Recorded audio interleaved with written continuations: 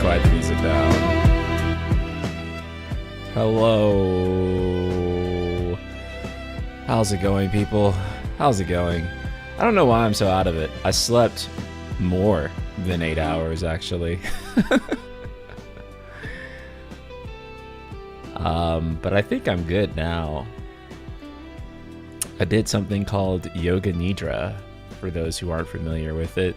If you watch enough Dr. K, enough Healthy Gamer GG, you probably have heard the term at least. Actually works for days where you feel tired or off.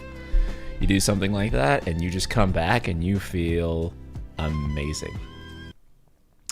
How do I feel about someone remaking 358 Days Over 2 in the what do you call it, KH2 engine? I think that shit's awesome. I've seen little bits and pieces about it, but I didn't know how far they were going with it, but I think it's pretty cool. They already have all the cutscenes done for them, right?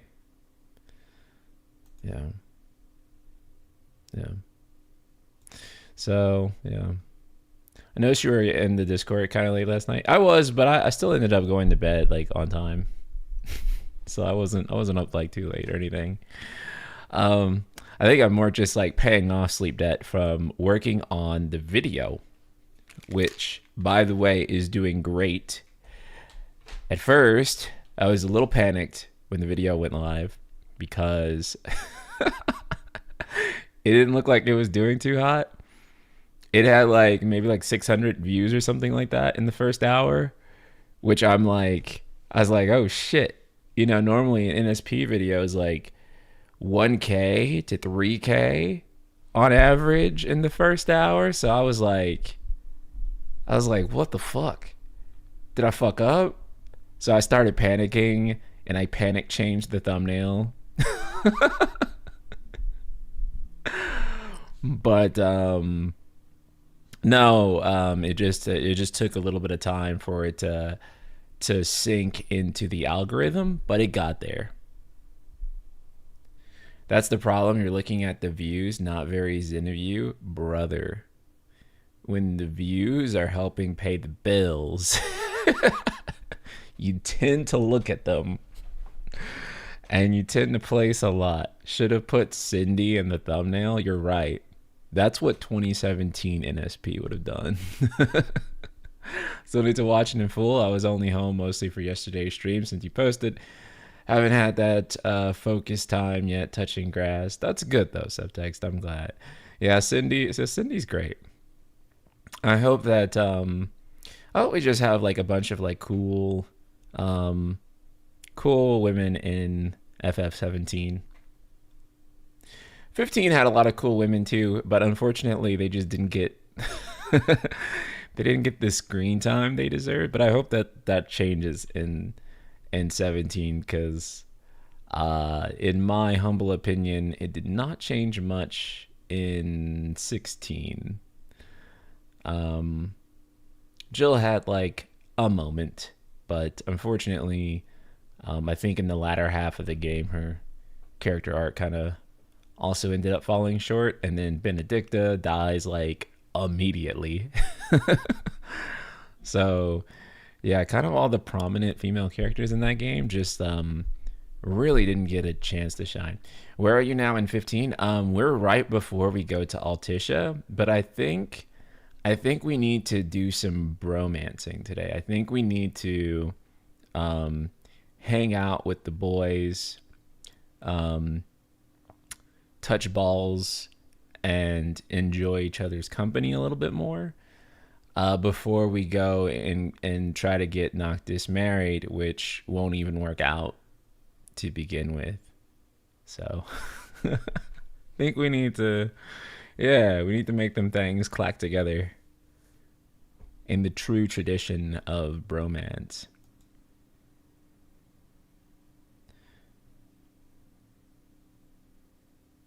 Wait, you're working on someone for the 358 to over 2 days remake? That's fucking cool. Wow. That's kind of crazy though too, that fans are remaking that. And Square Enix didn't bother to do it. Especially when most of the assets were already there, you know? Benedicta seems so cool. Would have been nice to see her throughout the story, but it gets her ass gets killed in like the first few hours. But okay, so if I'm honest, like Benedicta being killed in the first few hours, it was like the exact moment I knew that story was not going to go in the direction that I wanted it to. That was like the exact moment I was like, okay, this one's probably not going to be for me. And sure enough, that ended up being the case, I'm afraid. The best characters in 16 got the least amount of time. I would say that everything that interested me about the story and world was either brushed over or just did not get the time.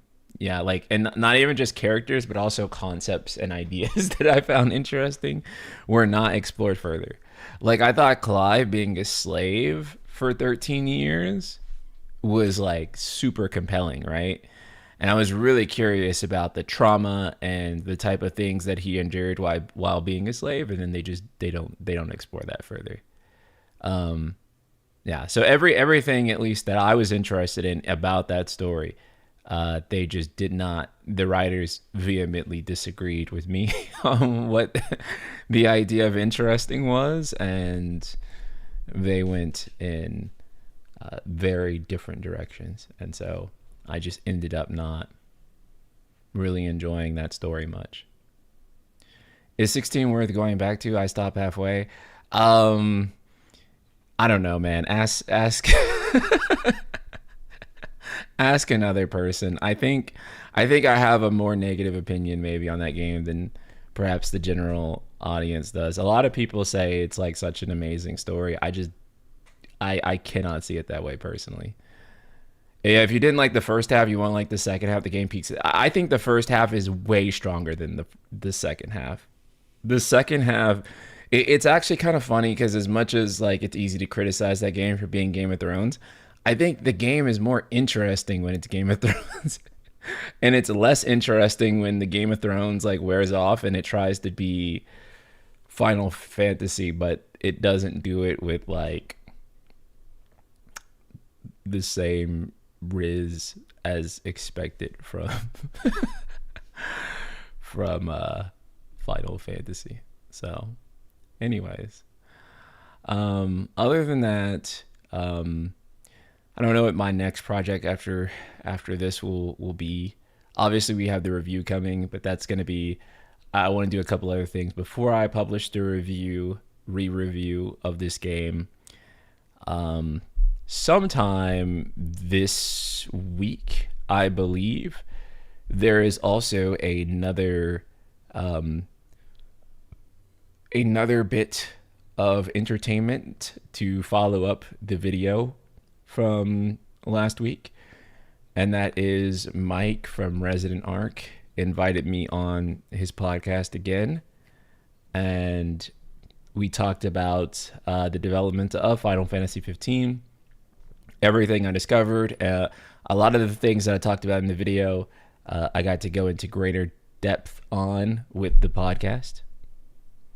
So if you are a mutual fan of ours, you have quite a bit to look forward to with that podcast. I thought it was really good.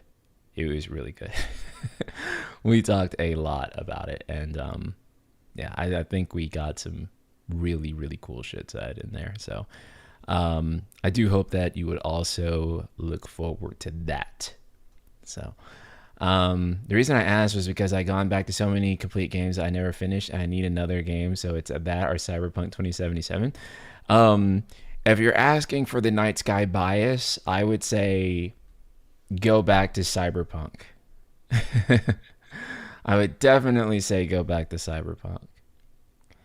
Cyberpunk, especially with the 2.0 update, especially with the addition of Phantom Liberty, I think Cyberpunk is an incredible story, and it only gets more relevant as time goes along.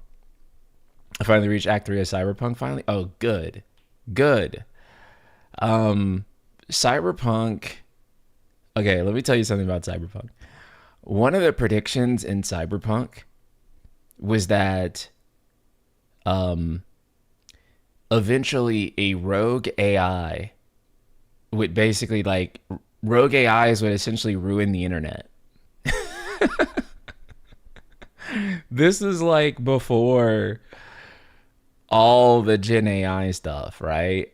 I believe like a lot of this lore was being wrote in the 80s. And that's why even though it's 2077, they don't have internet like we do because AI has taken it over. And now and now, you know, thinking about the world that we're in now and like a lot of AI slop and a lot of things that are happening, a lot of unethical uses of the technology, it's pretty feels incredibly predictive. Yeah, Mike Pondsmith was prophetic. Yeah, he was. He was. I think he's also really prophetic too about insurance companies and like how basically, you know, because you'll have like all of these expensive mechanical parts, you're going to have to insure them and the insurance companies will be like incredibly sketch and corrupted. Of course, I don't think you need to be a genius to predict that insurance companies will be terrible, terrible organizations, and will only get worse the more we depend on them for things. But so, yeah. Speaking of AI, isn't Dragon Quest X implementing Gemini? If that is the case, I don't think I want Dragon Quest X to ever come to the West anymore. So my understanding of Dragon Quest X's implementation of Gemini is that it's like a help NPC. Like in the game, you can talk to it and it'll tell you like where to go and what to do. Um, but like, why do you need to do that through the game? Is like my my big kind of concern, right? Because one, why not just like I mean, people could just use regular ass Gemini and like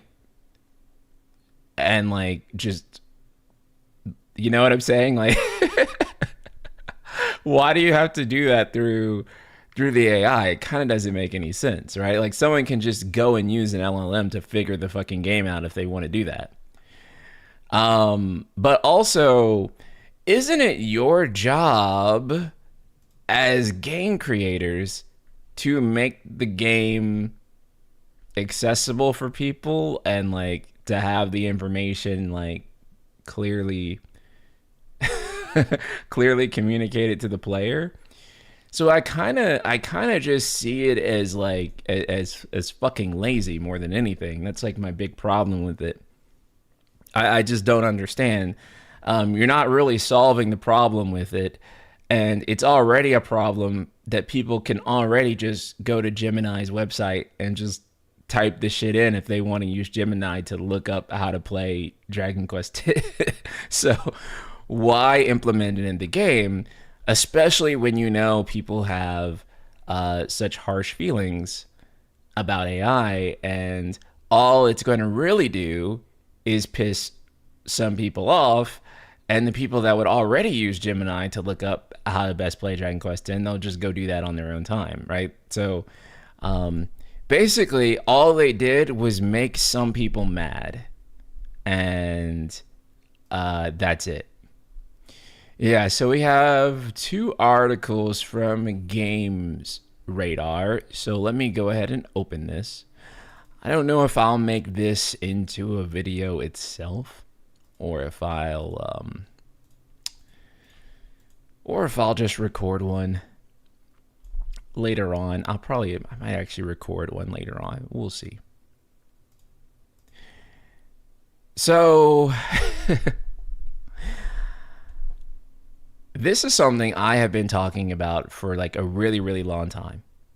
You know, chat, like I scream about this stuff, no one listens, and then articles get published about it, and then all of a sudden people are like, oh my God, NSP was right, or oh my God, this actually is a problem.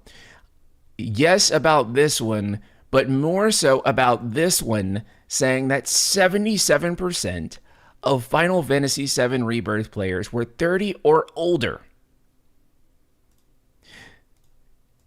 67% 35 or older. So it's not even people in like their early 30s playing this shit. It is literally a bunch of 40-year-olds. No disrespect to 40-year-olds, because statistically, if you're in this chat, you're probably 40. You know, you're probably like, and I'm mid 30s now. So we're all boomers. There is an unk problem with Final Fantasy. I'm sorry, 62% were over 35. It's right here. 62% were over 35. So we are all old, at least as far as Square Enix's marketing is concerned and as far as the longevity of this company is concerned. This is why they are so determined to bring things like action combat to the series, make the series fresh and new and more appealing, and why they are reinventing the wheel more than ever, right? Because Final Fantasy has always kind of reinvented itself from game to game. However, it used to keep a bunch of traditions and sort of common elements that people liked. But now it seems like they are going through further and further lengths to try to reinvent the appeal of Final Fantasy, and it's not really landing. All that's happening is that half of the boomers hate it and half of the boomers love it, and they talk about the other boomers like they're not boomers themselves. Everyone arguing about this shit, for the most part, is old. Not objectively, just relatively, right? I'm an unk too, right? So this is all just to say, you know, all this argument about younger fans this, younger fans this. The younger fans will love the action combat. There is no younger fans. There is no younger fans. That is the problem. And that's what they're trying to do. So let's start with this first article.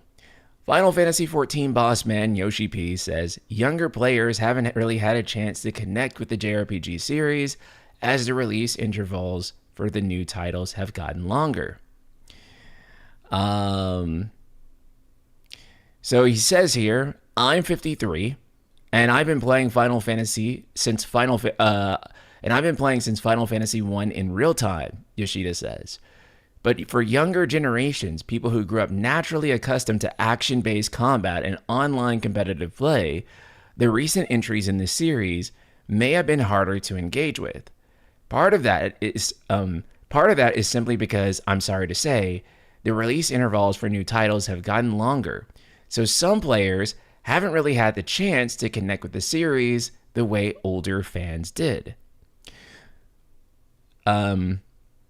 My hope is that longtime Final Fantasy fans and those who love the characters themselves can enjoy this as a complete new kind of game. He's talking about the Dissidia Duellum. Especially for younger players, if this becomes a place where they can form a community, get together, get excited together, and even discover the broader world of Final Fantasy, I think that would be amazing. Now, I'm going to spoil something for Square Enix right here and now.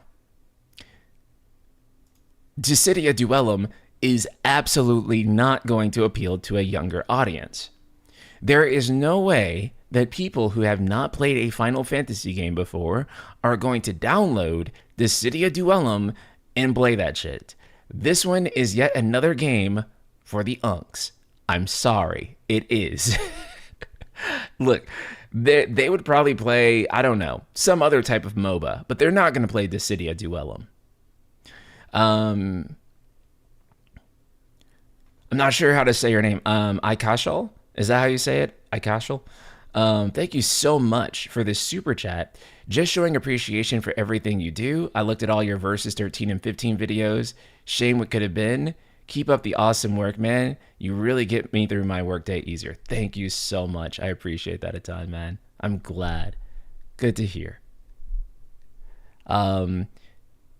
Evening all, I see we are reading the news that FF is a boomer game, and we are all boomers, that FF has long lost its mainstream social appeal to newer gen of gamers.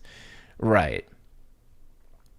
I mean, yeah, it's like we all fucking know at this point.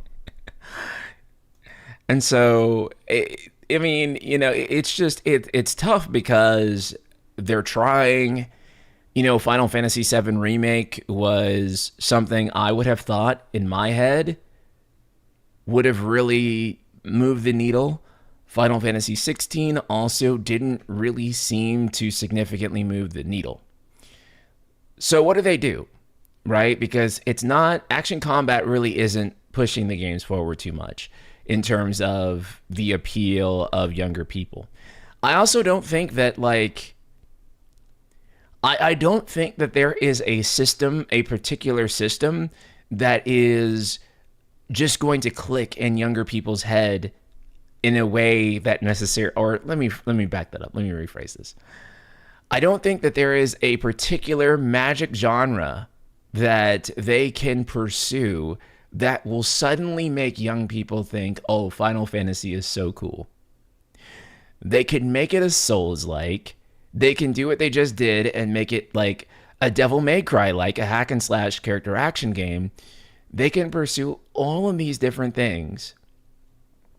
But none of those things are going to suddenly make young people be like, oh, Final Fantasy is fucking cool now. That's not the way it works. Not the way it works. What I think is going to happen is that, one, they're going to need to come up with something that is less divisive among the fan base. I think that there are a couple of routes for this. I think that 7 Remake's combat has been pretty unifying for the most part, minus some people. But but I think for the most part, the majority of people seem to really like the Re-Trilogy's combat. And I also think that, doing another turn-based game isn't off the table. I don't think that turn-based will turn off younger people in the way that they think that it will. We see games like Honkai Star Rail still have a strong level of appeal with younger people. Persona's audience, I want to say, is a decade younger than Final Fantasies. Vonti, thank you so much for the super chat. I'm not seeing one kid on YouTube go on YouTube to Let's Play Final Fantasy. No, right? I mean, think about it, right? I forget what was his name? Spidey?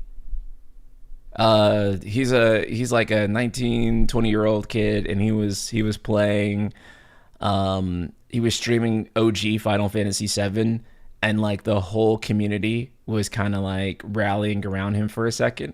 But I want you guys to think about that for a moment here, right? Like, I really want you guys to think about it for a moment. It was kind of significant that one 19-year-old was playing Final Fantasy 7. Like, it was news. It was trending that one teenager was doing it. Like, one guy. One. That's the problem. That is the issue. So, wait, when was this? Like last week, bro. Like, literally. I think you just finished the game like pretty frequently or pretty recently.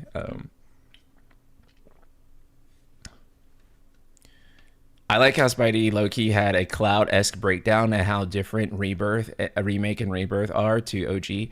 Okay, and this is also a problem that I've had with Remake as a game from the start. Remake assumed everyone had already experienced Final Fantasy VII, and everyone would be bored of Final Fantasy VII as it was, which I think is fundamentally untrue. And so they thought they had to change things up in order to keep people interested in that regard.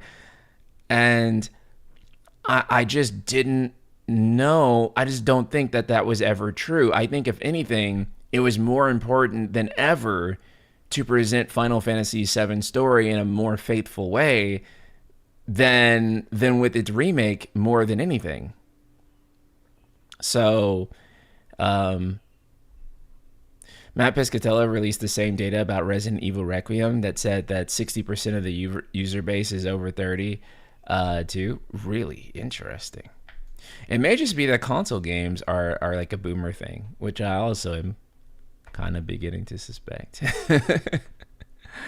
You know.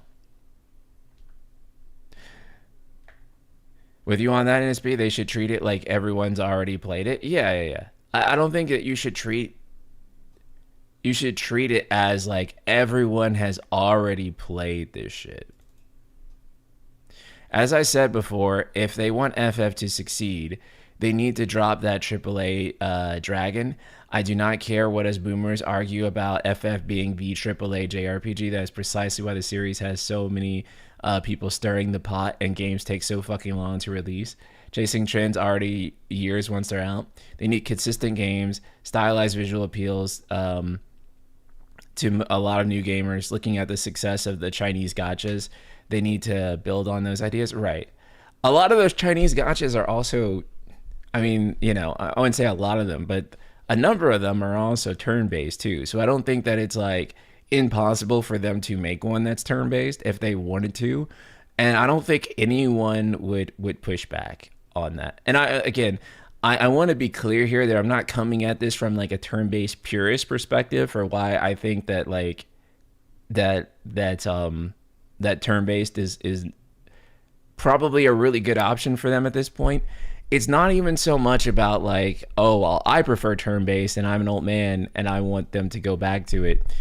It's really about not chasing the AAA dragon, as Crossy just said in chat. It's really about lowering the production costs, one, and then two, just getting fans back on the same page. Because right now, you know, at the very least, they can stop bleeding their existing audience, which will help them, you know, sink their claws into the wall and begin ascending, begin climbing back up. Whereas right now, they're alienating half of people each release. And then it's just like, we argue about this shit. You know, I don't know. Final Fantasy 16 would not have sold more units or less units if it was turn-based, maybe. But it would have cost it less. And I think that's like the main point that I'm trying to make here. But anyway, 77% of Final Fantasy VII US players were 30 or older. Analyst says as Square Enix fights to get young people to care about the JRPG series again. According to, well, we could just take a look at what he said on Blue Sky.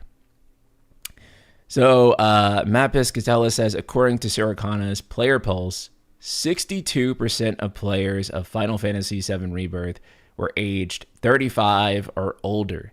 That number goes up to 77 if you go 30 plus.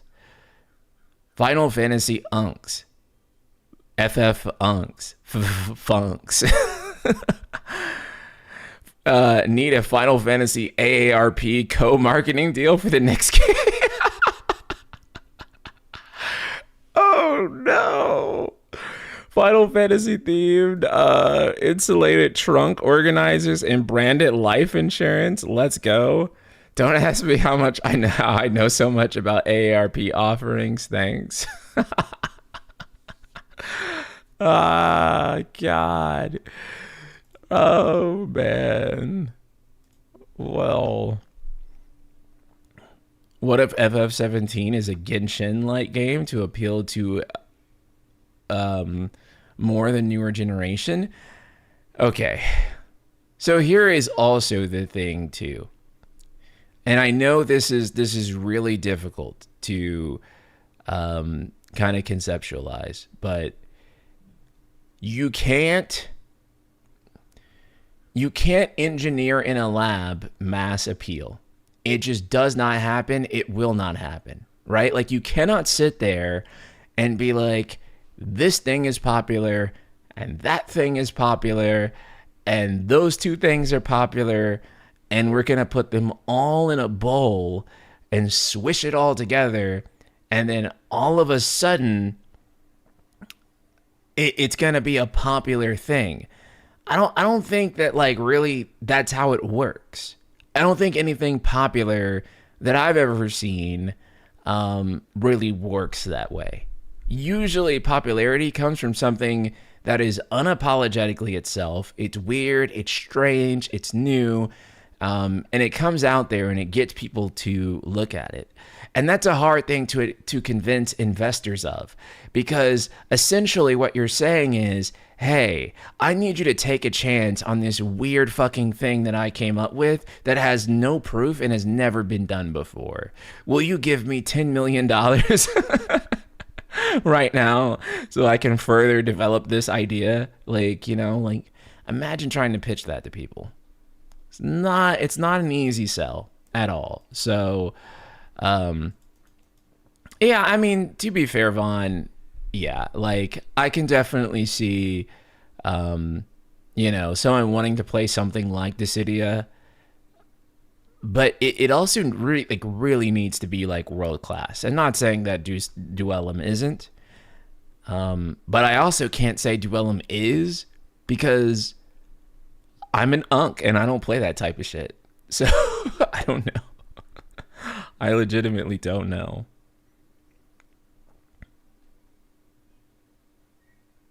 FF has the legacy. The public knows what it is. The more they try to reinvent it as an action Hollywood style game, the more you piss off the actual fans and less people care. I mean, that's the thing, right? Is because Final Fantasy did kind of invent the Hollywood style game. But when it did, it also played still like Final Fantasy, right? I don't know if that makes sense. But, like, Final Fantasy started the trend of being like a cinematic game, and then the definition of a cinematic game changed, and then Final Fantasy was like, wait, we should try to be that type of cinematic game, when that wasn't the type of cinematic game that Final Fantasy was. It was like a playable turn-based film. Most JRPGs in particular are more like, they're more like playable manga and anime, right? Whereas Western games tend to try to be more like playable films. What's interesting, or like what was cool about Final Fantasy, in a way, is that it's a Japanese game that plays like film, if that makes sense. And so, yeah. But, and that separated it. But, yeah, I don't know if that's sustainable for them anymore. Or at the very least, I don't think that it's necessary for it to be as, in the way that it was, I guess, with 16. Yeah, you and I have talked a lot about that when they helped create the AAA story genre, but a lot of that audience moved away as that genre expanded, including me. I didn't play FF for like 10 years because other games filled that role right.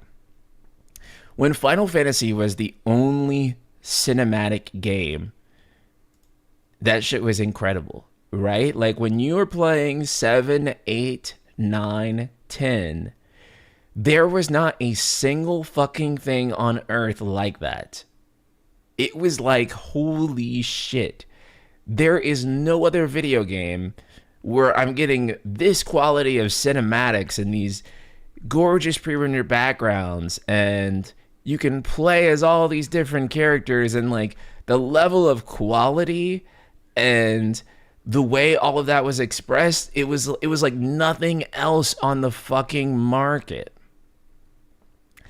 And I don't know if that's true necessarily anymore with recent FF games like 16, for example, especially because you can go play Devil May Cry. You can go play Bayonetta, and like, you know what I'm saying? Like it's not like a thing in terms of story, in terms of narrative, right? It's not like there is no other story game to the quality of Final Fantasy like it used to be. Like, I mean, in terms of presentation and production, not in terms of writing. Aikashal, thank you so much for another super chat. On Resident Art Podcast, Mike had the best idea of IMO for FF17. SE should not only return to turn-based, but also do the entire game in a mono style. I think that's what Stranger of Paradise should have been. Stranger of Paradise should have been like a mono art style game. It could have retained its idea of being a Souls game. But imagine like a fucking like FF1 reboot, Souls like, a mono art style. That shit would have been so... But yeah. They need to stop being afraid of Amano's art. I don't think that they're afraid of it. Amano's art style doesn't really work in 3D. They did a 3D technical test of his art for Final Fantasy 15. I don't know if I have really ever talked too much about it. I used footage of it in the most recent video, so I highly recommend going and checking it out. I still think Stranger of Paradise was conceptually interesting. In execution, it was balls, though. It was like, conceptually, it was maybe like the most interesting Final Fantasy we had seen in quite some time. And then they just really underfunded it, and they didn't even believe in like what the fuck it actually was. But I think that Stranger of Paradise, as an idea, like rebooting a Final Fantasy game, or like the series from the POV of the villains, was like a really cool idea, but I think that shouldn't have been taken as lightly as it was. I understand that some people like really like, oh my god, it's like this really campy story with Jack Garland and he's punching things and it's so funny. I think that thing should have been taken like fucking seriously, actually. And I think it should have had like real money and like actual characters with like a real story involved, and not like a fucking like joke. Hylian, what's up, man? I think it should have been like serious and not a like, this is a giant meme game. And they didn't mean for it to be a meme either, but I haven't played SOP because it seemed goofy. Am I missing out? I mean, it's not a bad game. It's kind of a shitty story until closer to the end, where it kind of sells itself in like the last few moments, but that may or may not win you over significantly. I think if you can get it on sale and you can try it out, especially if you can play it with friends, like if you play it with friends, you'll have like a really good time. But if you play it alone, you'll just be like, this is like the most mediocre Neo Souls-like that that I've played in a while. I enjoy the combat more than, say, 16's. But again, maybe I'm not like the most unbiased person on that, so whatever. But I did like the combat more. But it also, the gear system also sucks balls. It's like the most 7 out of 10 game ever. That's like the only way I know how to describe it. Which means you may fucking love it if you can see through all the issues and try to like, and get to like what the game actually is. But like, if you can't see through those issues, then you'll fucking hate it. So yeah, it is literally the most 7 out of 10 game ever. I hate bad itemization. That's another thing too that I'm waiting for to like finally become a mainstream conversation among Final Fantasy fans that hasn't really hit the talk about the series yet, but I'm over here like beating the drum about it. Maybe I'll do a whole video on this issue. But itemization in this series has sucked for so fucking long that I'm fucking tired. I actually think that like maybe 15. Actually, no, I don't even know if I could say that, because items are too OP in 15. But at least items are valuable in 15. Whereas I feel like items have not truly been good for a long time. 16 would be infinitely better if the itemization was on point. Yeah, I mean, I would say 16 probably has the worst itemization in the whole series. I don't think that there's a single FF game that has worse itemization than 16. Gear is useless. Weapons are useless. Potions are actually adverse for most of the experience because the game is already too easy, and then it gives you more potions when you die. At least 15 doesn't like restock your potions when you die, which is fucking crazy. You can also use items while you're taking damage, which I call in the game potion tanking. So you can be getting hit with an attack and 16 and you can mash the potion button and it'll actually just heal you. So you can just like tank through damage. It's crazy. And I know you can play on fucking Ultimaniac, whatever, but like you have to unlock all the Ultimaniac challenges, you got to play through the base game, Final Fantasy mode, and then Potions in 15 give iframes. Yeah, it's bad. Both games have inexcusable use for potions. Like, let's just be honest. It's both have really inexcusable uses of items that I think are just that nobody likes. And I'm enjoying 15 so much more right now as we play through it, and I actually have to use the game's mechanics in order to heal rather than using potions in order to heal. So actually, let me add on to my previous comment. 16 likely had more young folks on board than Rebirth, but 7 Remake definitely had significantly more than 16. 16 trying to appeal to the Game of Thrones audience is a terrible call when FF was originally designed as young media with appealing to all adults. Right, that's also a great point, Hylian, too, is that what could be like more 30s core than Game of Thrones? Right? I feel like that wasn't really going to attract like a bunch of like 19, 20-year-olds to play Final Fantasy. Like, you know what I'm saying? Like, why would they give a fuck about Game of Thrones? The gearing and items in 16 reminded me of the Ease games, but the Ease games usually are, well, the older ones, 10 to 15-hour games you're meant to run through again and again and optimize your experience, similar to the OG Dragon Quest. 16 would have been benefited from being a much shorter game in that regard. Yeah. I feel like 15's item problems were the result of rushed development. I don't think it wasn't rushed for sure. In fact, it was probably like the least. Oh, you're talking about 15's item problems. Okay, I'm sorry. I read that as 16. My bad. I'm sorry, tag along. I do feel like the last time FF had decent itemization that wasn't a re-release or a remaster was FF12. Yeah, no, I do agree that the last time we had good itemization was FF12.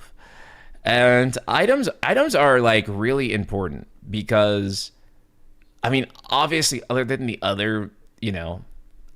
obvious, right, with itemization, you want the items that you find to matter, you want it to drive exploration and all that other stuff.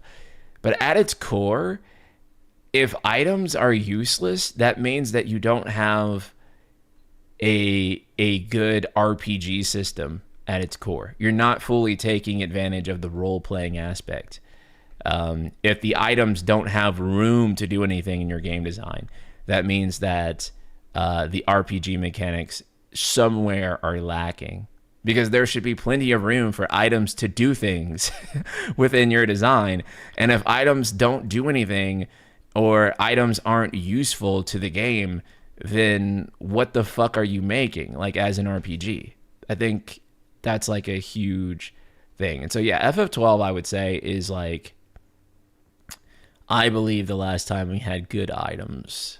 Like, items that, like, mattered and shit. I push back on Persona as a model for faster development because each entry takes a while, but some people pointed to that each main release is surrounded by stuff, spin-off games, Strikers, Tactics, manga, and more. They maximize each entry to keep people engaged with the series during the in-between points. It was a good point. Yeah. So that is kind of the thing with Persona. Like, mainline games, yeah, like Persona games take for fucking ever. But in terms of like keeping players engaged between those mainline games, Persona games do a pretty fucking good job. All the collectibles in Rebirth are boring. All the good material locked behind Chadley. I mean, that's also a problem too. Linear progression is basically indistinguishable from XP level progression. Without some meaningful choice, it's just not an interesting mechanic. It's just numbers going up, right?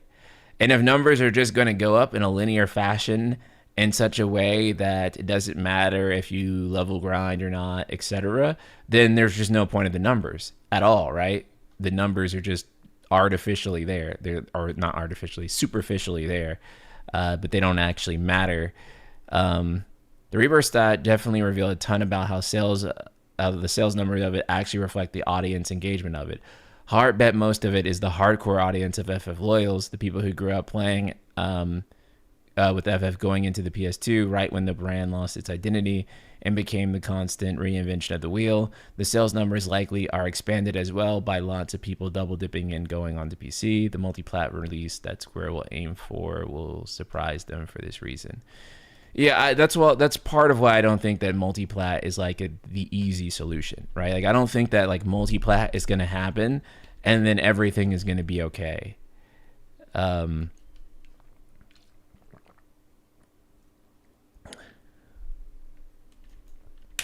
Is 14 doing well or not anymore? I don't know if I would say that it's doing bad because that's harder to quantify.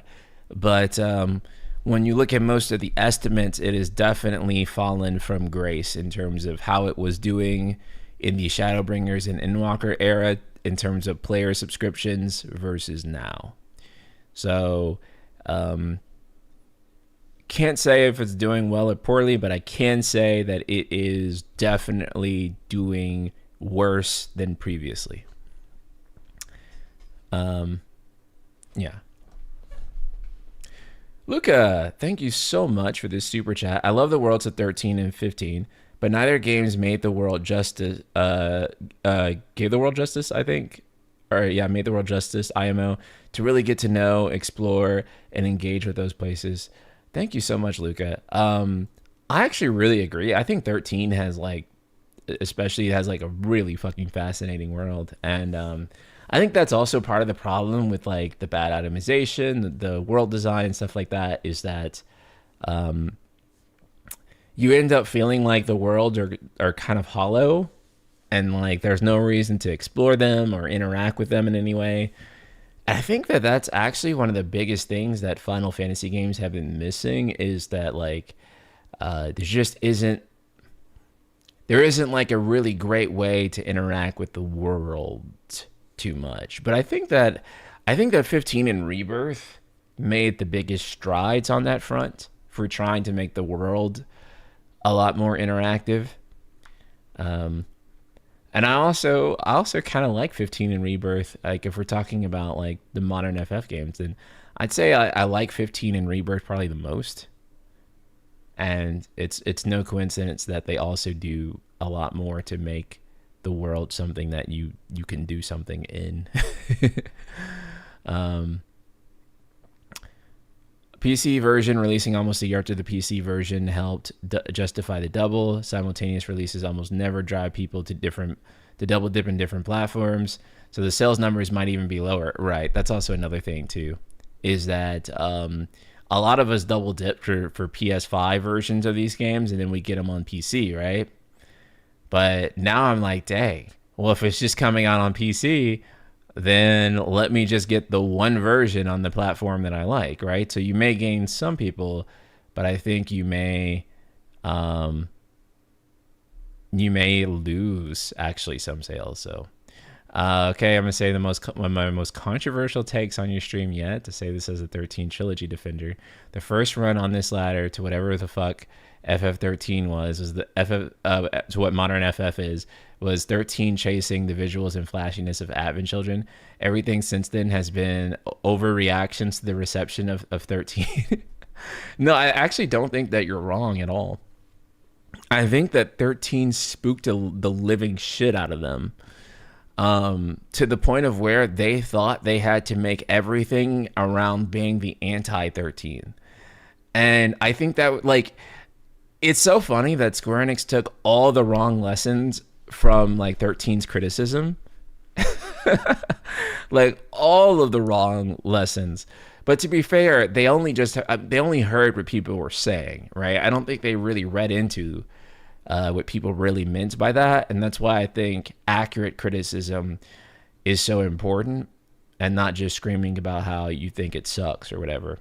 Just now arriving, so I apologize, but if I'm being redundant, but it's extremely important to remember young people just aren't just not playing FF, they're not playing games that aren't Fortnite, Roblox, GTA Online. It's an industry-wide problem. It's just acute for Final Fantasy. Yeah, that is very well said, Jacob. Yeah, because it's not just a specifically Final Fantasy problem. It is a industry-wide problem that also affects Final Fantasy. I want to so as a side note, really quickly, it gets really hot in my room. So I want to try something really quickly. Hold on. I don't know if this is gonna work. You may hear I have an AC unit that I got just for my room. I'm going to try turning on like the NVIDIA broadcast thing and noise removal. Here we go. Let me turn it on. Okay. I don't know if that's going to work or not.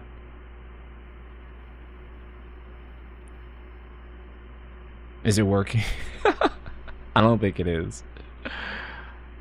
Let me see.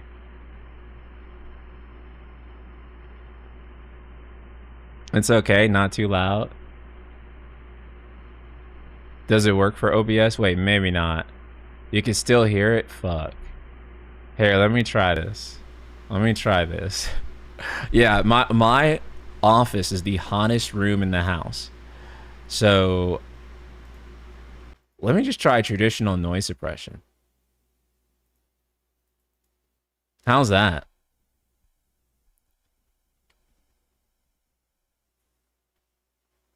Oh, that worked? Okay, sweet. Let me know if I'm getting like cut off bad, but hopefully that allows me to continue. Yeah, so I had to get an AC unit. Just we have central AC here, obviously, because I'm in Texas. But for whatever reason, my office is 10 degrees hotter than the rest of the house. Yes, 10 degrees. It gets up to 10 degrees hotter than the rest of the house. And so I don't know why. The AC blows in here, but so I brought like my own my own private unit just to use in my room so that I cannot die while we're doing these streams. I like how FF13 spooked the hell out of them, but the one thing that they've kept doing is rehashing "We must defy our destiny" motif that was run into the ground years ago. See, that's the thing though, right? Is that no one emphasized the "we must defy destiny" thing as is being bad. What people did talk about though is they talked about the corridors and that sort of thing. And that's like the criticism that they picked up on, and not the character dialogue or like some of the other issues that the game had that people really that ultimately were really responsible for turning people off, and not the fact that the level design sucked. Although the level design did suck, but that wasn't. But also, it's not like they still haven't really improved the level design too much. I just realized, isn't it ironic that FF13 was a bunch of corridors, and Chapter 13 and FF13 was a bunch of corridors that turned people off? I know. Now FF7 Remake is getting the Switch 2 wave, so there's room for triple dipping too, yeah. So I don't know. there is a problem with them trying to attract a younger audience. I don't know if they will be. I don't know what they could really do to uh, immediately just bring in younger people, because I think that console gaming in particular is having an issue, and the fact that um, a few platform games, and what I mean by platform games is like live service games, have unfortunately monopolized the entirety of the industry, right? So if you're not Fortnite, you're irrelevant, basically. If you're not GTA Online, if you're not Minecraft, if you're not like the really big uh online action game, then yeah. So maybe they need a new FF MMO that's an action game. That's also another thing too. Aren't they porting, like, why aren't they porting FF15 to Switch 2 or any other FF game that isn't on Switch 2? Um, they're not porting FF15 to Switch 2 because Square Enix wants you to pretend that game does not exist anymore. They want you to pretend that shit is over with. That it never happened. I think the way to get young people is to do collabs with Fortnite. Yeah, Cloud should have been in Fortnite. I think they did a collab with like Apex Legends. No one gives a fuck. Put him in Fortnite. FF7 Warbound and Helldivers 2, but don't get me started on what that will look like. I have to bust out my concept art. The core design being so story focused is going to be a deterrent for the younger crowd that wants an interactive experience where they control the narrative. Like FF at its core concept isn't going to appeal to the streaming look at me being ridiculous crowd that the youth will cling to, right? And you have to be in the streamer meta, right? Resident Evil plays really well with the streamer meta. I think that's also one reason why it's kind of popped off. The solution to bring the younger audience is simple. I think they should go back to their roots and go the FF9 style, having a colorful appeal to all ages, philosophy of Sakaguchi, and release it on the console with the most age diverse distribution of the market. Possibly. I don't know if like I don't know if that is a solution though. I don't know if I agree because FF9 didn't have Matt's Sprill appeal when FF9 came out. So I don't think that like making a game right now that looks like FF9 is going to work. I think that they need to discover what the new what the modern FF7 equivalent looks like, right? That's the actual delta. Like what can be cool looking or as cool looking as Cloud riding a motorcycle did in 1997? What's the 2026 equivalent of that, right? I think that's actually the delta. Because I think if you made something that looks like FF9 now, I don't think that... Because again, even when FF9 came out, people didn't care and they were turned off by it, and people didn't take FF9 seriously kind of until years later, where they realized like, oh hey, actually this is an incredible story. But principally, I think everything surrounding that, I think you're right.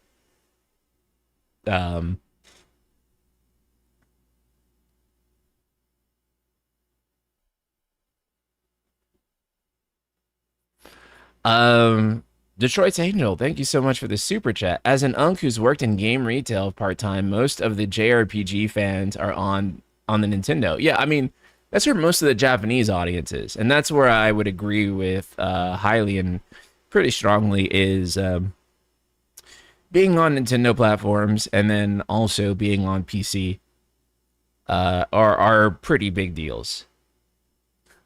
Because I think that's where a lot of the JRPG audience is nowadays. Not to say that they're not on PlayStation, but a lot of them are on those two platforms now.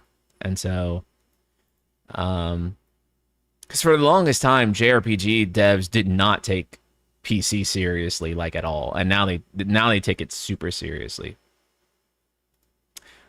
Luke Bauer, I believe that's how you say your name. Thank you so much for the super chat. Do you think Final Fantasy can still be saved after being completely humiliated by Expedition 33? Um, this is something that I talked about, and you'll see this on the episode that I did with Resident Arc whenever it comes out. What's so incredible about FF as a series is that there are people who have not enjoyed a single fucking game in 20 years. In 20 years, they have not liked even one fucking game. How do we know this? Because we hear from them all the time. But this is what's incredible, right? This is what's incredible. Despite not enjoying a single game called Final Fantasy in 20 years, they're still holding on to hope that maybe the next one will be the one that's finally going to make Final Fantasy what it used to be. That's finally going to give them the feeling that they used to get from Final Fantasy. That's actually fucking incredible. To be fair, you can probably count on one hand now how many games that is. Wait, what do you mean?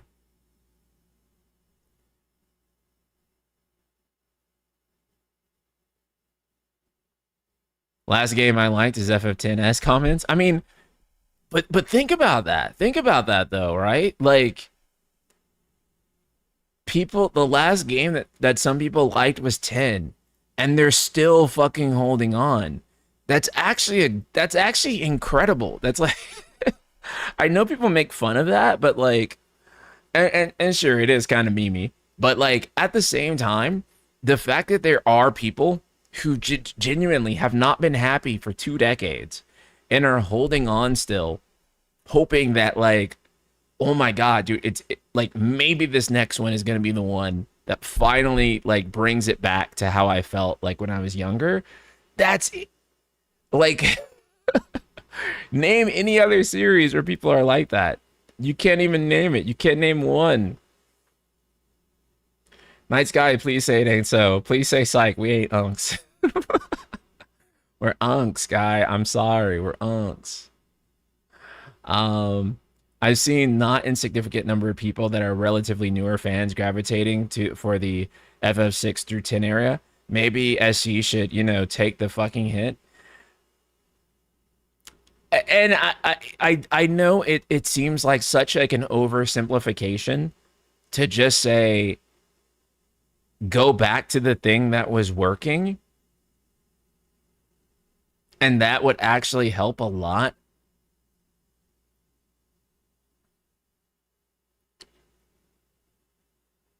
But yeah, kinda actually.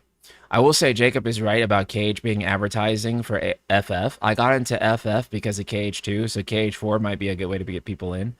Yeah, no, for sure. For sure.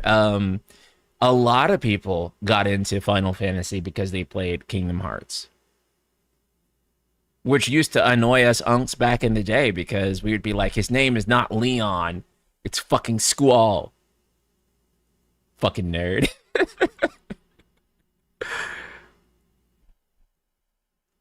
And so, yeah, it definitely works. I was very late to the FF. Yeah, I mean, and Cage definitely pulled in younger people. It's probably too late to hope that Cage 4 will attract a new younger audience. I mean, KH is also probably going to hit that same wall. I'm sorry, but it probably is. I can definitely imagine Cage 4 being like another boomer game because are you really going to be able to get? I mean, maybe some kids will play KH4 for the first time, but like you're not going to get them to go back to like KH1 and be like, "Hey kids, you need to play this 2002 PlayStation 2 game and then play these other like 10 games and then you can play Kingdom." So some of them might start with Kingdom Hearts 4, but I don't know if like KH4 will. I mean, maybe the Disney aspect of it will bring them in. but they are not going to understand shit. So I don't know how much of an issue that will be, but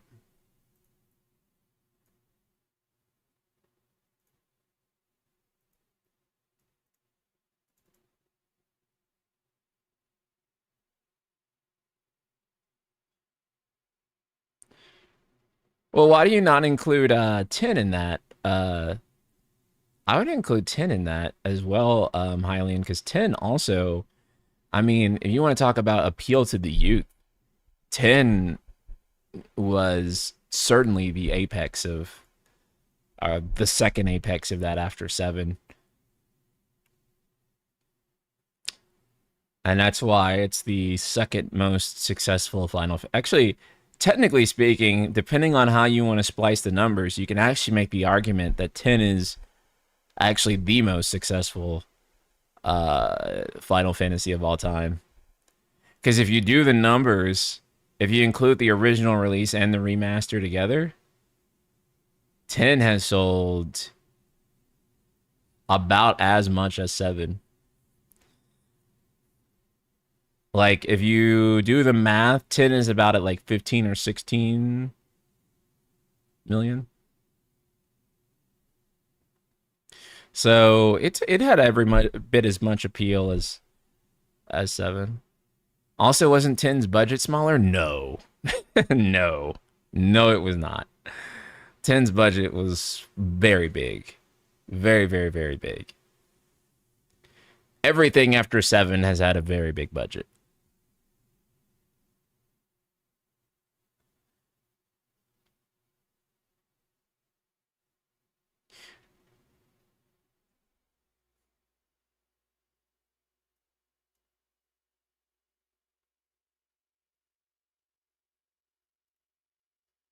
But honestly, people don't count. The only reason people don't count 10 is because there's no fucking world map. If it had a world map, no one would separate 10 out.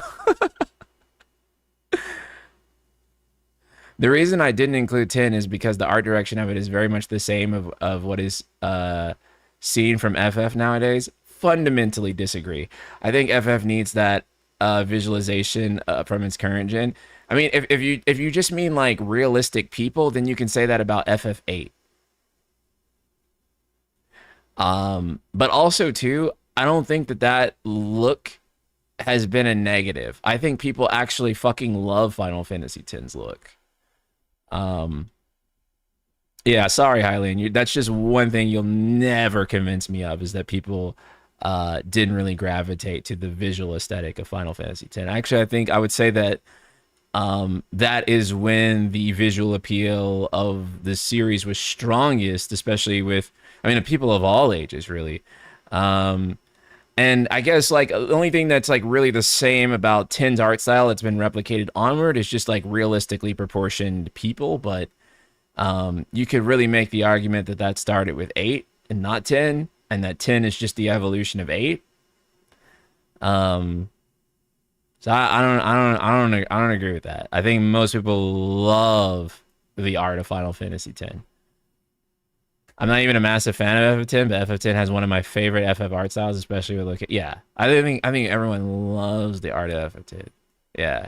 Like if you want to make that discussion, I would flip that around and say that people like literally discounted the entirety of Final Fantasy IX because they didn't like the visuals, right? Like so I would strongly disagree with that. I don't know any objective way to, or subjective or objective way to say that 10's art style was not appealing to people. So I would just have to like, I would really have to push back on that. Some unks didn't like FF10's look/voice acting, but it was the height of the franchise's power in terms of attracting people to the game on the basis of its look other than 7. We can argue about 7's marketing. It was like 75%. Yeah. But like, yeah, like 10 was like the aesthetic game, right? Like 10 was something that you can put on in front of people and they would immediately gravitate toward it, right? In fact, I'll go as far as to say that 10's aesthetic is also the reason for Lost Odyssey which, as you mentioned, you're talking about Sakaguchi's philosophy. Um, but I mean, the aesthetic developing with 8 and then 10 can be traced into, can, like, you can look at Lost Odyssey, and then you can also look at Expedition 33, which was incredibly popular as well. And so, um, and one of the big selling points of like Expedition 33 for people was, this is like the thing that I have been looking for since Final Fantasy X. So I don't really think we can exclude Final Fantasy X on any basis, because I mean, anything we can look at suggests that Final Fantasy X's uh Final Fantasy X's aesthetics were actually like super crucial in making that game appealing, and part of the reason why it's still, I mean, you still get posts on Twitter like every other day talking about, damn, Final Fantasy X is like the best looking world like ever.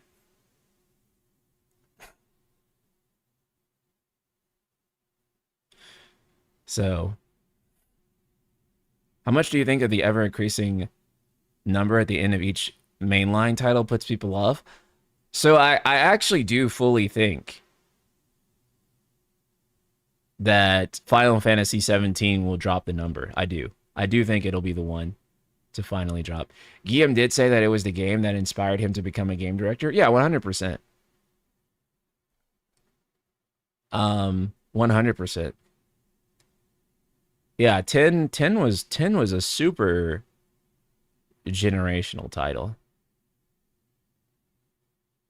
I understand that because it broke some of the FF traditions that uh but see, here is the thing though too, that FF10 was able to break a lot of the traditions that it did because it replaced it with something I think that was um on all fronts either equal or better than everything that it lost. So like for example, the pilgrimage, I think yes, you lost the world map, but the environments that you got and like what you got from that was like usually like something like really popular.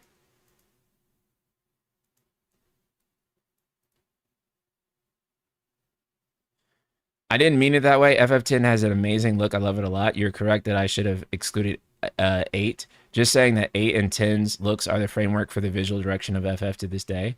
All I'm suggesting is that FF needs to look something less realistic to hit even younger audience. Something that FF1 through 7 and 9 had. 9 only sold less because the disconnect with Nomina's look, and Final Fantasy X being right around and announced around the corner. So I do think it's kind of funny that like 9's look turned people off in the day, but like 7's didn't. But I guess like looking at the art and such, the way people imagined 7 and the way 7 looked, there was a,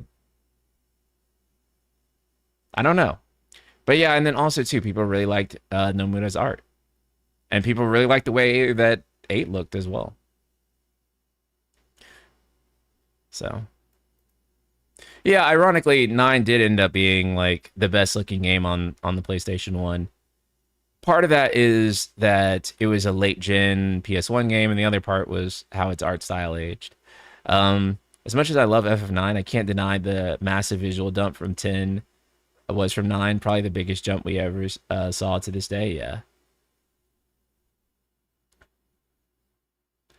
So I don't know. I think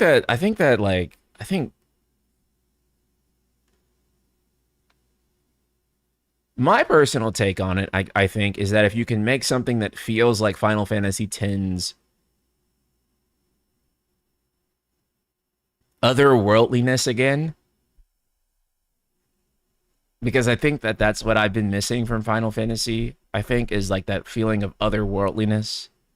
I think that would really appeal.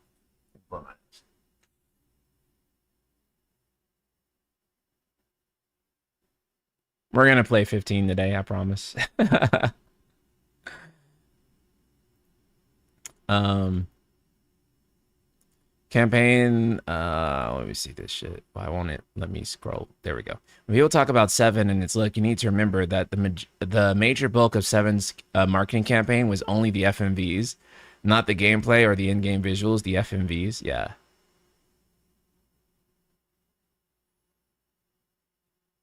And I liked, I personally was like more into the battle models than the chibis, right? So it was kind of like the battle models that attracted me more. This is actually something I think Kitase was more right about than Sakaguchi. Was I do actually think that at least here in the West, more people preferred like the fuller sized, fully expressed character models. I think that was actually true. The battle models look so scuffed to me. Nah, dude, the battle models are goated. I love the battle models in Seven.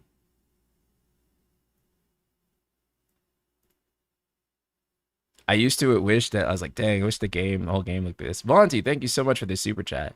It's probably just me, but FF10's characters seem less Nomina than what Nomina would design. Maybe for the lack of belts, except for Lulu. I think it's because Vonti, like,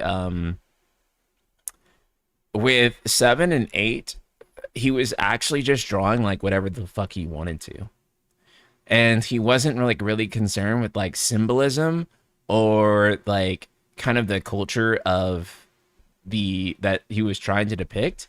And so basically he even said like, you know, like with 10 was the first time I was actually trying to like embed meaning into the character designs, whereas like in 7 and 8 there's not like really like specific meanings to a lot of the designs that he created. They were just cool, which is funny as fuck. But yeah, 10 was the first time he was like, yeah. FF10 and KH were the kind of the first times Noah seemed to be trying to make designs that fit the setting. Yeah. Because before he would just draw whatever the fuck. And it didn't matter because it was sick as hell, so they just use it anyway. A lot of the times he would draw characters and stuff, and then it would just be like, I don't know what we're gonna do with this, but we want to use it for something. And they would just say, okay, we'll use it for that. Yeah, you could definitely tell with FF8, yeah. Yeah, FF8 is kind of like the apex of him doing that, where it's just like, I am literally doing this because I think it is cool, not because there's like a specific reason for it being that way. It's low-key why I don't like known as 7 and 8 designs. They're too random. I still really love them, obviously, but I do have like a renewed like appreciation for his 10 designs. And low-key, I actually think his designs on 10 are probably his maybe some of his best designs. Like I think Yuna's design is like the best design that they've may have ever had for a heroine in like this entire series. Like I feel like Yuna's design is just is fucking timeless. So good, so peak. I'm like, dang. I don't like maybe the best heroine design in the whole series, in my opinion.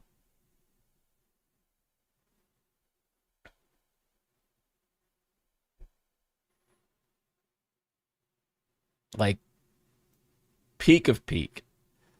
Um but yeah, I mean, and we're obviously we're gonna start Final Fantasy 15 in a bit here. But Final Fantasy 15 was also a game that really did appeal to younger people.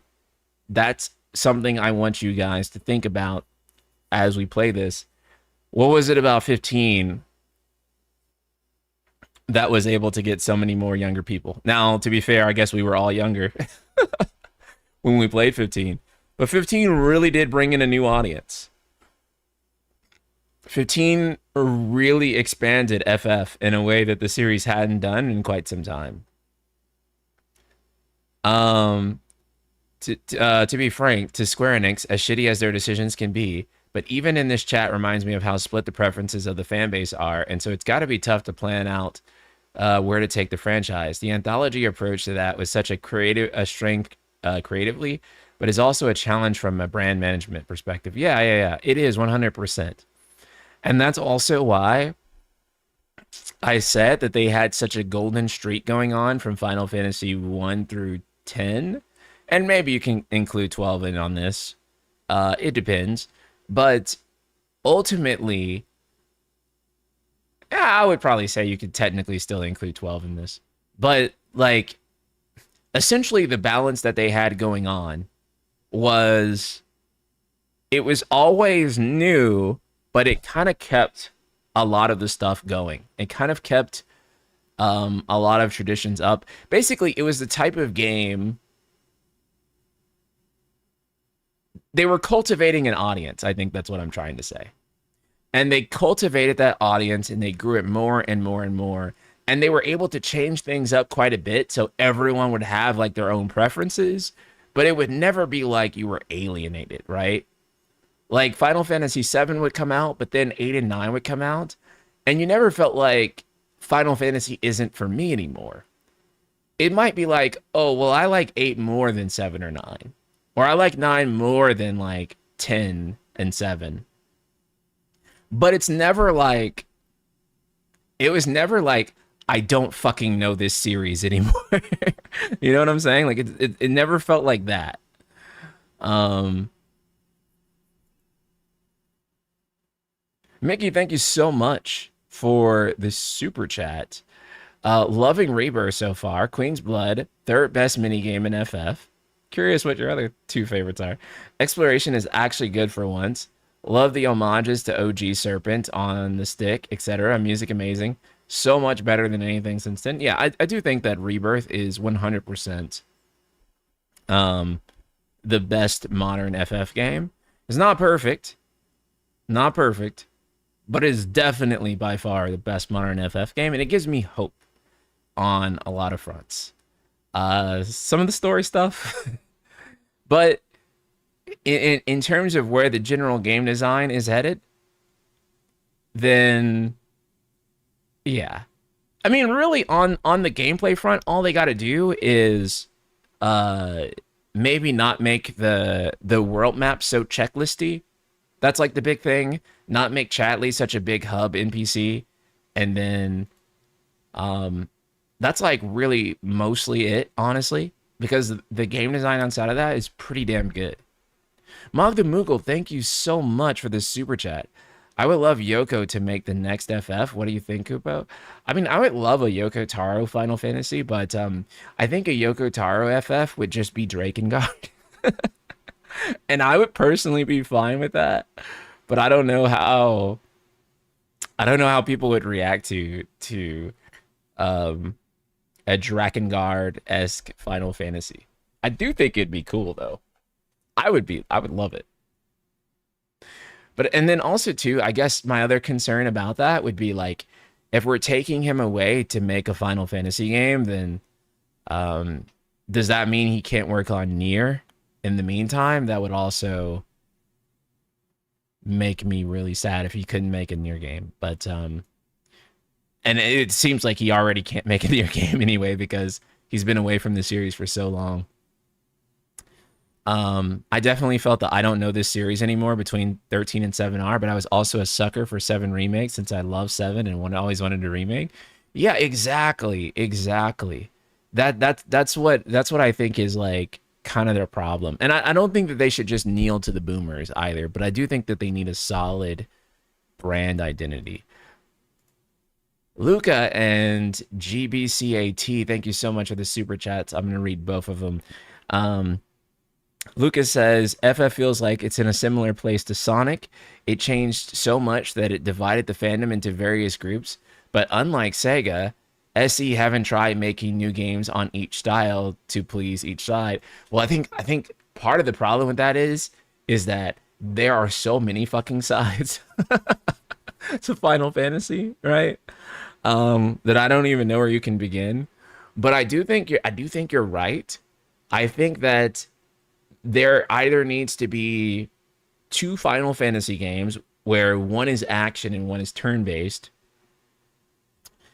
Or, and I know this would be fucking impossible to do, But hear me out. If they could ever figure out a way to do this, to make a game that is truly, and I mean truly, like boss battles and everything, not like Trails, not like anything basically else that has ever been done, but I mean truly, you can set the game to turn-based, and you would never know that there was an action mode otherwise. And it is truly 100% action and turn-based, and it is equally both, and it is equally like well designed and feels like it is meant to be both.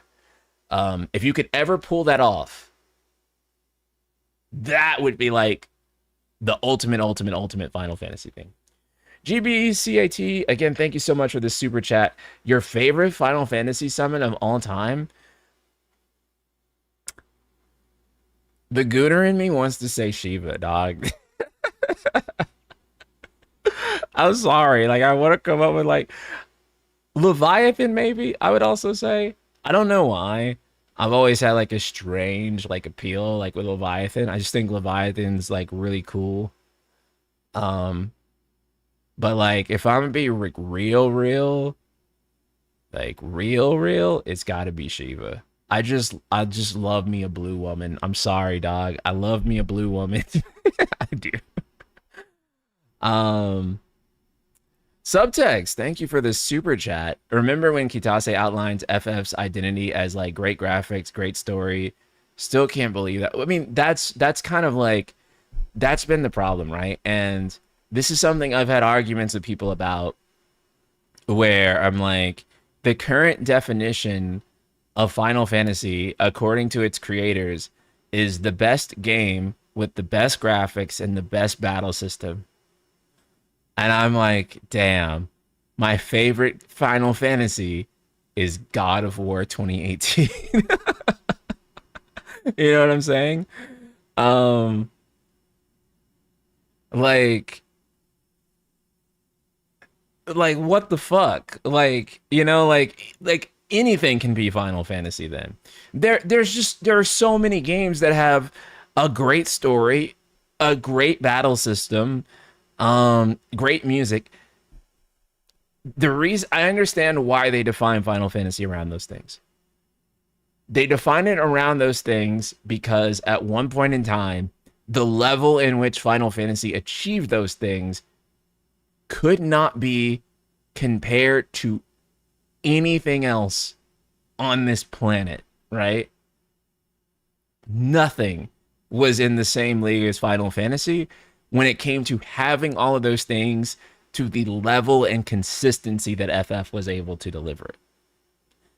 The problem is that nowadays there are kind of a lot of games that are the best game with the best graphics and the best story and the best battle system. That's a lot of games. That's a lot of games that I can tell you that I feel that way about, right? That are like that have all of those elements. God of War, Cyberpunk 2077, The Witcher 3, like, you know, what makes Final Fantasy better than those, right? Like, it can't just be that, like, the identity of being the best. You know, I don't think that, like, and I know this is different because you're comparing art to a product, but I think it helps you understand what I mean. I don't think that, say, Apple, when they're making like the latest iPhone, says our phone is the best phone with the best screen and the best processor. Right? That's not how brand, like, it's not how you make brand. And also, too, if brand is going to do anything and say the best, right? First of all, they usually don't say the best.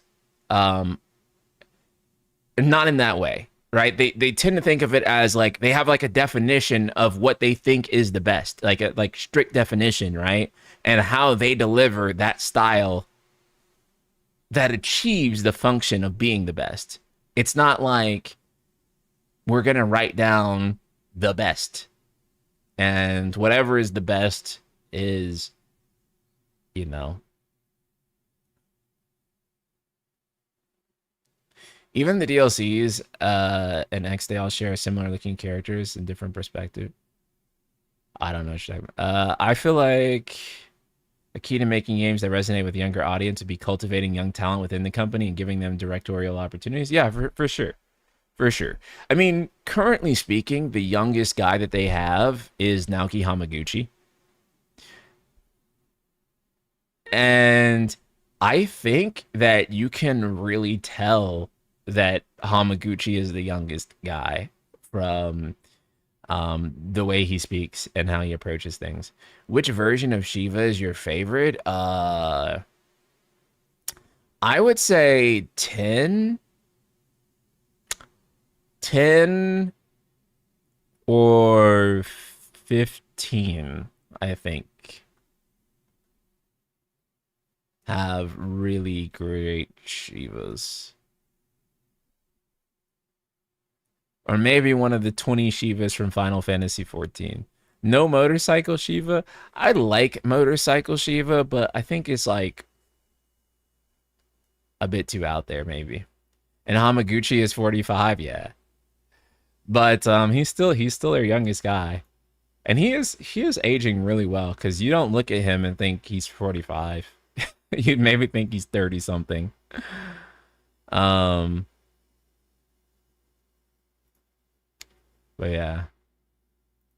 Every time I come into your stream, no shade at you or chat, but it reminds me of why I limit my interactions with the FF fan base and the brand as a whole. I am very much happier in so many more varied games by just playing other JRPGs that all offer me different things instead of bemoaning FF for not giving me the exact thing again and again like so many people want. Um, I'm gonna be honest. I really don't think that any other game series has given me. Well, I won't say none other. I do think that there are two other games that have given me something like Final Fantasy. But I don't really think that there's any other JRPG series out there for the most part that's like super active that has given me something that fills the void for how I felt about 1 through 10, let's say. I really do think that that's like kind of a unique place. But there are two games that I do feel like did actually manage to do that.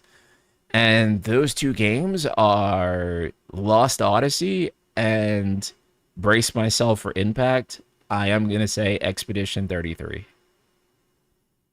It did feel like a Final Fantasy X specifically shaped hole for me. So, oh wow, no Fantasian. Um, yeah, I'd probably say Fantasian. Fantasian's pretty good. I don't know. I don't know if Fantasia's necessarily quite as good as Lost Odyssey, though. To be honest, I think Lost Odyssey is still better in most ways. I do like Fantasian. Fantasian's story is not like amazing, to be honest. It is a really fun game, but uh, yeah, I would probably say Fantasian, but it'd probably be on the bottom of that of those three and not on the top, because I think Lost Odyssey and Expedition 33 are, yeah.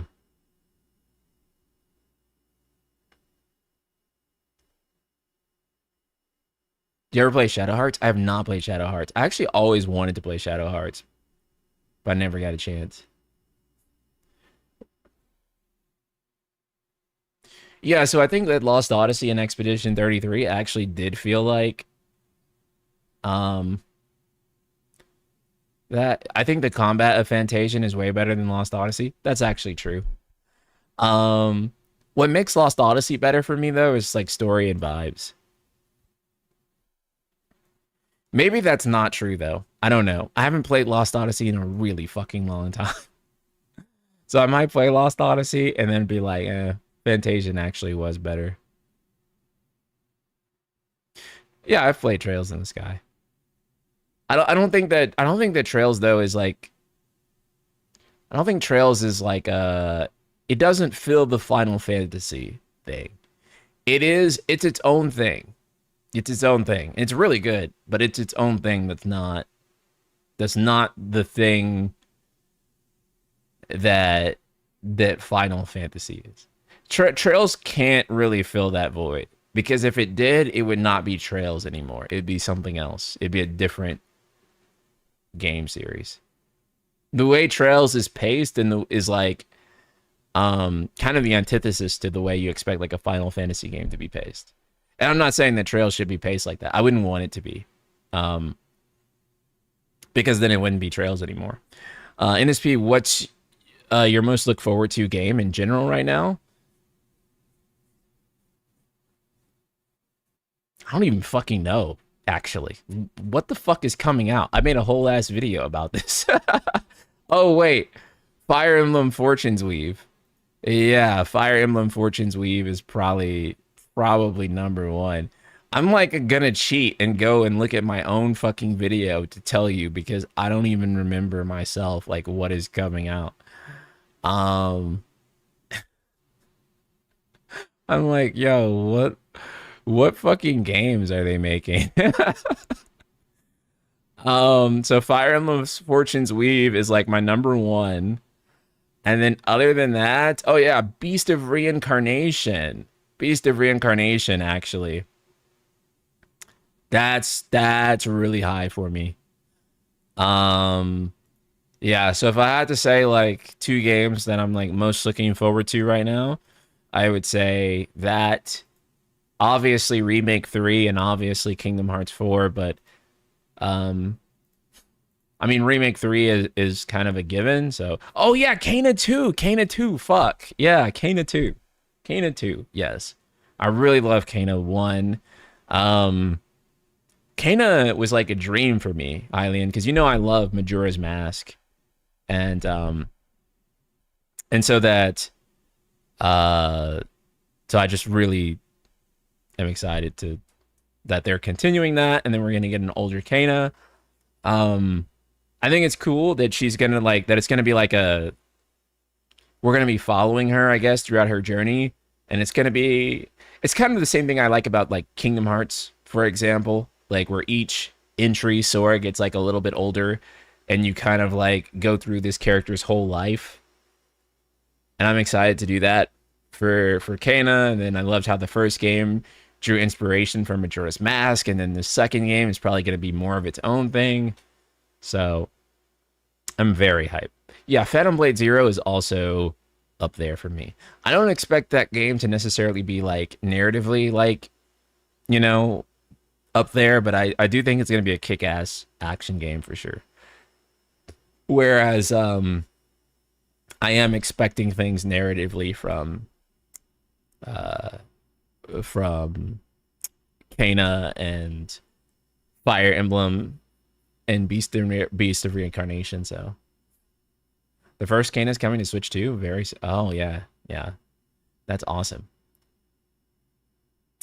I forget if you're into the Remedy-verse or not. Baby Seal has tried to get me into the Remedy-verse for quite some time now. Um, I fucked up and I bought Alan Wake 2 on PS5. I should have got it on PC. Because now I'm like, I don't want to turn on my PS5 and play. But the Remedy-verse is really cool, really prestigious. I feel like once I get into the Remedy-verse, Remedy will be like, we're shutting down. I feel like I'll bring like bad luck to the Remedy. Is there any point in keeping your PS5 anymore?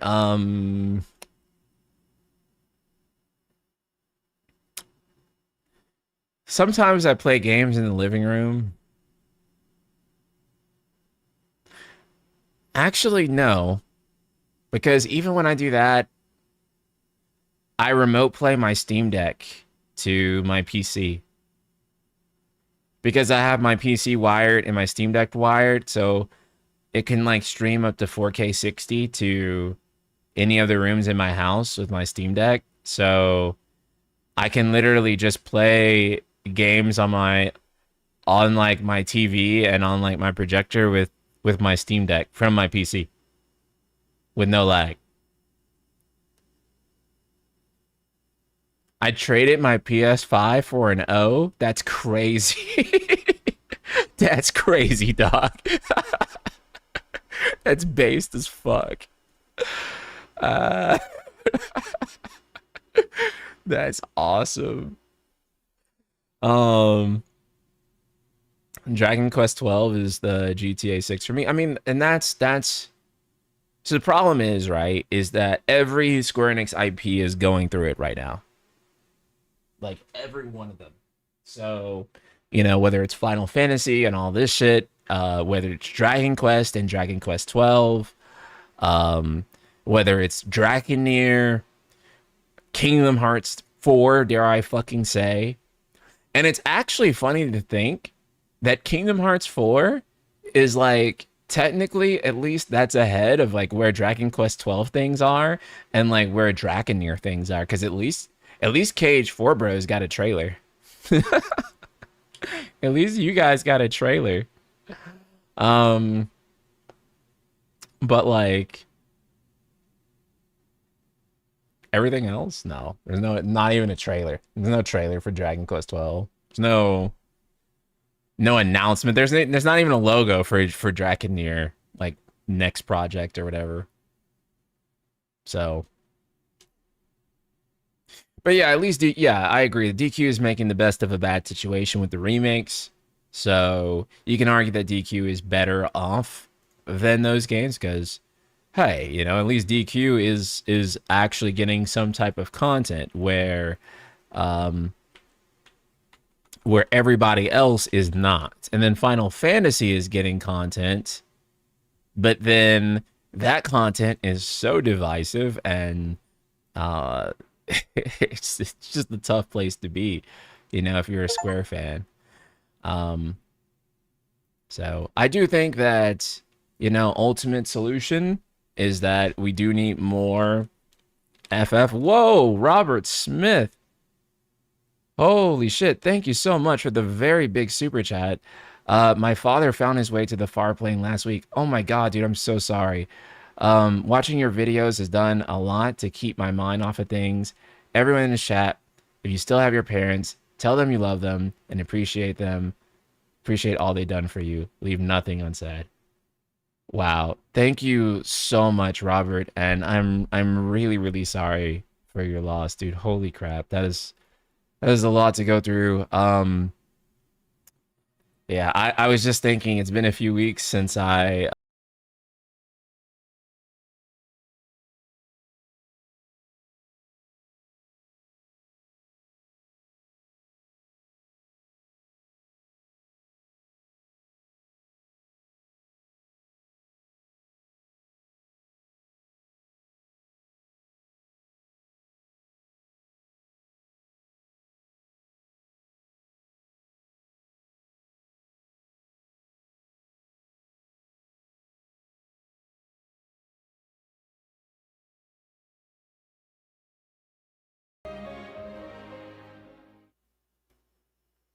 let me see if I can.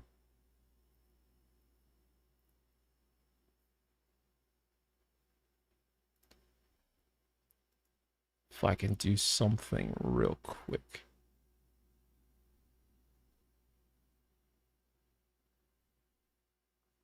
I am obliged to remind everyone that Resident Dragon Quest fan, we do not get big DQ reveals outside of Nintendo events or Dragon Quest Day. It's the 40th anniversary. GQ12 is if DQ12 will show up anywhere, it'll be on the DQ Day live stream. Okay. Well, hopefully that ends up happening, and we do end up getting something Dragon Quest 12 because yeah, it's been a long fucking time since Dragon Quest 11 at this point, and everyone's kind of wondering, where the fuck is the next DQ game, right? And I think that's fair to ask at this point. Let's okay, let me open Streamlabs so that we can actually record gameplay, which is funny now because I use OBS to stream, and now I actually just use Streamlabs to record. This is so funny because it used to be the opposite, but perfect. There we go. And what the fuck are we doing?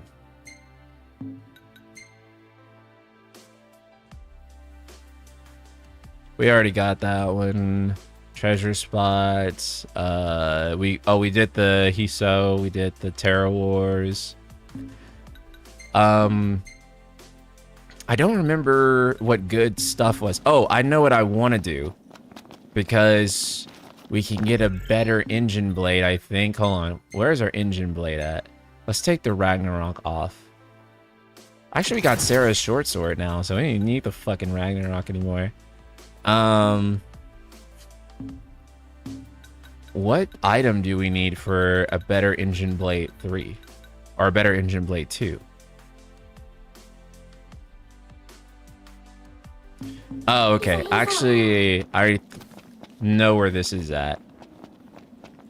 I looked it up. Wait, what the fuck? Let me just...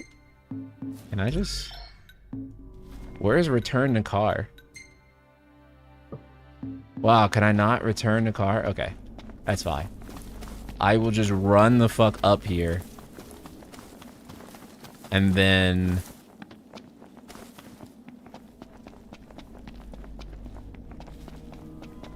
Ooh, is there lightning over there?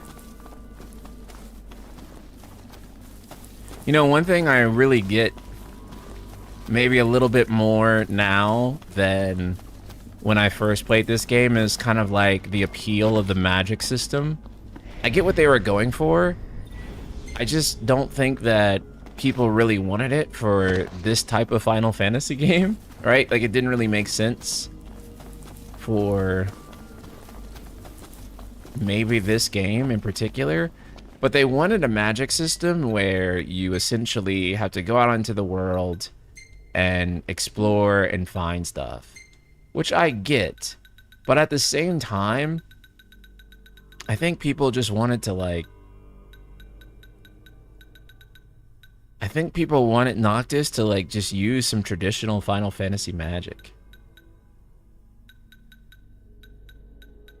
There we go. List all of them.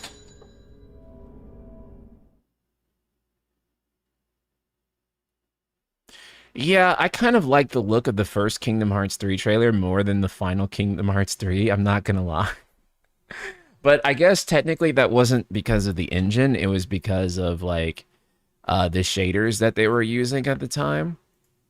And so theoretically, you could make Kingdom Hearts 3 on Unreal Engine look that way. They just ultimately decided not to in the end. Just take your shirt off. Like you? No way. What, too embarrassed to show your scrawny body? Hey, I got muscle. You just can't see it. If you say so. This game's so funny. Okay, I think I remember seeing that the Clash Gemstone is over here. I actually kind of need to, like, go back and, like, look at guides and shit so I can remember what, like, all the good side quests were, because I straight up don't. And then I don't remember where all the weapon stuff was. It's just been too long. Dang, I thought the glass gemstone was, like, through, like, one... Oh, it's, like, right here, I think.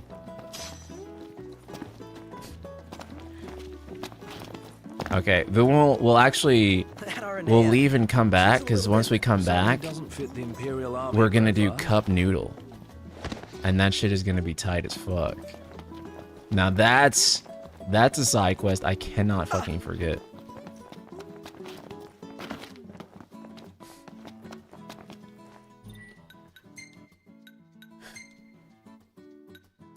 Let's go to Hammerhead.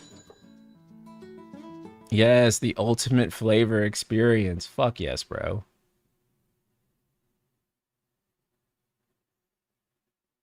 Guys, I'm so glad that I have an AC just for my office now. I'm not gonna lie to you. It is so much cooler in here. I'm not dying anymore when we stream. Like sometimes I'll be real. Like sometimes it gets so hot in here that like I just cut a stream short because I'm like, dude, it's too fucking hot. I'm sorry, I have to go. But I don't have to do that anymore. I can like really like kind of enjoy my streams a little bit more because it's not burning fucking hot every time I want to stream. Oh fuck, Papa went to bed, bros. Well, if Papa's in bed, that means nobody nobody is here to block me from Cindy. Let's go.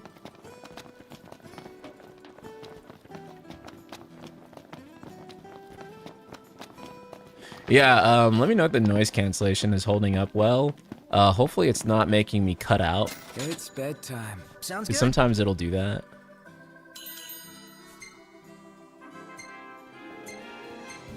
We have the Zero experience ring on. They're so cute. Well taken.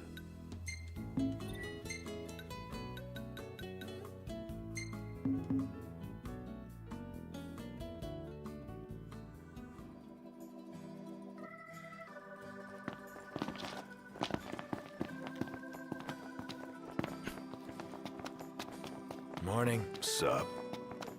Oh, sit at Cape Cayam. Oh, you're right. Dang. Oh, that's fucking. Oh, shit. Dang. Wait, does Cindy's quest line keep going? We may already have a Thank quest. your lucky stars, because I whipped up something real special. Can we customize? What'll it be? What coat do you fancy? Anything in mind for the interior?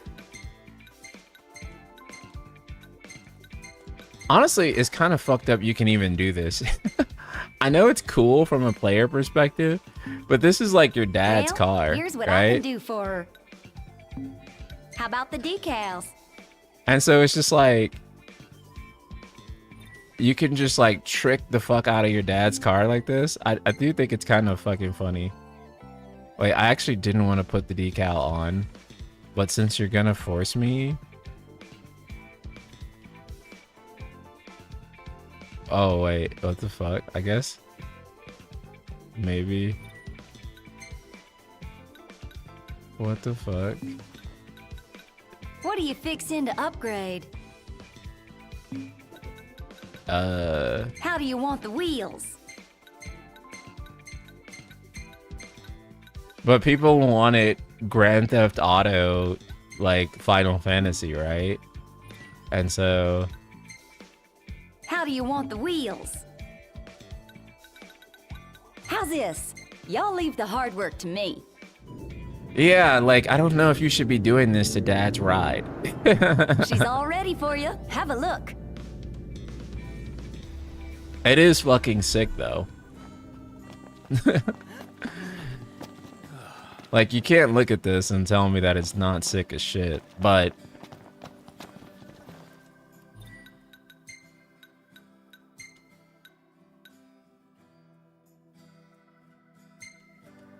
Everything in order? Yep. So 12-hour streams incoming? I don't know about that, but... We'll manually drive We're there. running low on petrol. Oh, fuck. Mind if we stop to refuel? Yeah.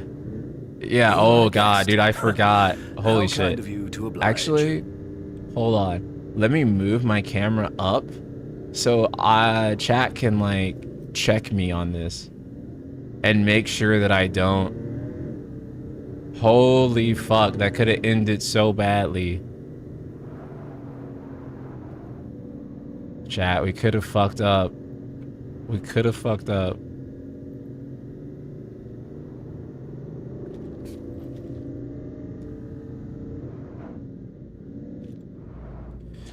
Better to ask forgiveness than permission? True.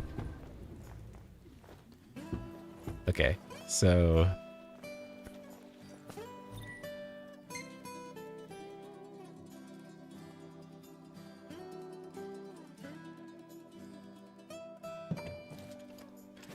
They need to put Cindy in Final Fantasy 17, bro. I don't care if there's no car in there. Put her in there anyway, dog. I don't give a Why, fuck. she's looking prettier than ever. They put chocobos in the Sid and all of them.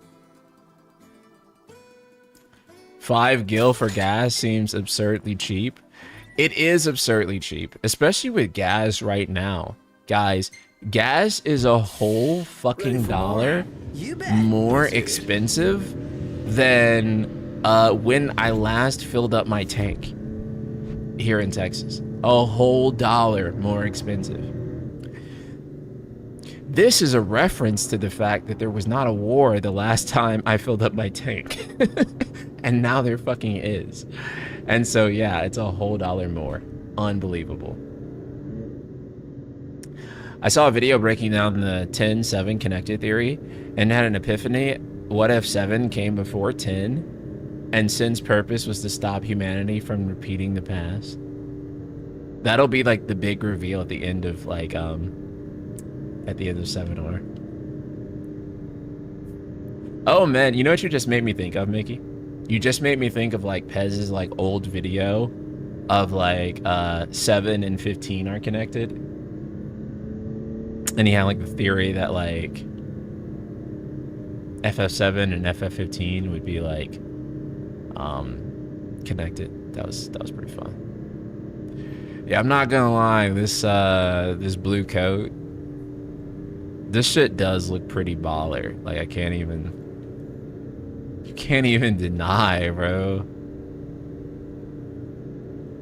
The regalia looks fresh as fuck.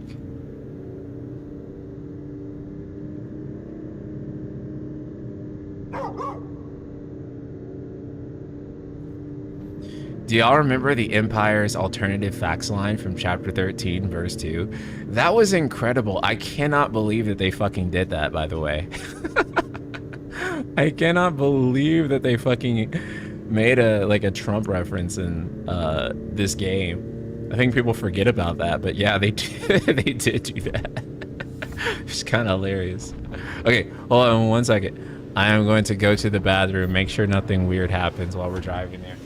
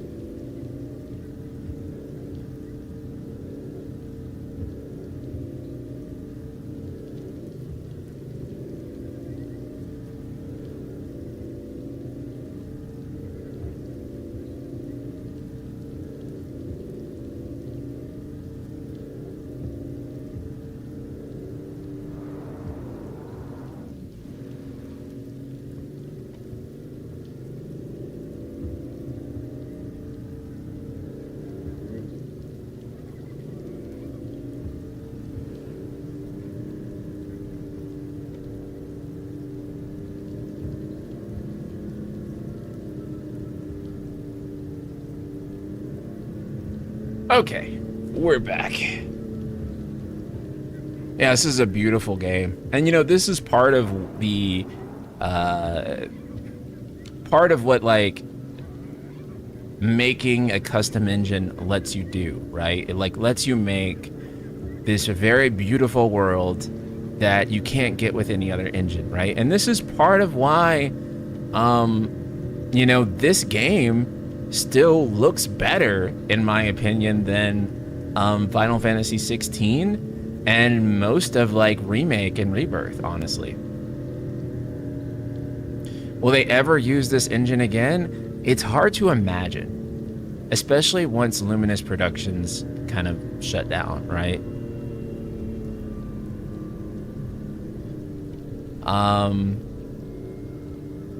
I really want Final Fantasy 17 to be an amazing game. I don't care about the graphics or anything else. I just want it to be a good Final Fantasy game with a lot of content and be a really complete, awesome experience. And I want it to not be a game where you only play as one character. And I want it to not be a game where it is focused on ridiculous set pieces as like its like #1 selling point. I want the selling point of the game to be its actual world. And I don't just mean the writing of that world. I also mean the exploration and the design of that world. And you know, not just the side quests and such. Crimson Desert is also built on its own engine, and one of the things that surprises me from having seen it, I haven't played it, is having a massive world without that Unreal Engine pop-in. Yeah, it's also like an incredibly damn good-looking game, Crimson Desert, but it also, the content of the game just seems kind of meh. Roy Mustang, thank you for the super chat, man. Great job on the FF15 dev history video. Learned a lot from it. I finished Monster Hunter Stories 3 yesterday. It's an amazing JRPG, and I highly recommend it. Yeah, people are telling me that Monster Hunter Story 3 is really fucking awesome. I definitely need to check it out. Speaking of, like, the FF15... Excuse me if you hear me burping. The FF15 dev video. I am thinking about doing...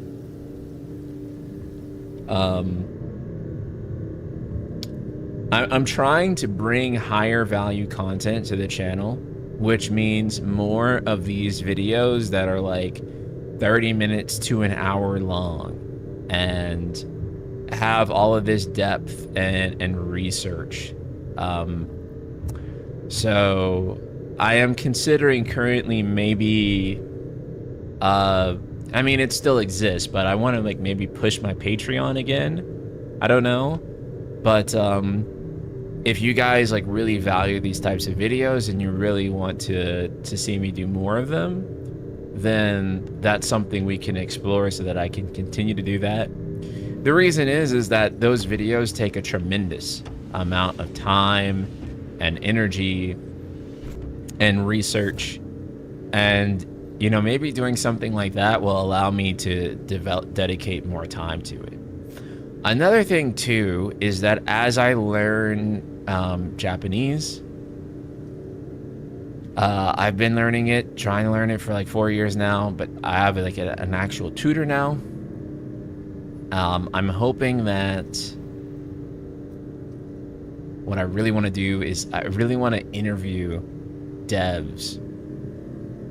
And I do think that me knowing Japanese and being able to reach out to them in Japanese helps a lot. So I think it'd be really cool to get that going. That's like some of my ambition anyway, with being able to do all of this. So maybe like we can like level things up to that point. So those are some of the things I'm considering, but you guys let me know. We'll see with the success of this video. A tutor? Damn. Yeah, I'm that serious about it.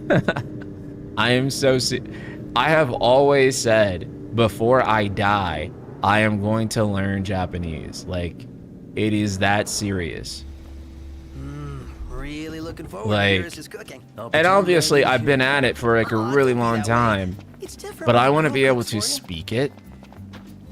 You know, I can understand quite a lot. But actually being able to hold conversations and stuff is like what I'm working on right now. So, are you been planning your trip to Japan? Yeah, I'm going to Japan in October. I'll give you my whole salary on Patreon if you can interview Nomura on Versus. That's like one of my big goals, is to be able to try to interview him in general. Right? I mean, we made it happen with Sakaguchi. And so now I'm thinking like, can we fucking make it happen with Nomura? And so yes, that is one of the big things I am hoping for, and hopefully we will be able to make that happen. A lot of things have happened.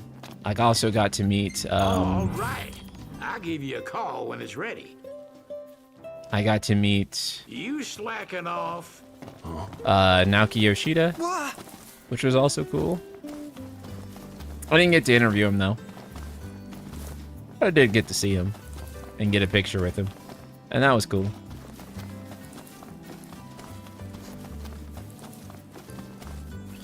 Yeah, I mean, like, my dream at this point, in terms of, like, where this channel could go, would be able to fly to Japan and then interview developers and actually work with them on producing, like, documentary type stuff on their games. I think that would be cool. RNA are really... Hey there. Good news, Noct. Our garden is up and running. So, Noct, you gonna put your green thumb to the test? And do what with it? Grow vegetables? You can Yeah, eat so I them think or this is sell how them we if you get the want. Force Dealer, right? Fine. So what do I do? It all starts Let's see with if a we can do seed. that. Here, try these. That sounds super amazing. That'd be super ambitious. Yeah, it would be. It's also really, really, really tough to do. But like, obviously, I'm not getting any younger, and so I have to think about like what is the highest level of ambition I want to achieve with the channel. So wait, that's for a better engine blade. What the fuck?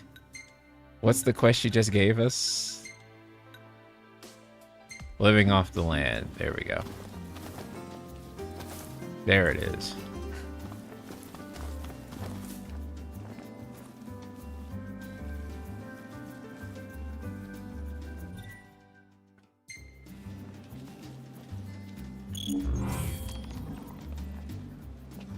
Harvest crops when they are ready.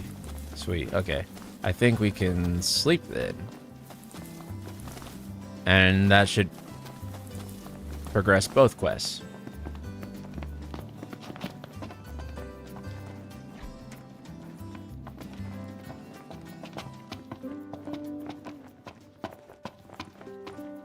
Let's call it a day. Soft beds, baby.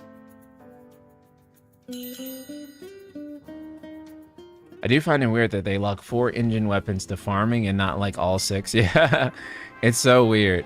But also, engine weapons and like farming. I Like, swear, what- half your photos are selfies. That's sorry, cute. Not sorry.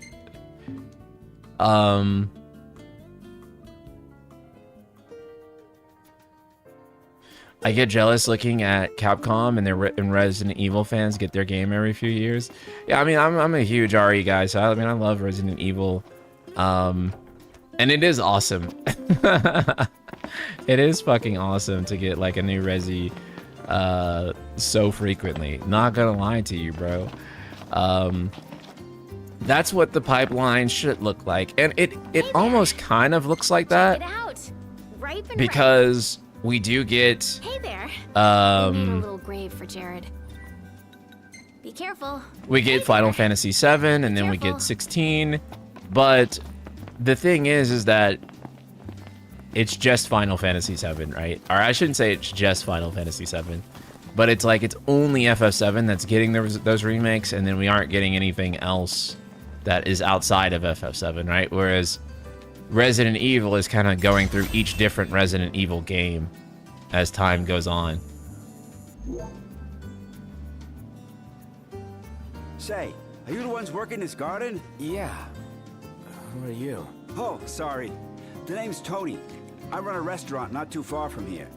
On the hunt for some high-quality produce. You have a great plot, perfect for growing all sorts of produce. Any chance you'd be willing to part with some? I pay good gill.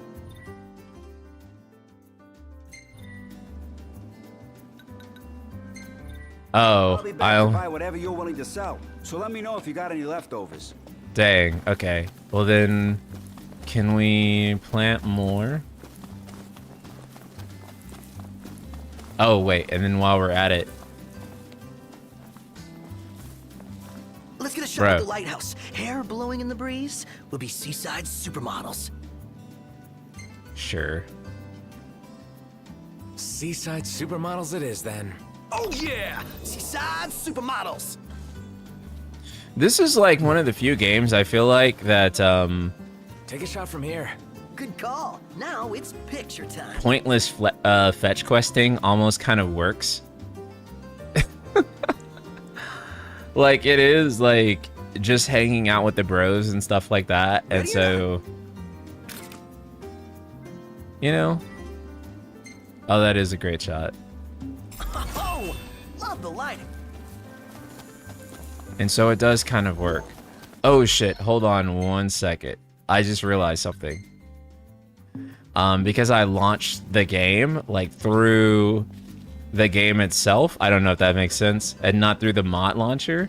I can't use my modded AP thing.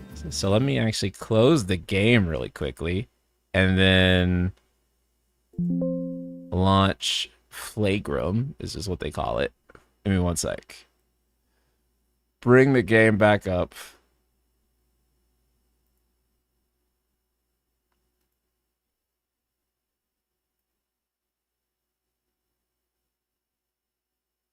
Okay, and then we can ascend because I don't think we've used our ascension points for quite some time. 1 second. Yeah, because otherwise we'd have to pay regular AP for the stuff in this game. And I'm sorry, but I'm not paying regular AP for anything in this game. Yeah, you see, our mods work now.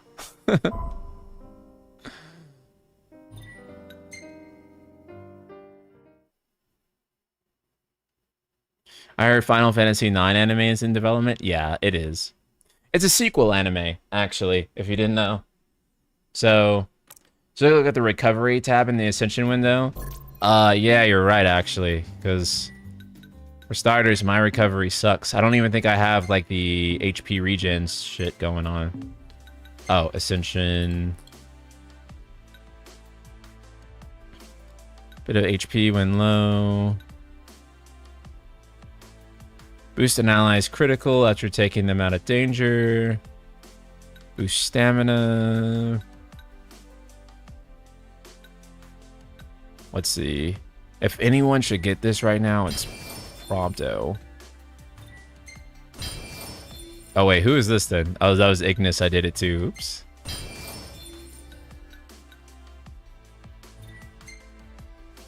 Okay. Prompto will be the first one to receive more when we get it. Okay. So more. Boost armature gain, bar gain from attacks. That's good. Dang. What else do we want to think about while we're here?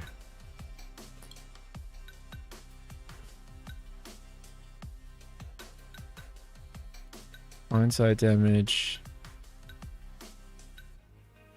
I really do think I wish that 16 had more like passive abilities like this. What FF should I play next? 8, 10, or 15 Royal? You know I'm gonna say 10, but for the sake of for the sake of what we're doing right now, Mog, do 15 Royal. It's funny too because as much as there is stuff wrong with this game, I do kind of fucking still like it for whatever reason. There's just so much wrong with it, but I still kind of like this game. Is it still not complete yet? Okay.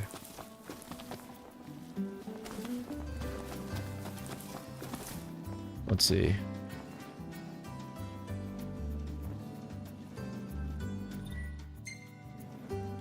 See if I can plant more and get the Force Stealer or not. So, oh, Sid will call you when it's done? That's right. I forget. And then if I don't get the Force Stealer, if I don't get the Force Stealer, then we'll just go ahead and How you doing, Talcott? Good. do Prince Cup Noodle. Noctis. What's that there? Oh, this thing? It's a cactuar figurine. I really like cactuars. Oh, You can buy them in different places and in different colors. I want to finish the collection, but I still need a yellow one and a blue one. I guess you wouldn't have seen them at any shops. Have you? oh, sorry, no. I never paid attention to them before. Oh, well, of course you wouldn't. But I will from now on. If I see the colors you're missing, I'll grab them for you. Really? Thank you. Obtain a caquette? A cactet? The fuck? It's bedtime. Since it's the first couple weeks after this game release, how many hours of extra content has been added? In terms of the DLCs, probably 20 to 25. In terms of the base game, it depends. Not much has been added to the main story. Well, actually, I lied. They added a whole subchapter to the main story. But the main story itself basically plays out pretty similar.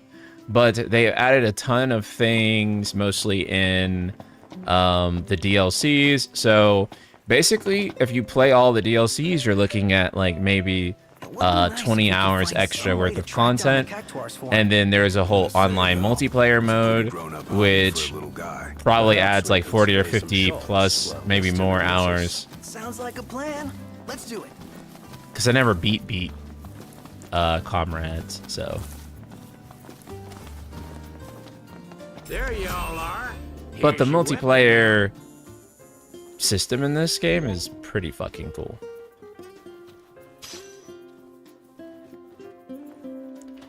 Okay. Well, looks like we got some new gearheads in the making. Master mechanic, fast time miner taking quests and hunts, a better in sturdy helix horn. Ah, fuck. Oh, we already have one. Let's fucking Hand over your go. weapon and I'll get to work. Good.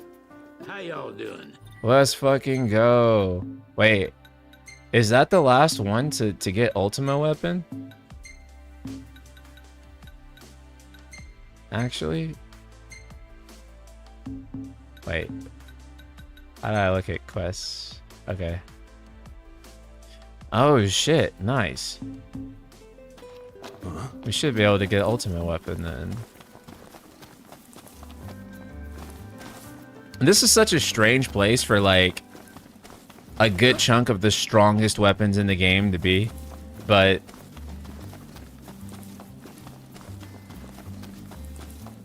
never upgrade past Engine Blade 3 because Ultima is a little too busted. Oh shit. Well,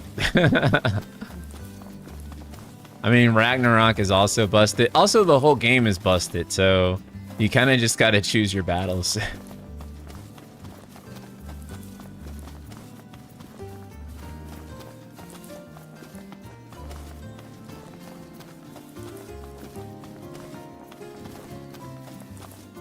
Literally, choose your fucking battles. Okay, now let's go to Cup Noodle. I need to get the mod that lets me warp strike in town. He doesn't use it because he can't. Who the hell's he think it belongs? Oh, it's these people. Does he bother carrying it at all?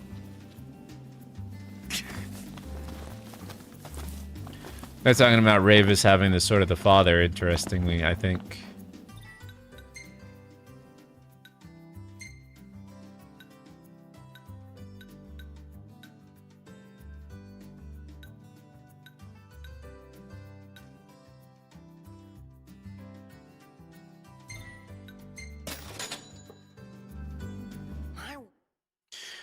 But yeah, like one of the things that they could have done, considering that they were pressed for time, that I think would have really benefited them, is if Let me think about this for a sec.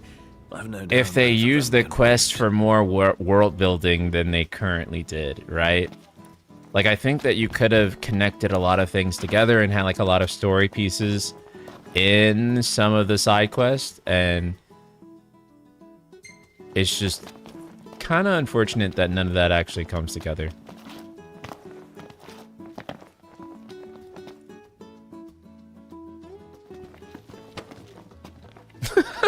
That was so Something funny. dawned on me when I was on my own. Any food you make tastes better when you use good ingredients, right? Then, if you take something already delicious like cup noodles and add in the finest, freshest ingredients, what do you get? The ultimate flavor experience. So I ask you, Noct, what's your favorite ingredient? Egg, bro. A lot of places will serve you a hard-boiled egg with your noodles. But when it comes to cup noodles, I say if your egg ain't scrambled, you're doing it wrong. It's a subtle difference most people overlook, but not you. You get it. All that's left is to make our noodle dream a reality. First up, the ingredients. Yeah. The side quests are such a slot machine of quality. I know, because I would actually say that like some of like the most enjoyable like quests in FF are in this game, and then some of like the worst fucking slop is also also in this game, and it's just like the filter for quality control is just not there a lot of times. And what quest is this? So, remember how I picked something up at the market Oh, this the other one. day? I think so. Well, this is for you. What is it? You put your life on the line every day. So I wanted you to have a little insurance. A lucky charm. It's called a Moogle. This one's gonna look out for all you guys. You guys remember Keep when him we by your fucking side, bullied and he'll them take into care of doing you. this? And if he gets roughed up, I'll take care of him. I'll be in Kayam. Later. And this was so awesome, like when we bullied them into like, why the fuck are there no Moogles in Final Fantasy 15? And then they put Moogles in there. Mock going off in the chat, I know. When you're in battle, the Moogle serves as a decoy, drawing the enemy's attacks away. R2, tactical menu, Moogle.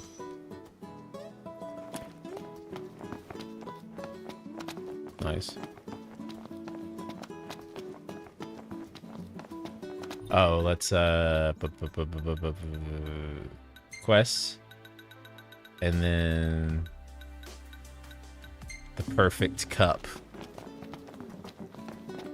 The war is won, yet they continue harvesting for soldiers. Now that you mention it, that does seem like overkill.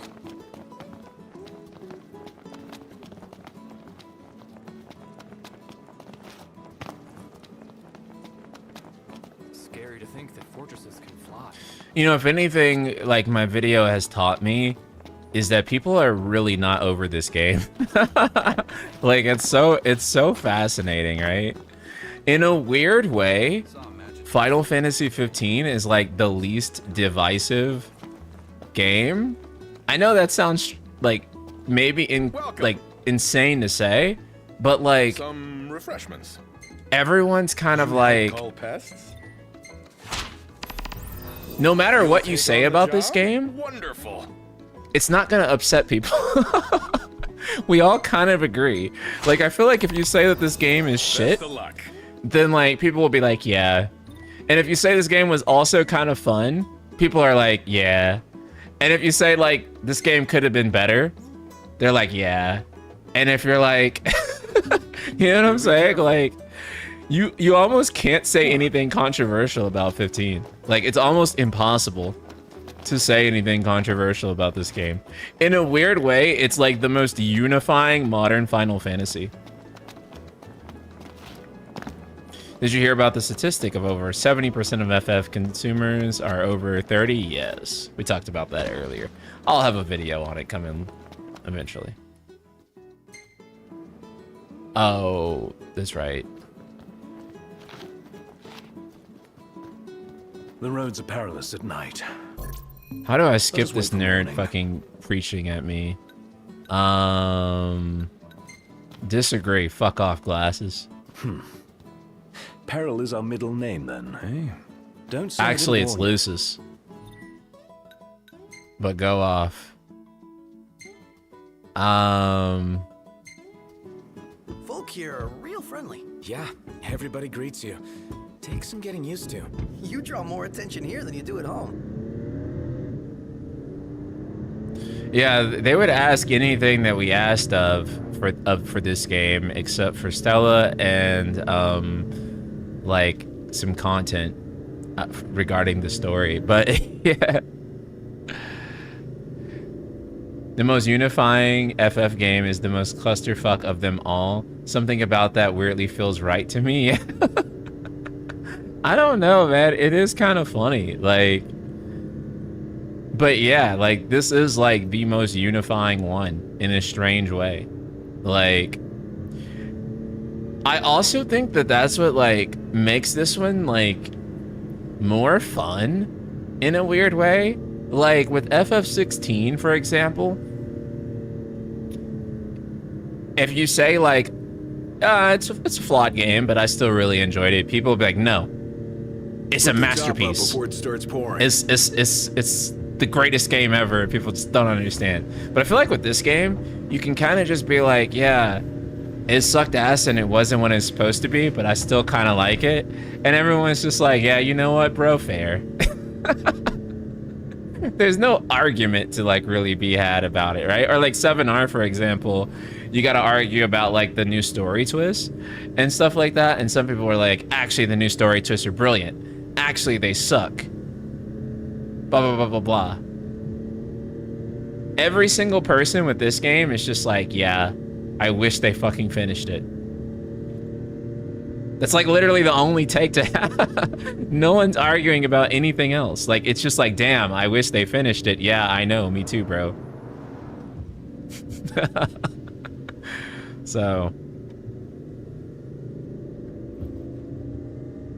Anyone's allowed to have any reaction to 15. Most others have high expectations on how you should respond to the game. Right, like you have to like 7R's new plot twist. Or you have to think that 16's story and battle system were brilliant. With this game, any take that you have, people are just like, yeah, that's fair. That makes sense. I can see that. No one argues about 15, like ever. You'll never see FF15 discourse. It just does not happen because everyone is on the same fucking page with this shit.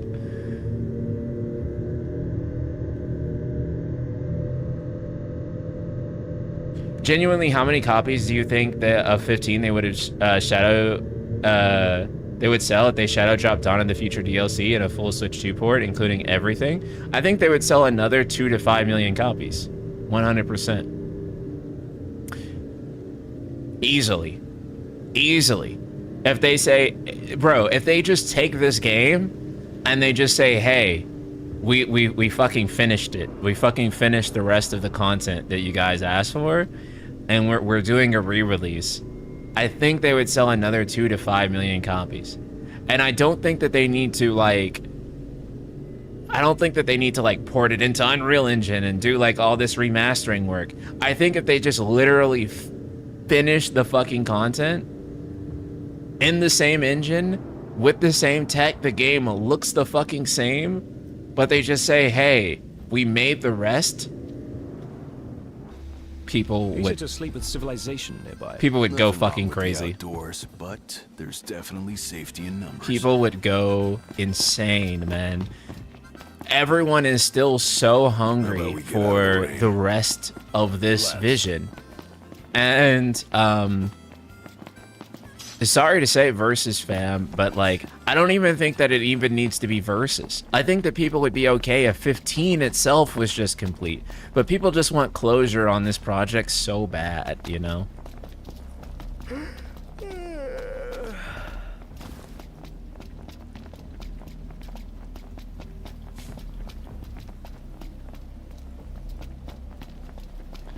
I think that you can release a complete version. We did struggle a bit without you. Oh yeah? Couldn't get the fire going. You could have just cast a spell. Kinda overkill, don't you think? Hopeless. Next time I'll show you hacks how it's done.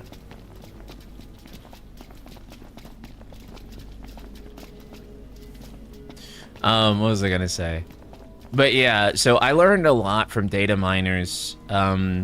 Specifically, shout out to Acid Rain Comics. I learned a lot from in his videos. I'm going to try to get him to come on the stream and chat with us. But essentially, like, I don't know how to say any of this stuff without dropping a massive bombshell on you guys. I didn't want to include any of it in the video because I felt like it was almost too insane to like even talk about, but I can tell you about some of the stuff that was meant for this game. And by meant for this game, I don't mean Versus, I mean Final Fantasy 15. And we were robbed of this game not once, not twice, but 3 times.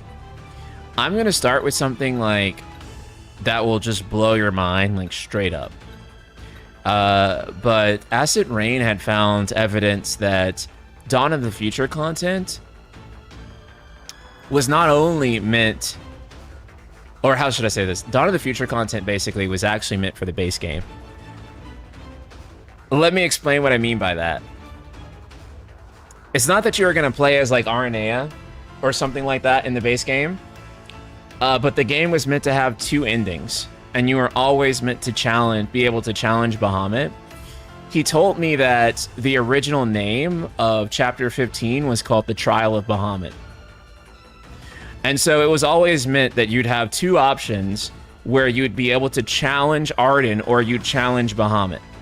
And so Dawn of the Future was never actually like a new idea. It was actually just them bringing back the concept that you would be able to challenge Bahamut at the end of the game and have a second ending.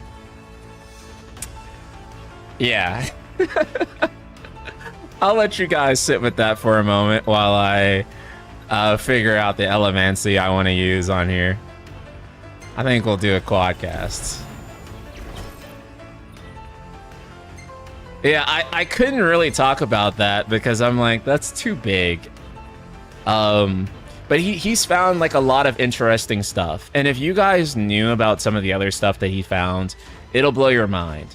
I'll have him come on and talk about it soon so that you guys can fully understand it. What else do you know that we don't? I'm trying to think of some other stuff that he told me. Is it on a YouTube channel? Yes, Acid Rain Comics. I think you can look it up. And you can find him breaking the game and figuring out all this stuff. Here you go. So, like, one of the things that he told me that he found in the game is that they basically changed the world map multiple times, and they had every intention actually of making the entire world of Eos. Like, this is why, like, you guys have seen like the boundary breaks of this game, right? Go look at the boundary breaks. If you go look at them, so much of the fucking world is modeled out. And like, there's a reason that this whole game was modeled out. It's because you were meant to travel to Accordo and like the rest of the world. Like, that was supposed to be open, right? So what ended up happening is that Lucis was originally much smaller, and they were saving that budget and time to make all the other regions basically like open world, so that, and they would distribute the content that was in Lucis to all those other continents, right? This is actually why that you kind of like bring the car on the boat to Altissia, is because the idea was that once you get there, you're supposed to be able to drive around Accordo. But again, the TLDR about what's speculated on what happened is that shit hit the fan. The 2016 mandate did not leave them enough time to make this vision a thing, and so everything kind of got compressed into Lucis instead of letting you explore the rest of the world, right? And this is actually the big reason why so much of it was kind of condensed. And then the other thing that he told me was like that Platinum demo. Oh, this is gonna piss you guys the fuck off. Platinum demo was also like meant to be part of the game, like not as it was, but there was like a childhood Noctis segment and it was kind of like Noctis in the Crystal. So you were kind of like, when you were sleeping in the crystal for that 10 years, you would actually like revert back to your childhood self. And they had meant for there to be like a platinum demo like section that would ultimately lead Noctis to the journey of waking up as like his full adult man self. I shouldn't say adult because he's 20 going to 30, but you guys know what I mean. And anyway, yeah, that's some of the stuff that that he's talked to me about, and hopefully I'll be able to have him on soon, and he will be able to explain to you guys in greater detail about what happened. But because it's super fascinating. You okay, Specky? I'm fine.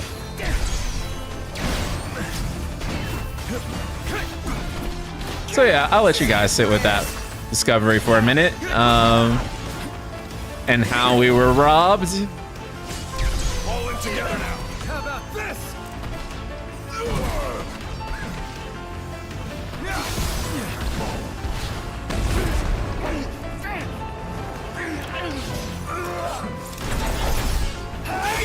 My pleasure.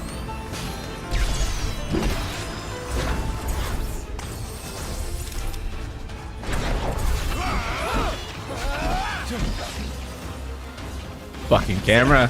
Time for horseplay. Didn't you do that?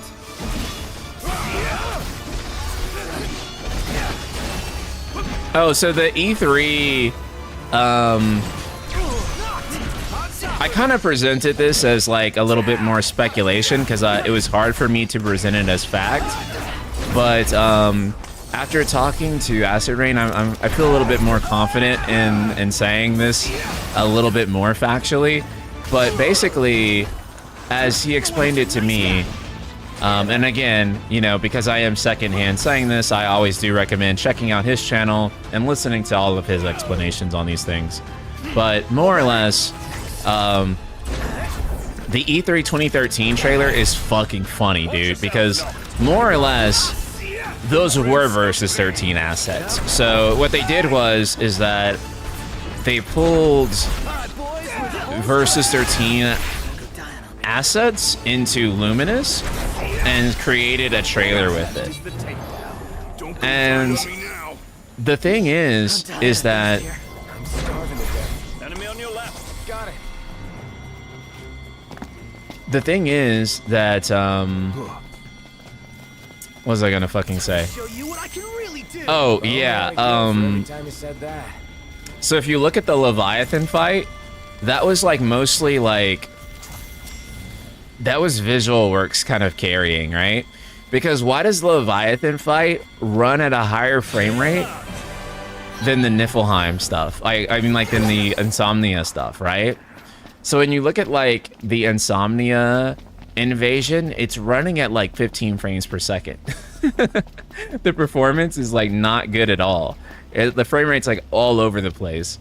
And then like they cut to the Leviathan fight and suddenly the frame rate is like locked 30 and Noctis is like warping around Altissia. Huh. I wonder how that's possible.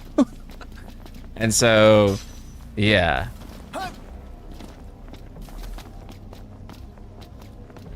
Yeah, so they used in-game assets to put that together. I mean, part of that was real gameplay, right? Like when you saw the Insomnia invasion, that was real gameplay. And by real, I still mean kind of fake, but like, but like, also real. Like it was running in real time, but it's like one of those kind of demos where it's also like not fully formed gameplay. It's not like you could take the controller and like play it. It was like incredibly on rails, and it was meant to create a look that simulated what the gameplay should be like. I still wonder what link form is. Me too. Part of me feels like it's something like cross chains, like what that ended up being, Everything in but order. Yep. All right. wait, actually no. So what's next? Ask around a little? It's up to Noct. An in-engine cutscene? No, I think it's like my understanding is that it's gameplay, but it's like it's a specific on-rails demo for that gameplay, if that makes sense. Again, this is why I say we'll have him on and Shall he we will then? explain it for Hey, you it's guys. And then you guys will know. If you're super impatient and you want to know everything about Final Fantasy 15 and its dev history behind the scenes, go and check out his channel, check out his streams. He does incredible work in reverse engineering this game and making discoveries and stuff. And this is why I made those tweets where I was like, holy shit, we lost this game 3 fucking times. 3 times we lost this game. The first time we lost this game was Versus. The second time we lost this game was when they had to take Final Fantasy 15 and rush the fuck out of it. There you go, Clout. Rush the fuck out of it and put out But is Ebony really all that good? a game immediately. Yes, it is. And so, yeah, dude, we've lost this game, this project, so many fucking times. It's actually ridiculous. Are you doing any self-imposed restrictions on this playthrough? Yes. I've ceased my leveling at like level 37 now, and I do not use items unless the checkpoint is really far and I rage quit. But for the most part, I'm trying not to use items. I've only used like 2 or 3 Phoenix Downs because I was crashing out on having to redo a section over and over again. But other than that, I'm really not using items. Unless it's on like the DLC super boss fights, because those are kind of balanced around you being able to use items, so those are usually fine.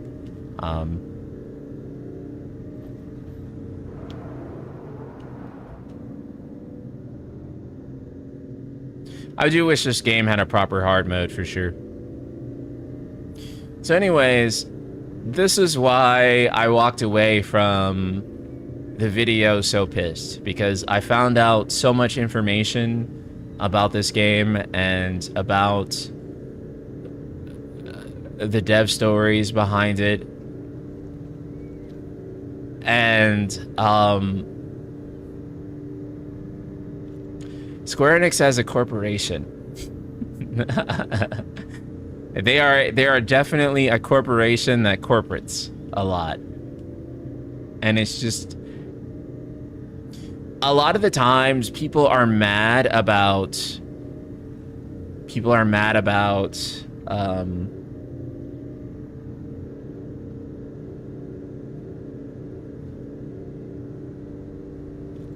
what the fuck was I gonna say? Oh yeah, people are mad about like certain creatives and stuff, but like a lot of the times, like the things that you're mad about with creatives are not like the creator's like choice for like what they wanted to do. A lot of the times it's just like, this is the bullshit that the corporation has decided and we don't have a choice in it. And so we just have to work around it. Normal is already fucked though. Defensive options and enemy tails are so whack that I can't imagine hard would be an actual challenge. Just unfair. I mean, you're not wrong. You're so not wrong, because yeah, the enemy tails in this game are horrendous. Some people don't like that there's a big square button that appears that tells you to block. But actually that's so fucking necessary with this game, because there are so many enemies doing so much random shit at one time, usually in like a regular encounter, that you really can't clearly tell when an enemy is going to be attacking you. And so actually you kind of do need that big square button. It is a bad design decision, but not for the reason that people think. People think it's a bad design decision because it just tells you when to do the thing. Yes, but it's a manifestation actually of the bad enemy tells, as you mentioned. And that's what's really going on there. Ignis, pull over a sec. Wait, is that not it? Where the fuck are you going, bro? Well, here we are.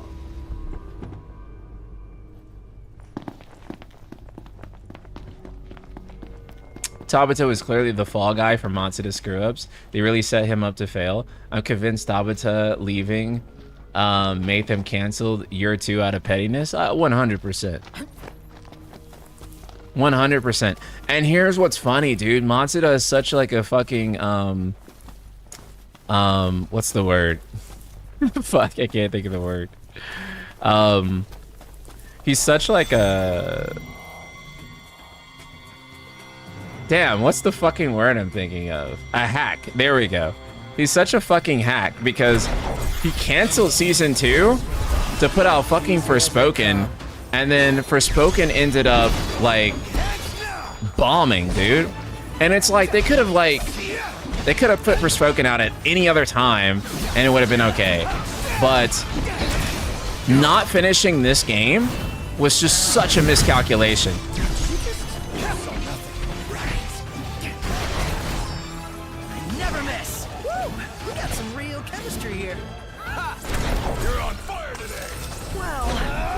Not finishing the lock-on system was also a mistake.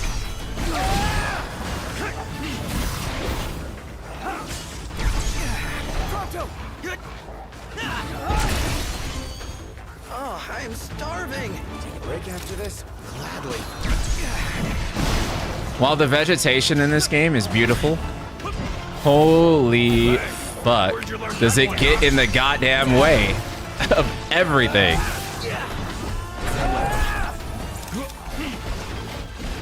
Like, damn.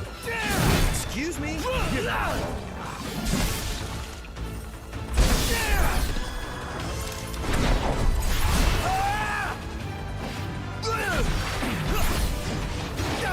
Ah, fuck. Yourself knocked. I know. Ignis, all business. Would have liked to wrap that up more quickly. Okay, there we go.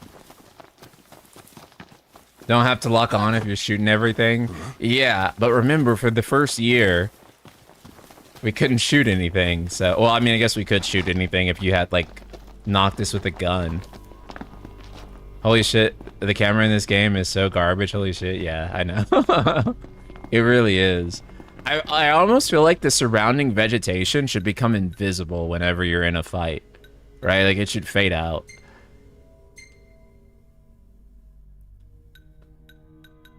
I feel like I need to like go look at another game with like a high amount of vegetation and see what it does, so that like whenever you have like a bunch of bushes and stuff, how the camera doesn't obstruct. Stock up on potions and stuff. I think about everything he did when he took over from Wada and before Kiryu took over. No quality control, terrible deadlines, moving people to projects he thought would make infinite money, so much rush live service stuff, dude. I think that like people hate Wada a lot, and fair, but like Matsuda is actually fucking worse, and this is not something that I put together until recently, how much worse Matsuda was. But Matsuda was actually like a way bigger hack than Wada by like a fucking mile. I'm glad you're safe and well.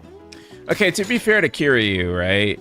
Like, Kiryu is taking over for like the mess that was already existed there. I'm not saying that Kiryu is going to be our GOAT, Work out there. but like we don't know anything, or we haven't seen enough. There hasn't been enough time for Kiryu's policies to take effect.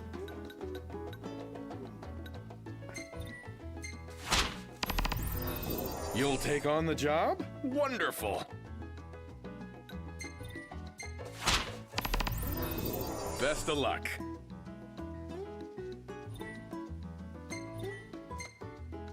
Wait, we needed to do this for the cup noodle, right? Don't take any chances. Huh. I thought, because otherwise, where the fuck is... I remember the fucking bird, right? We're supposed to... quests.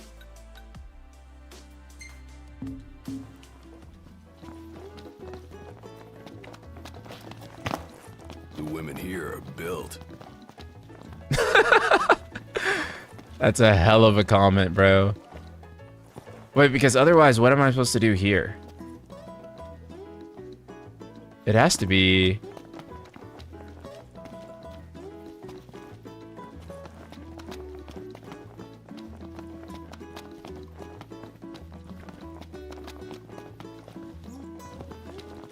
Oh, I have to talk to him. Fuck me. That's what it is. Welcome. Some refreshments. Anything in particular I can tell you? Okay, cool. Thank And we you. can knock out the hunts too. Please come again.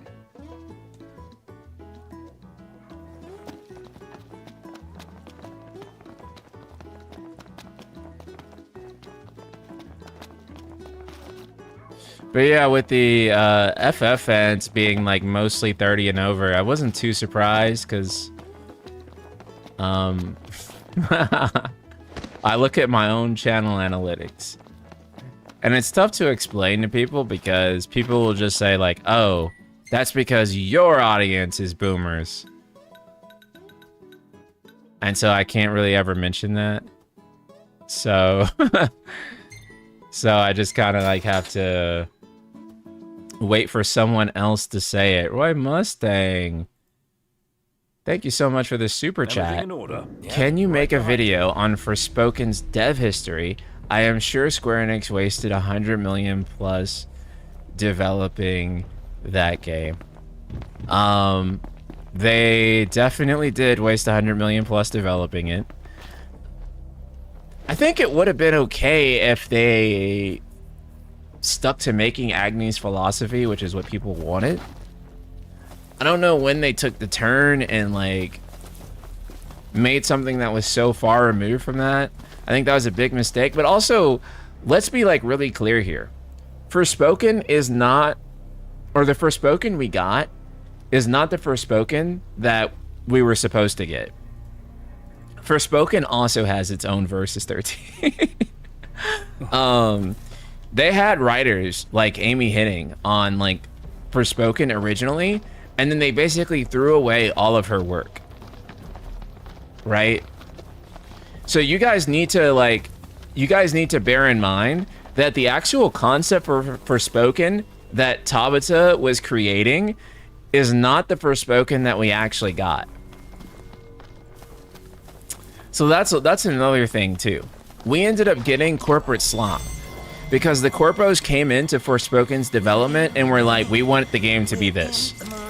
So I want you guys to think about that for a second, that Forspoken is absolutely not what we, I mean, or wasn't supposed to be what we ended up getting. We're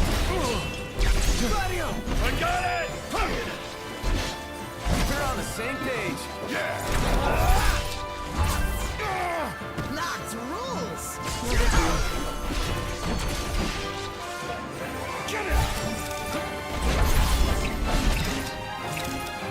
Can I not armor her? Okay, there we go.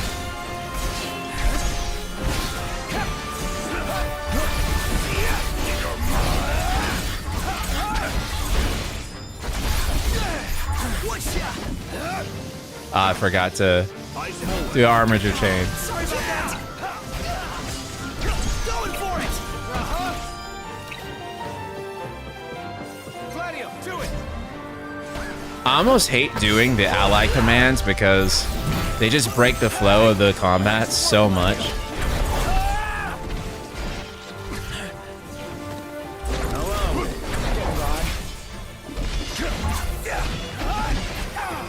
How did my warp strike not initiate a cross chain there? But okay, whatever the fuck. That shit is so RNG.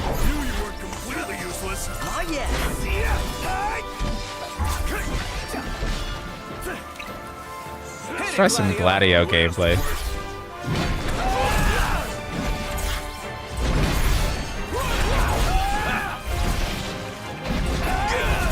What the fuck?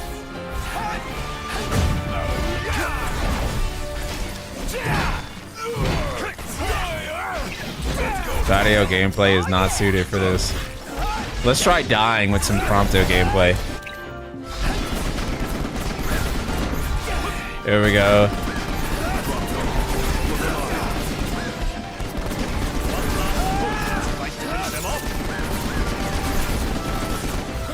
Nice.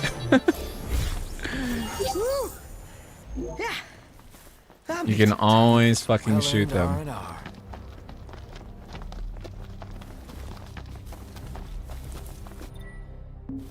Okay. Wait, can we just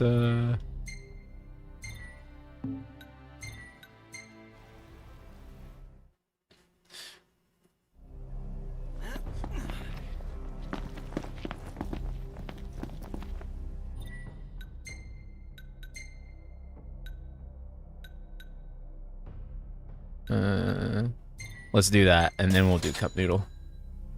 This combat doesn't look as bad as I remember it being. Well, if you played 1.0, then they definitely make some improvements in terms of like just character switching. As also like that alone greatly improved the game. NSP could definitely make a Forspoken video too. You can't tell us a Forspoken we got isn't what was planned and leave it there. Oh, I guess I kind of thought it was like a little bit more like well known. But I guess not. But yeah, like essentially Forspoken was meant to be like an entirely different game. Like obviously you were still meant to be like a female mage, right? That's always been at the core of it. But like how that plays out is different than like kind of like how the game that we ended up getting is. So yeah, really unfortunate. You reckon Arnea has a boyfriend? She is surrounded by guys, but who knows? Why? You fancy her? No. My interest is purely hypothetical.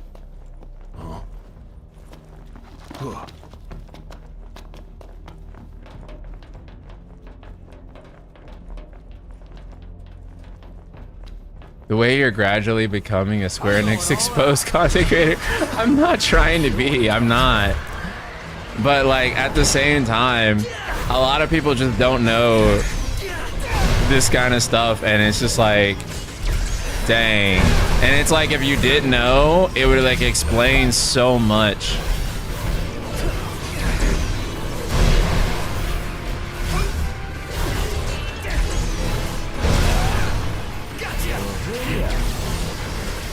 Dude, these mobs suck because all you can do is just hold down square and just wait and then parry.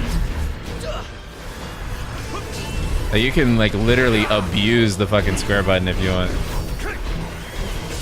And then just wait.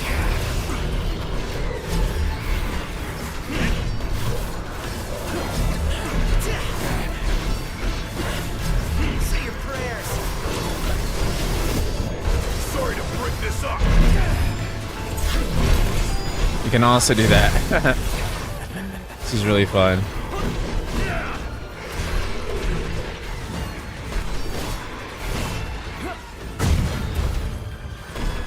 Oh shit. Will I die?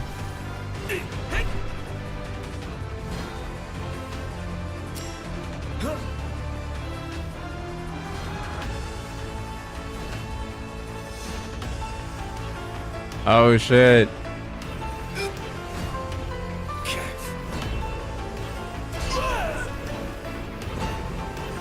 Gladio! Gladio! Oh shit. I guess I just came back on my own. Sweet. Fucking shit.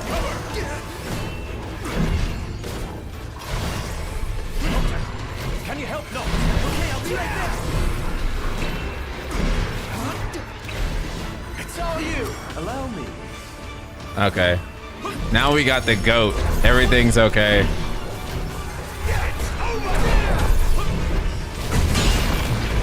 This one's just for you. We got the goat now. It's okay. We're in for a fight. More than we bargained for. But yeah,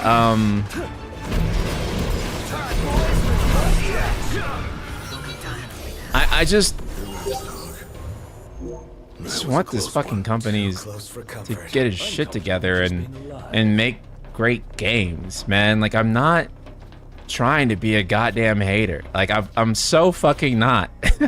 I'm so fucking not. Like, I'm not trying to be like a rage farmer guy who like says inflammatory things to like get you upset and stuff like that. Hey, if it isn't my favorite Like, hunter. that's not me. Who else? In fact, I hate Name's making Holly, negative by the way. videos. Forgot to tell you earlier. Thanks for Negative taking care of shit those is like my humans. least. tell I ya, it was a don't real shock like having them show doing up at that. the plant. I was so shocked, as a matter of fact. But I went so and did my much shit deck is and- always like Yep, it's giving me all kinds. always of happening that it's Barely just shuffle like 10 feet, but wouldn't you know it, the girl in Yeah. charge of the valves is off today. Huh. And her job is to go through town and check they're all shut down. Want me to go for you? What, you? I don't know. Sure, why not? If it's no trouble, that is.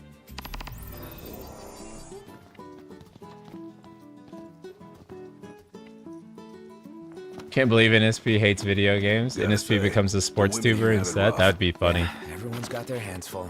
Dude, being a sports tuber probably has so much money in it. God. I bet sports tubers make a ton of money. Video game tubing is like not even that great, to be honest with you, in terms of like compensation. You make so much more money talking about like other stuff because the sponsors are better and the ad rates are better. Video games are actually like one of the least profitable things to YouTube about. It's a little bit better nowadays, but historically, like YouTubing on games has been like pretty mid in terms of like the overall spectrum of things that you can do for money online relative to like making videos about like,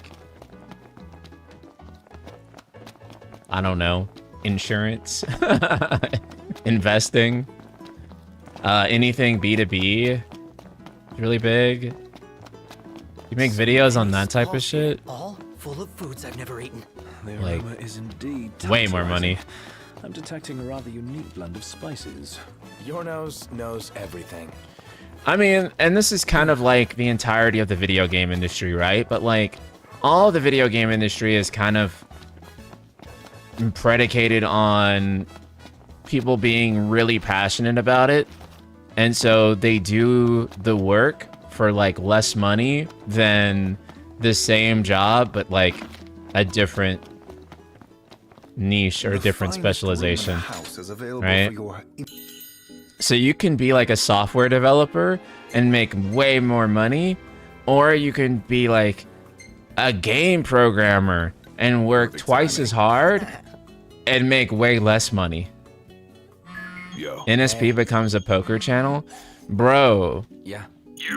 when times get hard and I go to kick, you guys gotta understand. If these gas prices don't come down and I go to kick, Morning. I need to know that you all won't judge me for it, bro. I need to know that you guys won't look down on me for that shit. Please don't go there. Listen, bro. I found out recently, I don't know how true this is, but I heard it.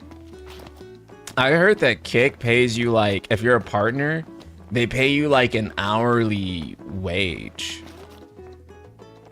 It's not much. I think it like starts at like $7 to like $9 an hour or something like that, I heard. But that's actually pretty crazy, right? Considering that you're also getting like all your donos and stuff on top of it. And then I think it scales depending on how many people are watching you. So if you're like really big, then you make more money.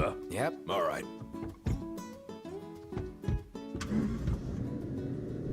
So, that for me, I was like, holy crap, that's crazy.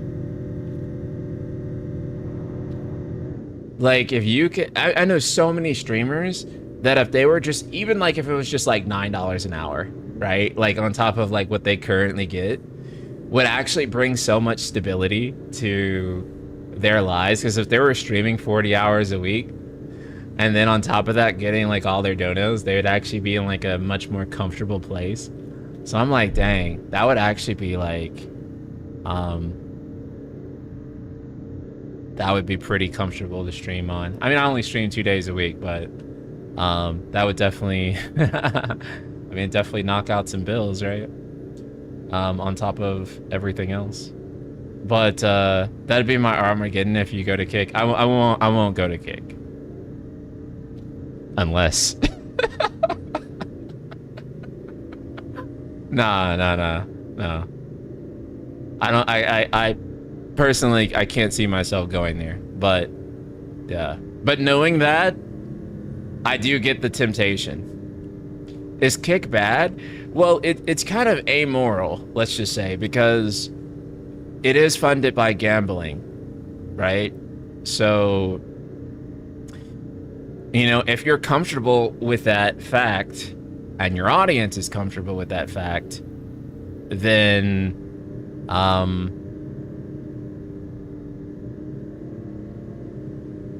right? If not, then yeah. So a lot of people are like, you know, yeah, you shouldn't be on Kick. It's amoral to be on Kick. So the ads to be gambling ads, right? And you do have to carry that weight of like, oh, hey, someone may financially ruin their life because of this platform that I'm supporting. And some people are gonna be not okay with that. And that's fair.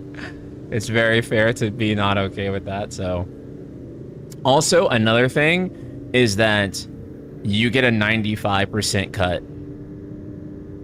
from everything on Kick. So literally, like, the percentage of money that you get, like, they only take 5%.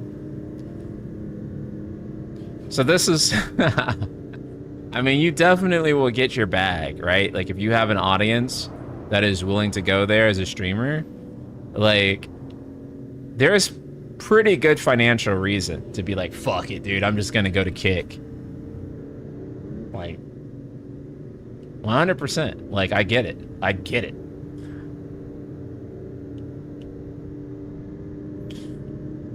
But, you know, I don't know if I would ever be comfortable with, you know, knowing that I'd be, like, empowering a platform, like, that's kind of, you know, helping ruin some what people. What do you say we take a souvenir shot?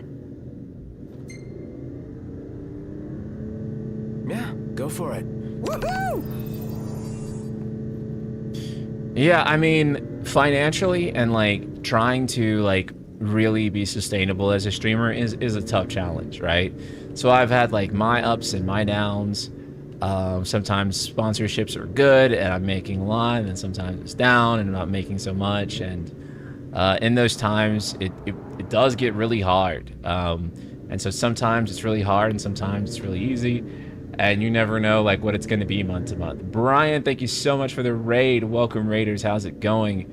We are playing Final Fantasy 15 for its 10th anniversary while talking about Hey, who's up for a streaming and Kick and, like, all this other stuff.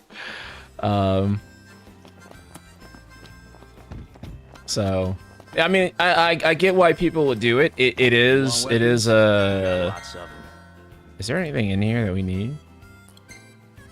I'll just buy the fucking weapons that have weapons that we currently don't have. Even though I don't think we need any of these things because their attack all sucks.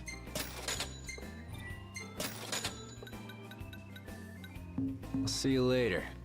This game has so many RPG mechanics, by the way. It's, like, actually, like, mind-numbing how many it has. Take a shot from here. What were you doing before your streaming/content creation kicked off, if you don't mind me asking? How did you know you could quit your full-time Regular job? Sorry if it's a personal question. No. It's actually a pretty fun story. Let me get this shot. Before this, I was in school to be a computer science major, and I was incredibly unhappy with what I was doing at the time. I really didn't like the school I was going to, and I was kind of miserable. As a job, I was a pharmacy technician also, and so one day I kind of just crashed out. And I was like a senior actually in college, and I just like, fuck it, I don't want to go anymore. So I just stopped. So I have like an almost finished degree that I just didn't finish for some reason. I was young. And anyways, I was like, Ignis, pull over a sec. do we have a repair kit? Fuck. So I was young, I was a pharmacy tech then, and I did that for a couple of years. I really focused on it. And it was all right, I guess. Actually, I'm lying. I fucking hated it, and it was like the worst thing ever. Do donations qualify as tips and therefore tax free? I can't just leave my... I have basically always thought that they were taxed and have reported them as such. But I think it may actually depend on which ways you do it. But I don't know. I've always just paid for them to be safe, because I considered that part of the... Like, super chats are definitely part of like the taxed revenue. So I don't know. I'm not a tax expert. I missed this whole picture mode from this game. It's an underrated feature. It is. That's actually why I say I do wish that they kind of continue to evolve this style of game going forward. But yeah, pharmacy technician is a terrible job, by the way. The jobs that pharmacy technicians do is really worth like $30 or maybe even $40 an hour. I can't name another job that is both physically and mentally taxing in the way that I think being a technician, especially for retail, is. It is, again, I must stress, physically and mentally taxing. Because remember, you're dealing with people's medication and their insurance, and so you're doing all of that while also running across like a small like little box, filling people's prescriptions, answering phone calls, talking to doctors, talking to insurance. So you're doing physical fucking labor, and you're doing mental labor, and you're doing a lot of it all at the same time, and you're doing it for 8+ maybe more hours straight. It is the most brutal fucking job that you can possibly fucking do. Like, I don't even know, like, well, not the most brutal job you can do, but for the money that it pays, it's the most brutal job that you can fucking do. Because a good pharmacy technician job, at least like, let's say in Texas here, would be like, and maybe this was also like 10 years ago, so I don't know what it is now, but it was like $20 an hour, right? But again, like I said, the work you do is $30 or $40 worth an hour worth of money. And it's so fucking hard. In retail pharmacy, you're not getting paid that at all. You were getting paid like $15 an hour back then, maybe $18 if you worked for like a good, one of the better retailers. But yeah. Oh, Cammy, hello. I used to work in retail pharmacy industry, the retail farm industry about 7 years ago. I feel you. Cammy, it's so bad. It's so bad. And then like, even if you're a pharmacist, it's not good if you're a pharmacist at like retail pharmacy, because the pharmacists there get like, oh my God, dude, it's so bad. It's so bad. All the pharmacists I know, they basically did their fucking best to get out of retail pharmacy. Why the fuck is there a floating ass chat bubble out there? Am I missing something? Or is that a bug? But yeah, like all of them essentially hate it. I don't know anyone who's a pharmacy tech and is like, I love my fucking job. Maybe if they're like a smaller pharmacy, like a ma and pa pharmacy, but like if you're at like a retail pharmacy, you hate your fucking job. So I hated my fucking job is what I'm trying to say. Long story short. And I hated it so bad. But when I was making YouTube videos, right? The YouTube videos were actually starting to take off like really well. And it was actually starting to get to a point where certain news topics would happen, or certain videos I could have been making at the time would be making more money than if I went into work, right? So it was kind of a situation where I could go into work and I could make X amount of money, or I could have stayed home and made Y amount of money. And so there were times where it just was like objectively an L for me to go into work. It's like, dang, I'm actually losing money by going to work today. That sucks. And like, I can't even think of like a worse possible scenario than like going to work means I will make less money than not going to work. That's ass, right? But that's actually not what made me quit, funny enough. That's actually what that's not what made me quit. What made me quit was they scheduled me for a weekend and I just didn't want to be scheduled for that weekend, and I just crashed the fuck out. Like, there's no deeper reason to this, I promise you. I literally just crashed the fuck out. I didn't want to work that weekend. I was really upset that they scheduled me, and I guess I didn't even like really tell them that I didn't want to work that weekend, but I just saw it on the schedule and I was just like, you know what? I'm not fucking doing this anymore. I was not born to work on fucking weekends. I'm the night sky motherfucking prince. I was not made to slave away in a pharmacy on the goddamn weekends. Must have been 30-odd years ago when they was in service. And so I crashed out. Finding the right tools for these relics took it out of and I put my 2 weeks in. But while I was rummaging through my stuff, and I was like, you can kiss my goddamn ass. What is it? A little something I'd loaned to your old man during our trip way back when. Yeah, and that's how I got here. Every chance he could to help me out with it. But when it came time for him to give it back, oh man, good times, man. Into it. Nonsense? Always irked me, so it's fitting I dump it on the sun. But anyways, you got a hammer and a story to go with it. Not a bad deal if you ask me. An unexpected. We got the ultimate weapon. I think this game has like the easiest ultimate weapon to get. Dang, ultimate weapon's so fucking broken. Yeah. That shit's busted, dude. Me during the pandemic, less money working than I could have if I could have been unemployed. Damn, dude. I feel that. And it sucks because you're just like, why the fuck am I doing this then? But you're also just like, well, I don't want to be unemployed, but... So anyway, I should thank you guys for helping to make this journey possible, you know? Because I'm glad that I don't have to... Your crops must love it. Slave away in a tiny box. Look great. Fuck yeah, we got the Force Stealer. Are gonna eat these up. I'll be back to buy whatever you're willing to sell. Fuck Gladio having the Force Stealer. I want the goddamn Force Stealer.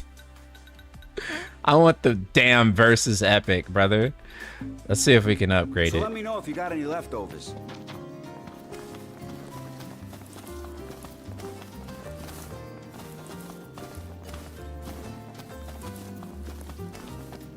Anyways, I do sometimes think about like traditional work again, but oh,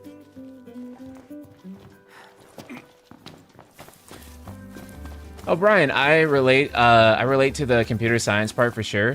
I ended up finishing but cannot find work, and content creation was popping off more. Dang, bro. Just like me, for real. Dude, yeah, you know, and it really does suck. And then now I think with AI, I'm like, fuck, maybe I dodged a bullet. Not saying that there won't be programmers. Obviously there will be. But it does feel like they don't even need, like, juniors anymore. I mean, they still do, because who's going to replace the seniors? But are they willing to hire those juniors at the appropriate rate that they're supposed to be? And are they going to underpay them now because they're just like, lol, you know, we're just waiting to basically make you a... What the fuck prompted? Yeah, like a more proficient, like, senior that can use the AI at a better level. Because you're useless to them now as a junior, I'd imagine. I don't know, because I'm not working at, like, a tech company as a junior, but I imagine so. So, yeah. Also, too, at school, like, I was great at programming, but I was terrible at... I was terrible at everything else. So I was terrible at like a lot of the higher level maths that we needed to take. Actually, let me take that back, because I made B's in most of my math classes. What I was terrible at was like a lot of the science and like higher level theoretical computer science stuff. But like I did so good in my programming classes. I made like a 99 in my Java class, and I was so good at Java that my professor actually asked me to be a tutor, and I declined for some reason. But thinking back, I was like, oh, actually I should have took that, because that would have been so good on the resume, right? But I declined that shit for some reason. But I was really good at programming, but I just I couldn't do the rest of the school stuff. And so that made it really hard. Actually, wait, before I take off, what do we need for a better... Well, fuck, let's just actually do Cup Noodle. But first, I want to see... Oh, Mickey, thank you for the super chat and the tax advice. Donations are free up to 25k if the income is less than 150k for single filers or 300 MFJ. So here's the free tax money laws. Oh, thanks. And now I know to separate that out instead of paying for it like I've been doing, unfortunately, because I didn't know any better. Thank you so much. That'll help for next year. And if I end up in jail, I'll give you a call. I'll give you a call, man. When they do the big audit.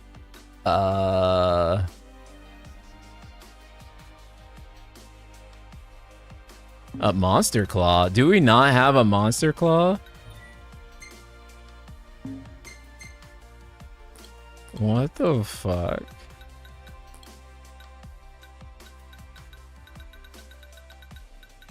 We do. Wait, hold on. What the fuck? Let's turn that in.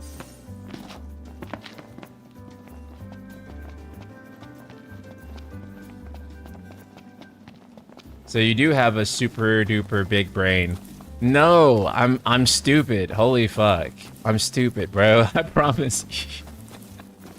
I'm specced out in like a couple of ways. Arms are killing me. But I don't have like... I would not say I have general intelligence. Only got room for one musclehead. Then Gladio better step aside, cause these guns shoot to kill. Oh, you good at programming? Then you can help us make a 15 level editor. I mean, dude, I wish. Like, one of the things that I unironically like wish AI could do, that I don't think it can do, at least not right now, is like if it could help modders and such reverse engineer games. Like it can actually like look at like a compiled executable and like, let's say, Yo, brace yourself for power. Like figure things out about the game and figure things out about like its file structure and stuff like that, and then be like, okay, here's how you can actually reverse engineer the game. No, can't do that. What you can do is with it is make like a fake OF girl for profit. I just wanted to do the useful stuff. You know what I'm saying? Like that. And not like, yeah.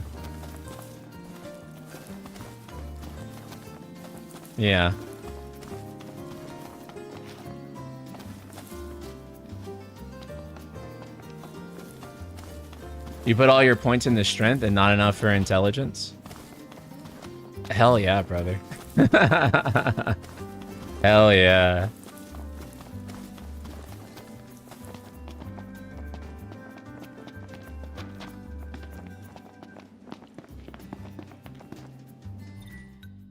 Okay, let's see.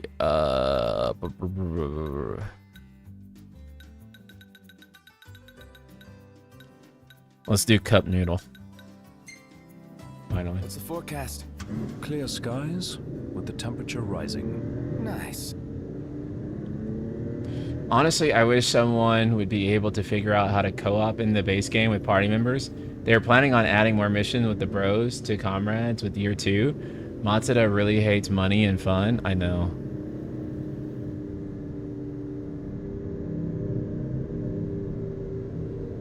Just join. I'm probably the only person I know that like a sequel. I don't want a sequel to Final Fantasy 15. I want the version of this game that is right.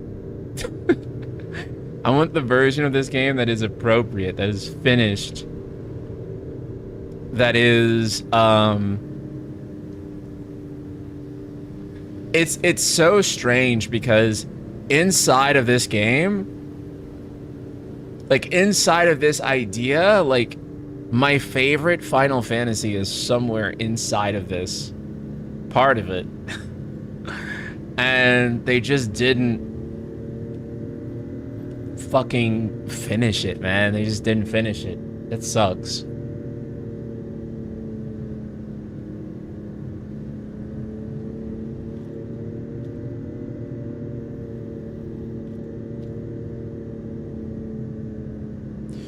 I do wonder what Comrades could eventually have evolved into, despite 1.2 IMO feeling very non-canon in terms of gameplay. It added a lot compared to Comrades 1.0, yeah. I bet nobody knew that with your name, the Night Sky Prince, thinking it was for something else. Oh, yeah. No, it's because I love Noctis. I loved him since the Versus 13 days. He was my... I don't know if I ever told you guys this, but I would like do my hair like Noctis when I was like 19. So I had like on fumes at this point. The back spike and the bangs going on. Yes, I did my hair like Noctis, and yeah, and I was obsessed with Versus, and I'd read all the interviews, and that's also too why I'm so proud of the video that we put up, because I think back on that video, and that is like really a video that only I could make. Not to say that anyone else couldn't make like a good like Versus 15 retrospective, but I think only I could make that in the way that I did and talk about it and recall some of this stuff. And nobody else could just come on and like think like just do this from scratch, right? Like, because half of the shit online is like no longer even there. It does feel like my masterpiece, although even then I look back at parts of it and I think I probably could have done better. Like, one of the things I regret not mentioning, bro, get gas. Oh fuck, hopefully we come across a gas station. Ignis, pull over a sec. Wait, can I cheat? Can I like warp to a gas station? And then can I like warp to one? And then here, let's see if we can like warp to Hammerhead. Because if we warp there, then I can also get the repair kit too for that guy on the side of the road. I think we need to buy a couple of repair kits.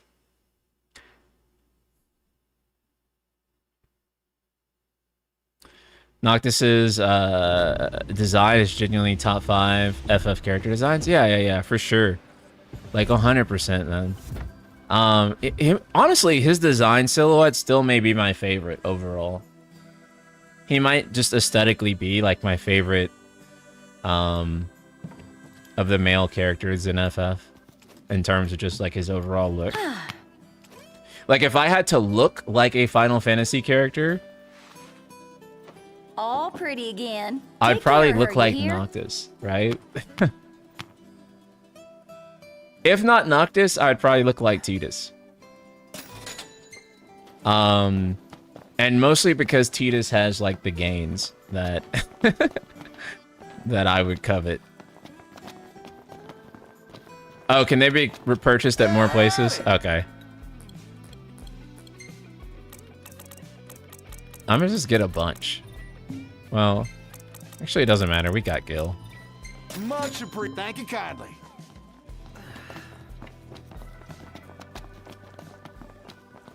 You guys want to know some cringe shit? Like real cringe shit? Like I would like wear 2 fucking belts.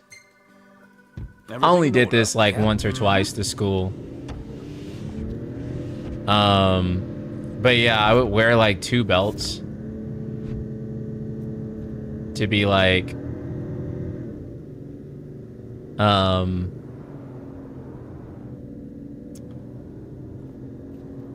to look like Squall at school. Can you set me up with RNA or Cindy since you have connections at SE? Unfortunately, I'm already RNA and Cindy are already part of my harem, bro. I'm so sorry. Yeah, I was super Nomada pilled. I was like big on Kingdom Hearts. I was very much a disciple of his. If you go back and you see some of the art I was drawing at the time, I was like a really big Nomura head in general. Like I loved his shit. Loved everything he was putting out. His games, designs. You know, you want to talk about like FF connecting like with younger people. Like one of the things about that is, do I still attend cons? No, I haven't been to a con in like 7 years. I haven't been to a con since like 2019. But yeah, like his designs are basically the most iconic. I do think, I agree. And his designs also were like perfectly primed for the youth. That's another thing, is that like you look at, say, Squall and how cool Squall was. Can we call it a night and head for the hotel? There is just no use trying to change your mind. Let's go. Awesome! Nap time! Indeed. There is just no character that was as cool as like Squall, right? Or Cloud or Noctis. And I really do think, you know, for us growing up especially, that was like the coolest fucking characters, right? These were the coolest characters ever. And so I do think, I'm like, hey, how the fuck do you recapture that? How do you recapture the coolest fucking characters ever? Now, I do think Nomura still has it in him. And I don't think that like people seeing his characters nowadays wouldn't think that they're super cool. Maybe, I don't know. Do we need a broccoli head character? Maybe. For Final Fantasy? I don't know, dude. Maybe we do. Maybe we do. Maybe we do need a character that, you know, that looks cool. Oh, customer. What characters do people find most cool nowadays? We ought to hold on to this one. The gang's all here, see? Us?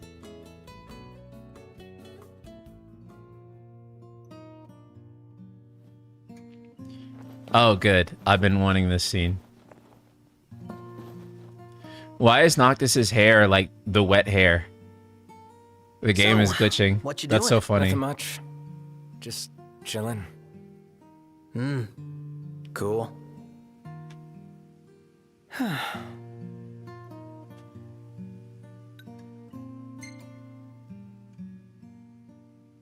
Jack Garland One was hell of a not day, huh? not his best design for But it sure. was fun. Every day's fun. Even when we almost get ourselves killed. I never imagined it'd work out like this. That I'd get to go on an adventure with you guys. Who would have thought, huh? So, how long have we been friends now? Let's see, beginning of high school, so that's 5 years? Yeah, but we've known each other way longer than that. Ever since elementary school, right? Huh? Now his hair You is still dry. remember that? Could hardly forget being gawked at. Well, you know, it isn't exactly easy being in the presence of royalty. And when we did meet in high school, you pretended it was the first time. Yeah, the first time I worked up the nerve to say something. Feels just like yesterday. You should have said something sooner. Wasn't Jack just a reused core? Oh, knocked. I don't think that was ever He just said, wouldn't but understand. I wouldn't be surprised if it was like another versus Back thing. then, I was... Actually, never mind. Hey, you can't just stop halfway. Yeah, I know. It's so fuck seeing what could have been at 15. used to Dude, be I'm super telling shy. you, man. This Couldn't could have been talk to the people. Final Fantasy. No Holy shit, is surprises, that but Kenny I had Crow? no friends. At least That's not crazy. real ones. I was always alone. And there were times when I felt, well, worthless.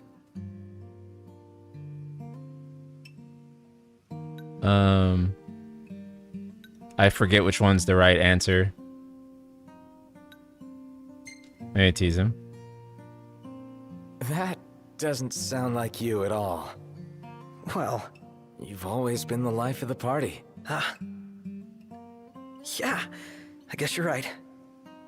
Someone's got to keep our spirits up, right?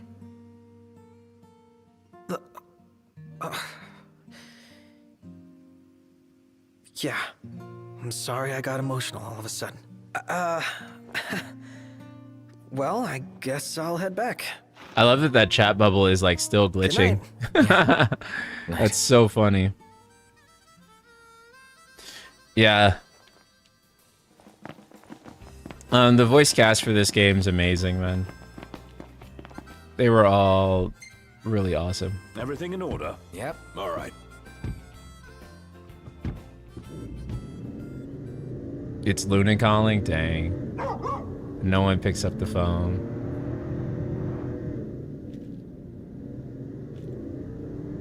I mean, Stella's design has already been repurposed into Nameless Star. Right?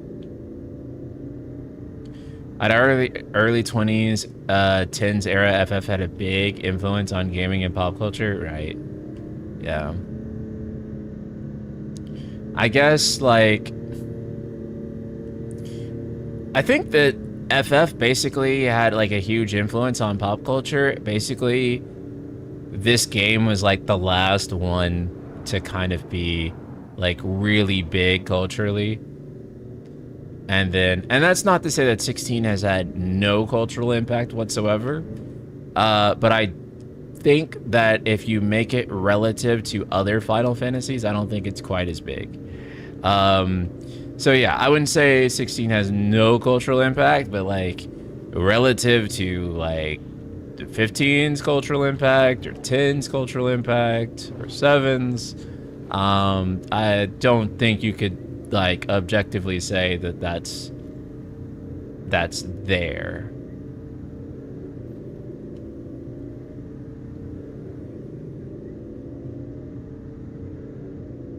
Why did they get rid of Luna and Noctis talking on the phone? I can't believe Taubitz had thought the dog letters were more romantic. There was such a disconnect there. Them talk. I know, dude. I know. And there's already so much stuff, right? So imagine like at the hotels, you had scenes where you get a call from Luna, and it would just be you and her talking, and she could send you photos. Like, you know how you show her a photo? You weren't supposed to tease him? Fuck. I was supposed to show interest, right? Damn. Okay. We'll have to come back. You can do the scene again, right? I couldn't remember which one it was. God damn it. We'll do it again.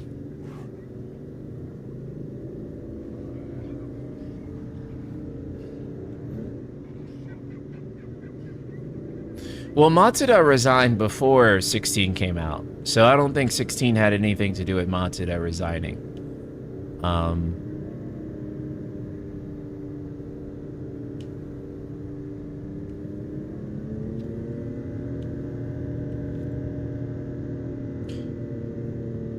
I think 15 introduced way more people to FF at large than 16 has. Oh, for sure.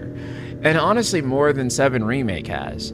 I think that, like, one of the mistakes that 7R made is kind of locking in the story for people who've only played Final Fantasy VII, which I know that some people, like, especially on Twitter now, there's, like, this big discussion about how Final Fantasy VII is a remake and not a pseudo-sequel or whatever the fuck, which I'm like, it's kind of crazy for this discourse to, like, crop up, because I thought, like, in 2020 everyone was, like, so certain it was, like, a pseudo-sequel type thing. But, like, in either case, like, FF7R's story has been made infinitely more convoluted and infinitely harder to get into.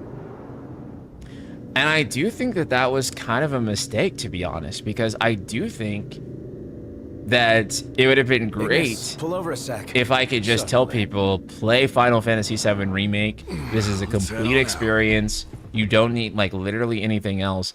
And, I mean, you can start with Final Fantasy VII Remake, sure. You know, I still recommend a lot of people start with it. But You saved me a long trek. it still is such a That couldn't have gone any better.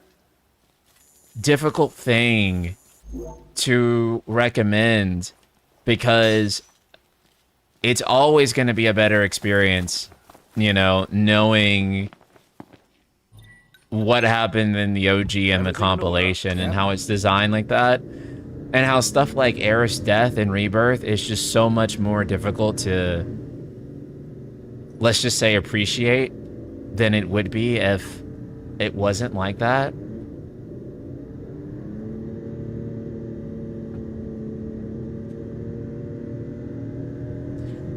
I'll never get over the fact that they had a pre-invasion Insomnia built and we can't explore with the pros. Not even talking about the invasion, but a prologue before the trip would have been Kino. Okay, I'm going to piss you guys the fuck off.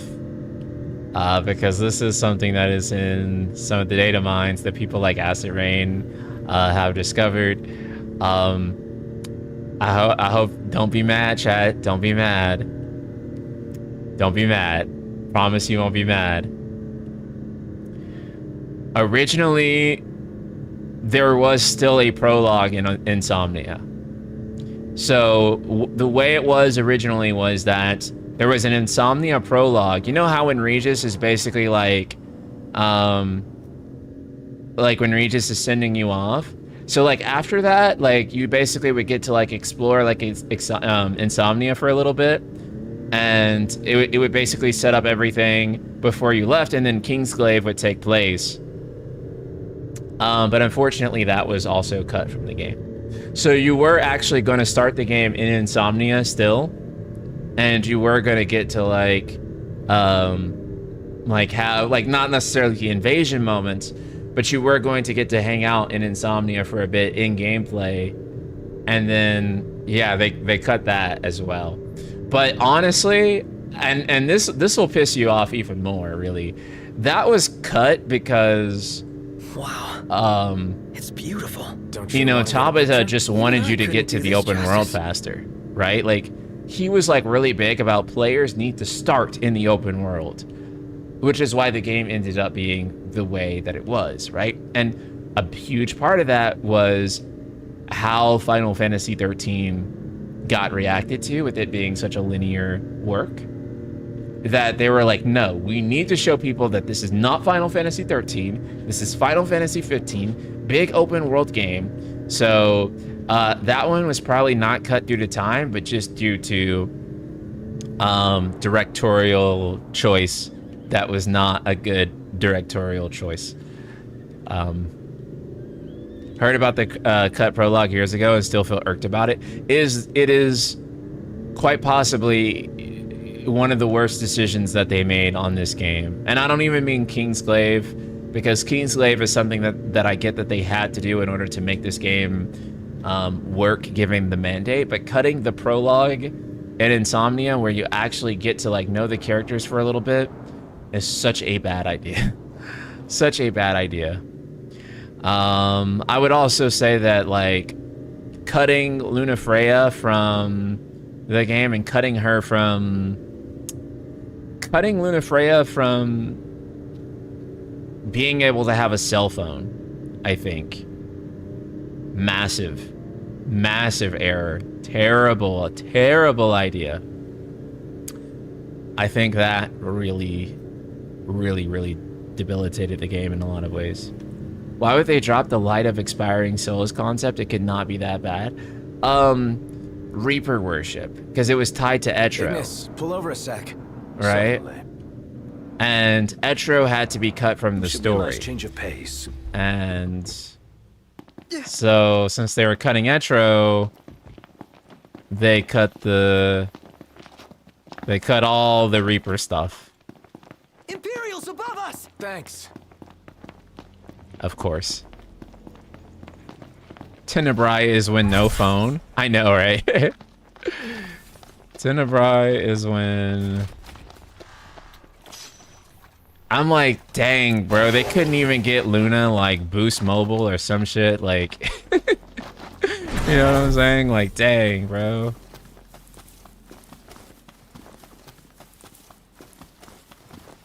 God forbid women have phones. I know. They were like, she's just going to be on TikTok with it. We're not getting Luna a phone. It's terrible, bro. We're outnumbered. I propose we take them out one by one. Test out our ultimate weapon.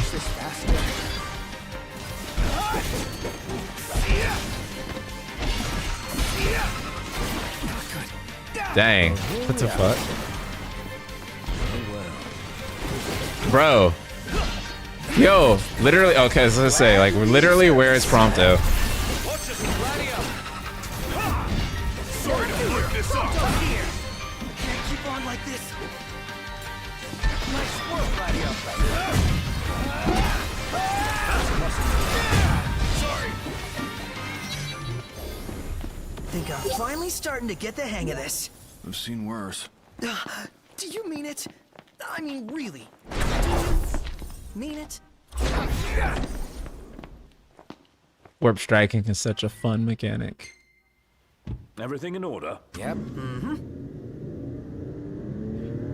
Oracle speak. Yeah, it's crazy how she can speak to gods, but not to her fucking fiance. Without a fucking dog. It's just like...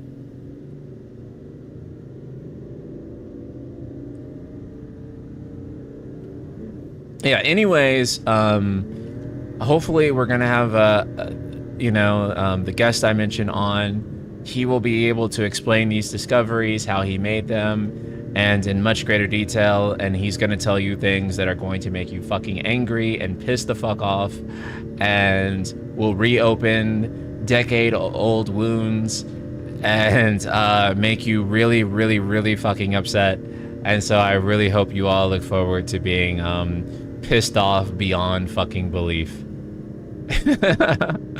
and ready to demand that Square Enix actually finishes this game. I'm so... I just really want Square to finish this game more than anything. More than anything, I want them to finish this game. Oh wait, hold on. I think someone... Hey, bits, this thing won't let me scroll. Nunu Banana, thank you for the bits. I'm confused why they didn't make Noctis a warrior of darkness. I think it would have helped a bit with the theme of black in the royal family and other design choices. Do you think it became a mainline title? The executives mandated Noctis had to be a warrior of light. Again, this is kind of like my speculation and some other stuff, but in China, and remember they wanted this game to be sold in China, my understanding is it's not so much that you can't be like a warrior of darkness, but you can't release a story where the good guys don't win ultimately. And it has to be clear who the good guys are. So I think a lot of aspects of like being morally gray, if that makes sense, you're not allowed to do. That's my understanding of like the CCP's regulations. So that idea would not work, Nunu. They would have to... That happened to Wu Chang recently, really?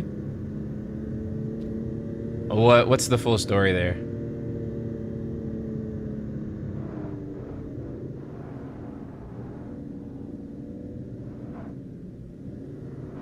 Yeah, that's why Genshin is... Where do we go from here? That's why Genshin is like... it's written, yeah. It's also why it's really hard for me to invest in those types of games, because I know that the story has to play out in certain ways and certain things are like off limits, right? And when you know that, it does kind of make getting into the stories a little hard.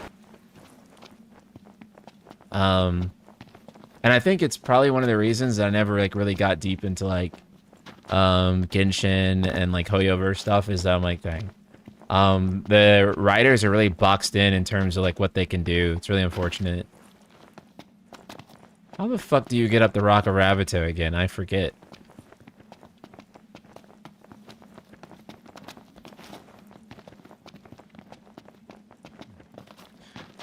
So... Oh fuck, we may need to go to a hotel soon. Shit. Because it's gonna be nighttime soon. Well, we'll just cope, and maybe we'll find a... colder today. Yep. Getting pretty dark out here. Come on, guys, Fuck. let's go find somewhere to crash. Okay, I guess we'll do that then. I like how we still have like the chat bubble in the corner. Time to go. Mm-hmm. We'll come back here.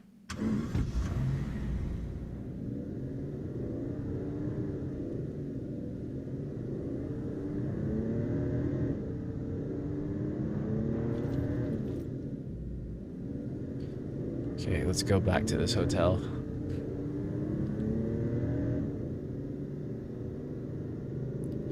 I mean, yeah, that's like another thing too with gacha games, is that when you're playing a gacha game, you're also kind of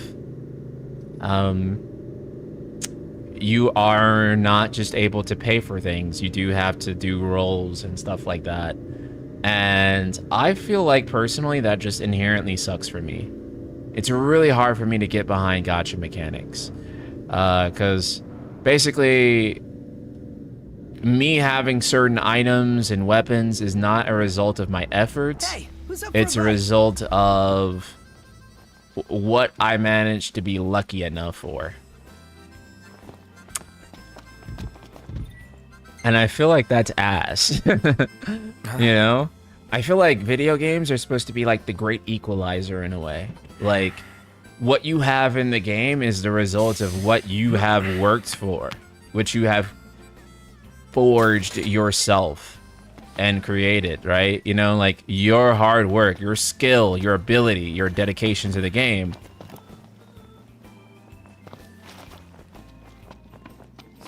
What can I do for you? Is there anything here? Thank you kindly. Memories of FF12, yes. Coder. Thank you. That's it. What's up, Iggy? I've come up with a new recipe. Can't wait to try it. Ravito. I really fucking hate that I can't control characters that don't even appear. That I can control characters that don't even appear in the story for another 50 hours. Oh yeah, that's another thing too. Is that characters in a gacha game have to be written around the gacha, right? You Rumble Nut? In King's Night? Oh yeah, I'm game. In that case, And I always feel like that ruins the story for me, right? Because you can never put a player in an uncomfortable situation, because then they won't spend more money, or they may not feel incentivized to do certain things, right? So the whole game is written around the gacha. Yeah. Weapons ready. Swing by when you can. You said Dissidia Duellum was a masterpiece on Twitter the other day. No, I did not. Dan Smith. Take a look at our wares. I know your alter ego, sir. No, I did not. Pleasure doing business. But, I'll see you later. I get it, though. I do think that Dissidia Duellum is fun. But actually, that's my problem with Dissidia Duellum, though, too. Is that I feel like it's going to be ruined by the gacha.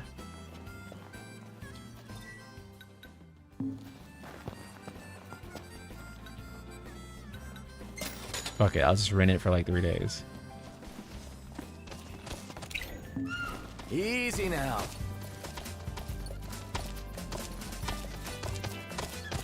See you, Slowpoke!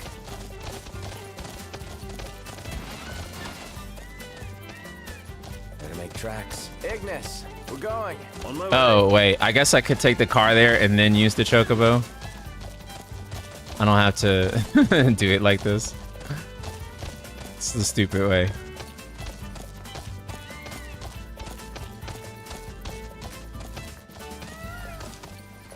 Thanks for the ride. Nice riding with you. Oh, I didn't mean to do Ready for manual. more? That's okay. You though. bet. Let's hit it. Oh, is that the wrong way? Wait, is it this way? Fuck it. Ignis drive. I didn't want to drive anyway. I'm out of breather. Nunu, thank you for the bits. I'm wondering why those darker themes were proposed for the story if they were incompatible with the Chinese censorship. So the goal wasn't originally to sell it there. It became important after they decided to make it 15 and after they decided they needed to maximize profits. Did these laws get more strict since inception, or did no, it's just that, like, it's not like they got stricter per se. It's just that as the game ballooned in development cost and budget and they wanted to make more profit off of it, they basically decided that they wanted to sell it everywhere and for it to be a big success. Because remember, at the time, they thought Final Fantasy 15 was not even going to sell 5 million. They thought this shit was cooked.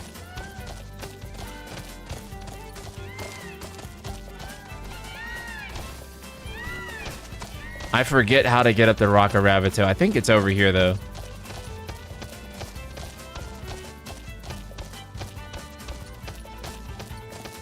Yeah, this is the trail.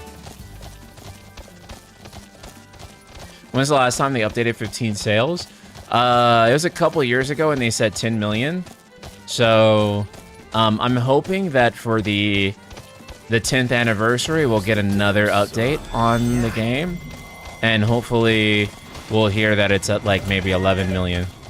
Last thing I need now. Oh, that's right. You can fight with your chocobo.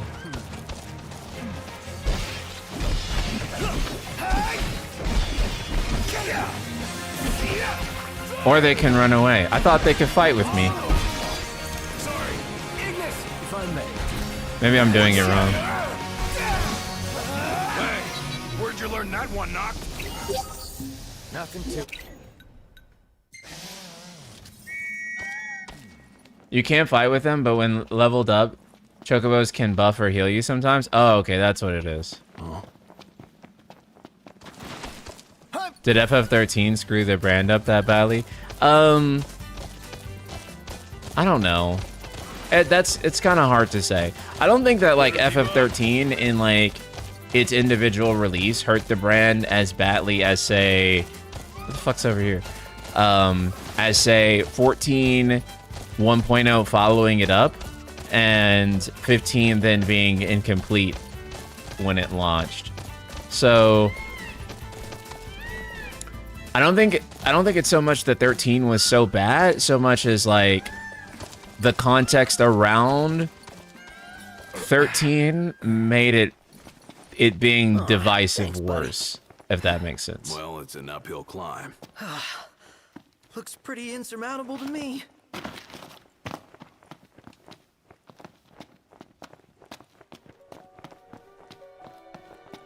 Just think about what's waiting at the I don't top. think FF13 screwed them up. I think Square Enix thinking FF13 screwed them up.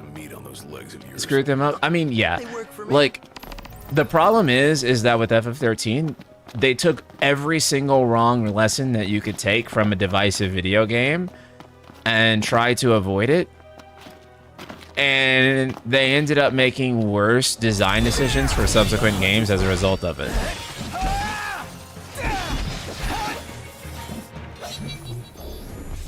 The FF15 camping mechanic was really good. It's actually annoying. It was omitted from 7.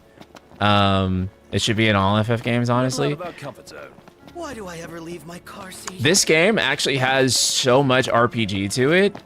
Like, it's actually kind of insane that, like, 16 has, like, almost no RPG to it. I kind of wish that this game had a harder mode, just because I would have to use like all of the RPG aspects, like cooking and such. But I don't think you really need to use it as the game currently is. Enough talk. Time for some action.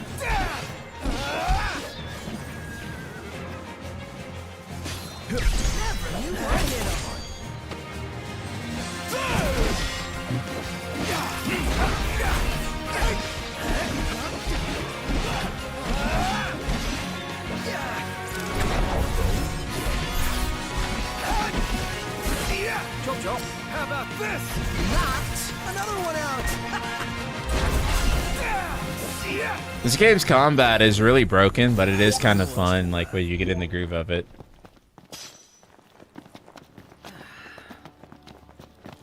This way.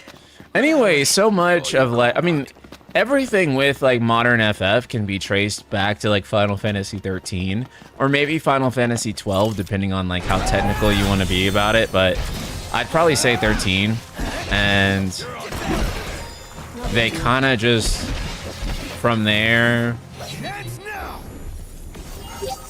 just didn't know what the fuck to do. Nice try. Let's double back and go the other way. 15's teamwork mechanics would have helped 16 a lot. Like being able to like work with your comrades. Like if you could do like literally anything with Jill as she's standing there, I think that would have greatly improved. I'm afraid you've still Improved that game. That's it. What's up, Iggy? I've come up with a new recipe. I could taste test for you.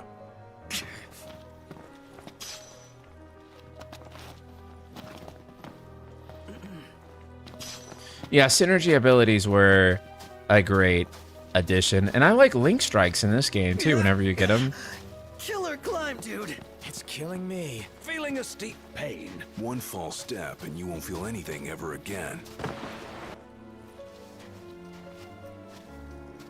dang, it's almost like I have an ability that lets me just throw the sword up this rock. But I appreciate it.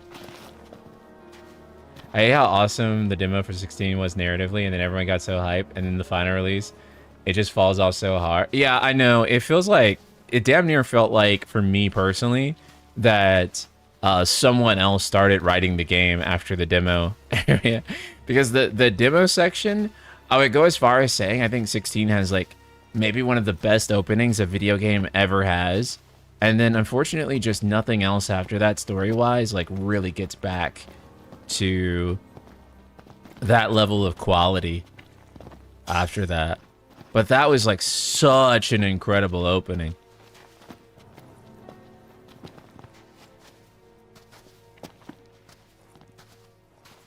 But then Noctis would leave his bros behind. Well, he doesn't need his bros. He's Muthos, bro. He doesn't need other people. Needing other people is weak. You only need other people so you can absorb their power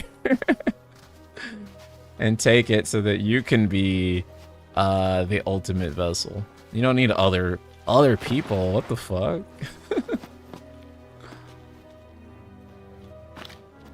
Yeah, I think that was like the first time I had been kind of disappointed with CS3 as well. And then I think the second time was 6.x. And I was so disappointed with 6.x and 16 that like that I was just like, I don't care about Dawn Trail. And then I saw the reviews for Dawn Trail and I was like, yeah, I'm done for the moment. So eventually, obviously, I'll finish Dawn Trail and we'll play 8.0 when it comes out. But like right now, yeah, I can't understand why they went for such a tropey JRPG story with the worst villain in this greatest game. I mean, it was like a weird thing, right? Because they went from like the kind of Game of Thrones thing, which is where I thought the game was like really interesting, to like kind of like the worst of FF tropes to me. I'm no geologist, but I'm pretty So sure this is a volcano. Hey, what are the chances of it erupting while we're here? Right side, you won't suffer long if it does. King Calls, how's it going? Do not play Dawn Trail, you will lose all faith in them. It is genuinely one of the worst FF stories ever. Holy shit. Damn. Based on how people speak about it, I kind of believe it.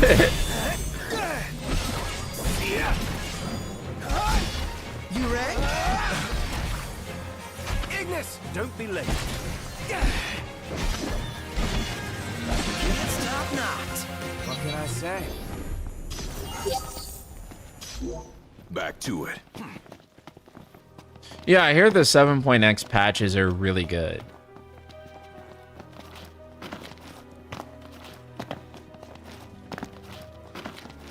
We've two paths before us. Choose how solid it is. Choose the one that's not a dead end. Easier said than done. The fuck? I want the one that's a dead end, bro. The one that's a dead end, like, that's the one that lets me explore the dead end before I go to the correct path. Well, that's a dead end, I guess. So the correct path is, of course. Or wait, is this? Are they talking about the path down here? That's not a path. Okay, so let's go back. And let's go this way. Yeah, Endwalker was great. But I think a lot of people... The thing I see people saying in like defense of Dawn Trail is that people are expecting Dawn Trail to be like Endwalker or Shadowbringers, but it can't be without the build-up. But I really don't think that's what most people are expecting. Or at least I don't think that's what I would go in expecting. But I also don't think it's necessary to that, like, for example, that a game has to be boring, like whenever it's like doing its world building and stuff like that, or that it has to be slow. I don't think that that's true. The fact that that's even like the framing of discourse right now says a lot to me. None the worse for wear. Bring on the next one.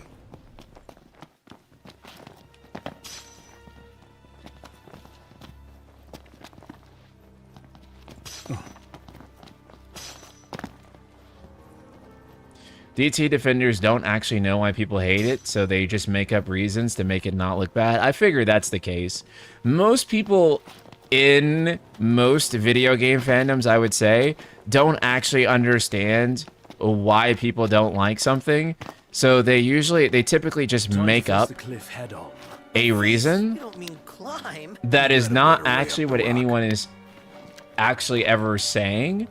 Because I never actually saw anyone saying that, right? I never saw a single soul saying that the problem is just that it's not as good as, like, it's not as climactic, let's say, as like Shadowbringers or Heaven Woods. I haven't seen a single person say that as for why it was a problem.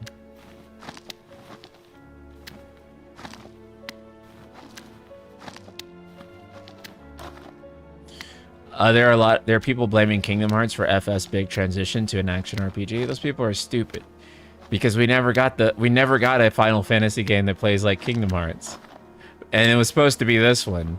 And I guarantee you, if this game played like Kingdom Hearts 2 Final Mix, we would fucking love it. Nice Metal Gear reference, Laro. All I wish for is a return to Versus 13. ATP, we sound like boomers crying for Dealerines, but it's such a heartbreak how we missed out on such a gem and got slop in comparison, yeah. I mean, this game is still... I still oddly like this game. It is still kind of fucking fun, to be honest. This place is practically begging to be camped on. Halt our hike a moment. I think I'm full on everything else. Volcano, and there's no fire. There's only fucking ice and lightning. Okay. Let's see if I can do verse everyone. Let's do this. Right.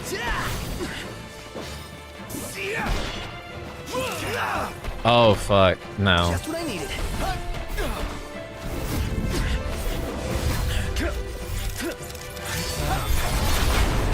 This is the only thing I think my level is not high enough for, or that I feel under leveled for. And this is by far the hardest fucking... Like, I might actually have to use items in order to, like, beat that eventually. Yeah, this is hard. Yeah, like, it is, like, unquestionably the hardest fucking fight in the whole game. Like, holy shit. Especially if you're doing no items run. I don't even know. Like, I guess the only thing you can do is level up to infinity, right? And then do it all up. Since we're doing this for Cup Noodle.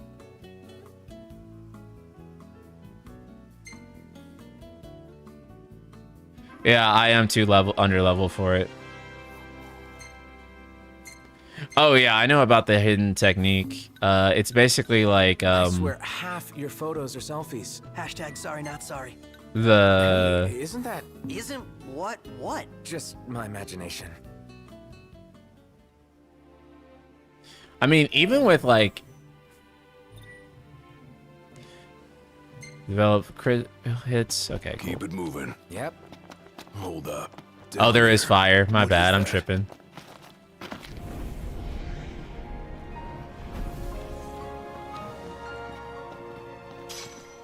This game is so fucking beautiful.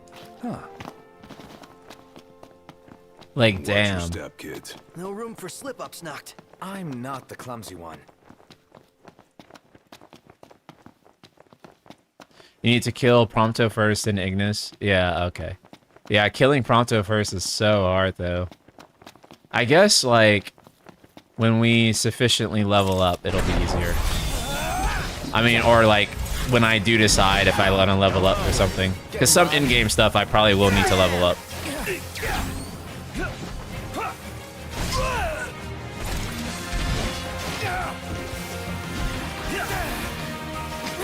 I'm confused.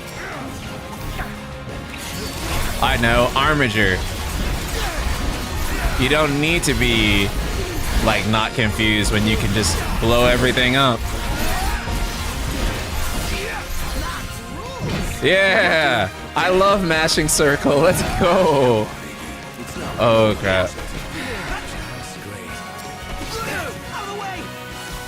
I love that confuse actually, like, makes your controls inverted.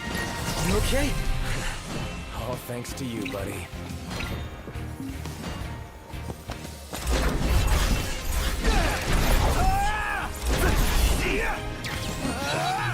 All right, you hate bugs. Me? Yeah, can't stand them. Same here. Icky.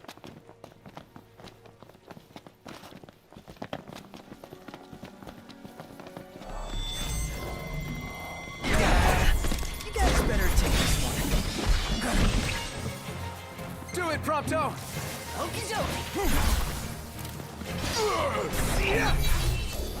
Oh, I ran out of the thing. I was just trying to get some distance. Do it, Prompto! Oh yeah! Wow, okay. Okay. This should hit, right? Okay.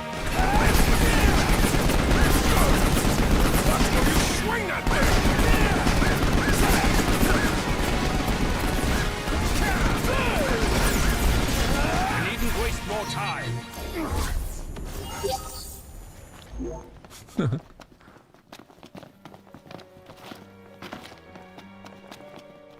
Nowhere left to climb. Should we check out the area below? I'm down if you are. Our goal is to get the egg and escape. Speed is imperative. Mama Bird won't leave the nest unattended for long.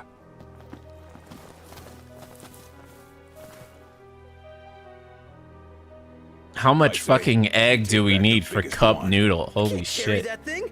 Something portable, perhaps?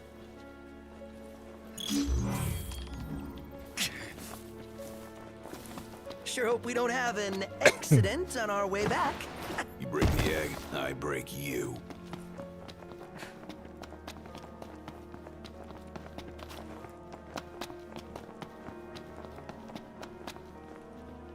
Don't be like me and forget about the royal weapon here after you are done. Oh. Wait, where the fuck is it?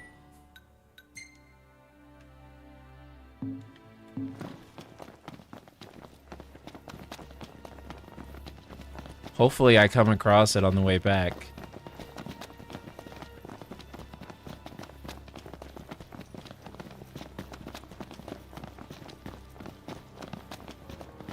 What the fuck is even going on with this plot point of the story? Wasn't their hometown decimated? Yes. But don't you think our lovely advertisers deserve to get their paycheck? Change your active quest when you see it? Oh, okay.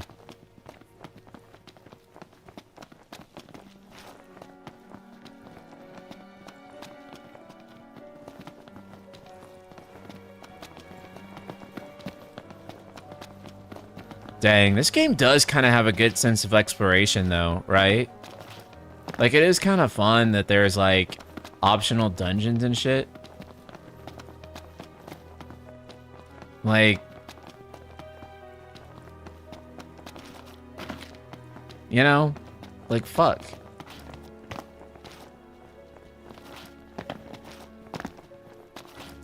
I do think I can confidently say that I enjoy this game more than 13 or 16 even still. Oh shit, I found the tomb. Locked. You might want to see this. Score! It's all about that treasure.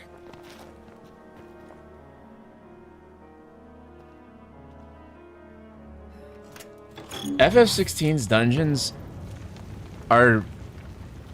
They suck. So much. Like, it is like literally just like a hallway you run down. There's no enemies, there's no gimmicks, there's no... It is like literally just... It is like literally just run down the fucking empty square and just like... I mean, even with like 13, there were at least like optional challenges and stuff like along the way. Like there were enemies that you could fight or ignore and stuff in its dungeons. But like in 16, there is like fucking nothing. Like it is desolate. It is like run to the end of the corner and then that's it. That's the game. That's the game. Just go to the other end. They are FF14 dungeons. And that's not a good thing? Yeah. Honestly, that's a problem for FF14 too, right? But like, you kind of get it because it's an MMO and people are on like a timetable. But even with FF14, it still kind of sucks because it's super frictionless and each dungeon is just a different themed hallway. FF16 doesn't even have dungeons. They're just story set pieces that make replayable in arcade mode. Yeah, I mean that's it, right? Like there's no kind of gimmick to them. There's no interesting design. There's no like, oh, this is my favorite dungeon. Like, what do you mean this is your favorite dungeon versus the other dungeon? Like, it's the same shit. It's a hallway. And not like a particularly interesting hallway. It is like literally just run. It's Diet DMC, but at least DMC has like some like platforming and sometimes some like puzzles and shit and like different challenges. Right? DMC actually has those things. Where was terrifying. But the worst is behind us. DMC, like DMC 5 also has 4 playable characters, by the way. Wow. You know, all of them Go have that far. as much or more depth as Clive does, so it's just like, what the fuck are we doing here, you know?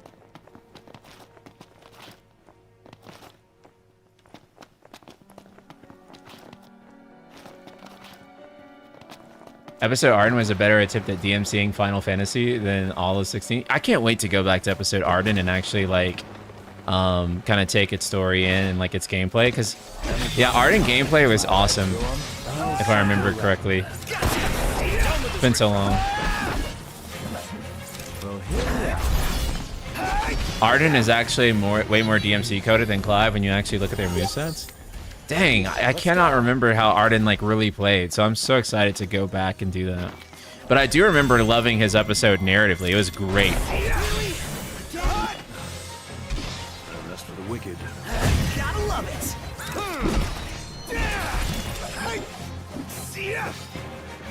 Nothing we can't handle. This franchise might be washed, man.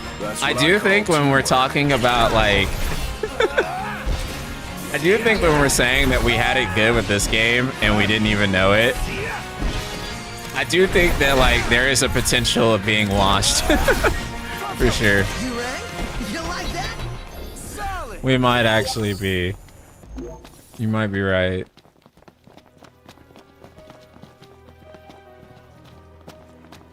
So, and maybe I'm the only one, I actually did not like the active time lore feature, like, at all. I thought it started out as, like, a really cool feature.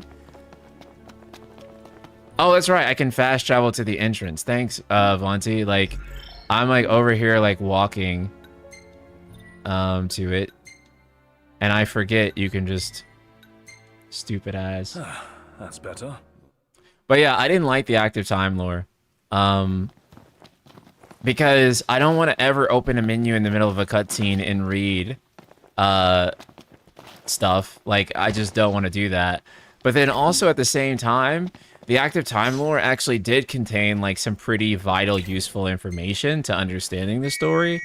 And so most of the times I just felt like it felt like I was punished for reading it, but then I was also punished for not reading it.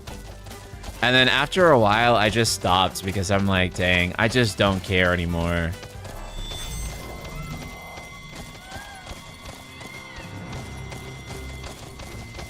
Last thing I need now. Eyes peeled, mouth closed.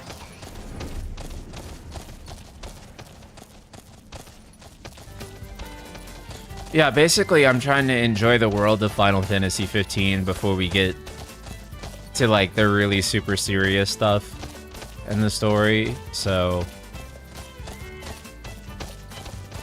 we're not gonna 100% this playthrough, I don't imagine, but I do want to do all of the major side quests and all the fun stuff in the game. So right now, that's what we're focused on doing, and then we'll get back to the, because there actually are like some actually very gold side quests in here. Now, I want you guys to remember this whole Rock of Ravito thing and this Cup Noodle thing. This was a side quest, and this is not the stream to just like harp on 16, but it does come up every time because, of course, we're going to compare it to the most recent FF. But like, yeah, like this was fun. Like the side quest is that I got to climb a mountain and steal an egg from like a fucking volcano and steal an egg from some giant bird, and now we're gonna make fucking cup noodles with it, right? And climbing the mountain was actually fun. It wasn't just like, well, the deep lore of these peoples on this world. It was fun. It's a video game, and it's fucking fun to do, right? Like, it's actually enjoyable to climb the Rock of Ravito. Nice change of pace. And wait, where did I click on? Did I click on the right thing? No. Why did it take us here?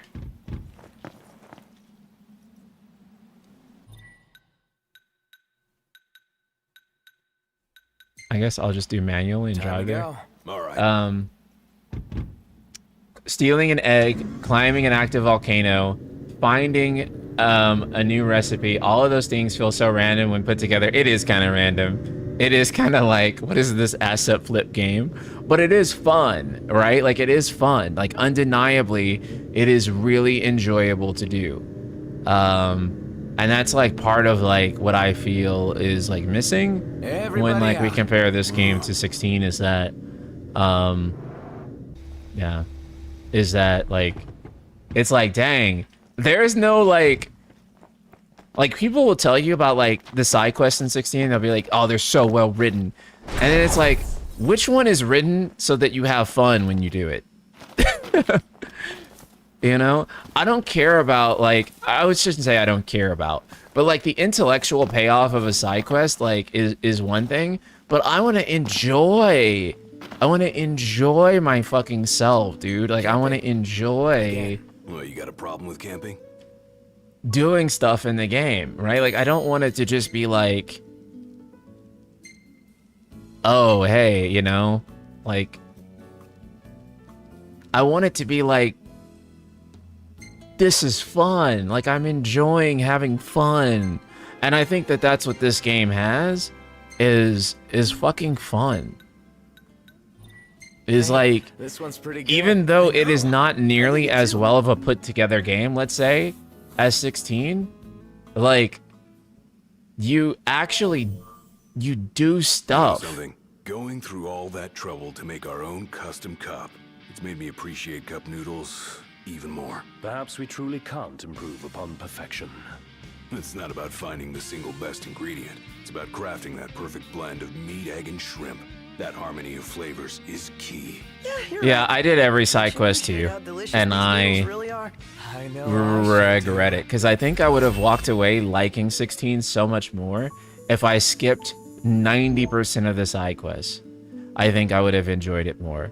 Like, the only ones that I think were actually good were the character quests, and like the one where you find like the bear behind the thing, and like they've already turned to stone, and then like they get eaten, like that family gets eaten. But yeah.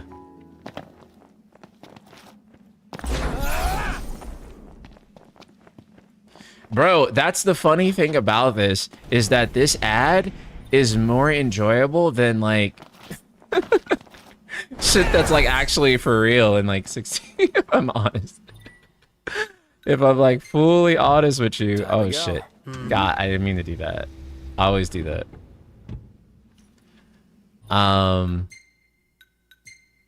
Yeah, like, it's more enjoyable to me than like shit they're like so serious about.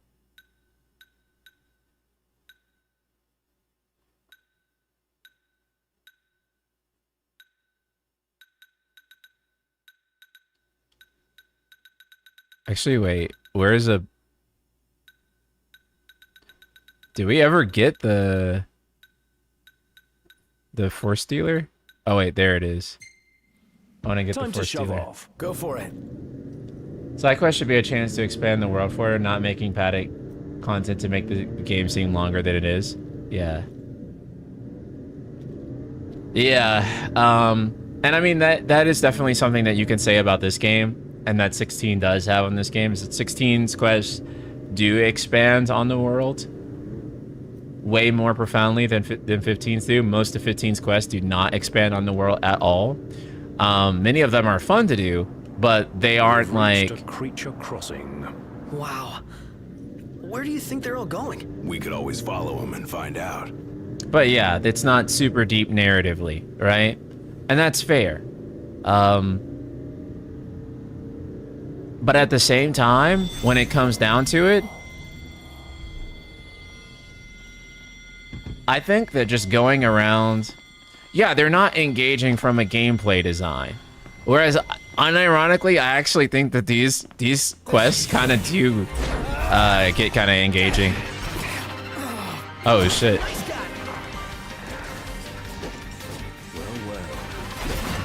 Bro.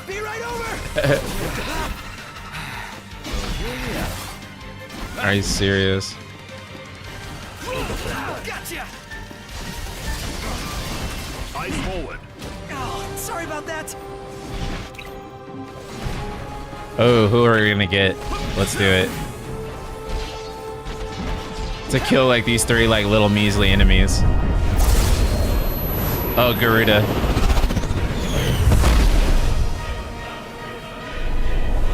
Roy Mustang, thank you for the super chat. FF16 has the absolute worst side quest I have experienced in an RPG. I kind of agree, honestly. Like, sometimes they're like decently written, but most times I'm just like, it wasn't fun. And like writing alone can't carry a game. If it could, then make a film, And not a game, right?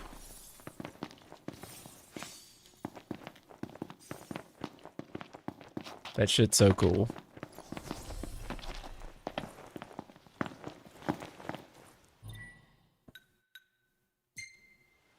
Everything in order? Yep. All right. FF15 side quests have nothing to do with the plot. Yeah, I know. They have like literally nothing to fucking do with the plot. And in that regard, yeah, I would agree that 16 side quests are much better. Even Rebirth's, I mean, not to say Rebirth is worse than the other two, because I think Rebirth side quests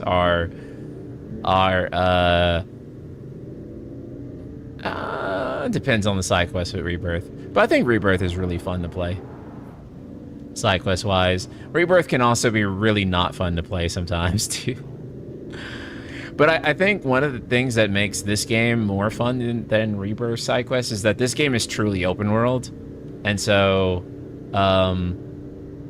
you can kind of just fuck around, and fucking around is the game. Whereas in Rebirth, it feels like you care more about the story.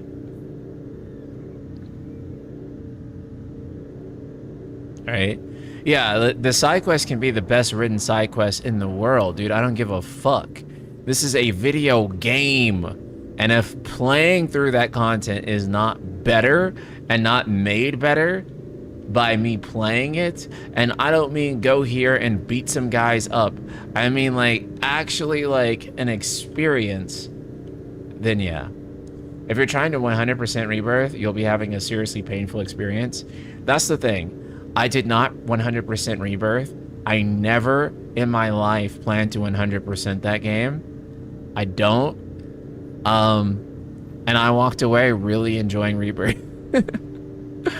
But you know what? If you do plan to 100% Rebirth, then yeah, you probably fucking hate that game. Or you probably have a lot of problems with it.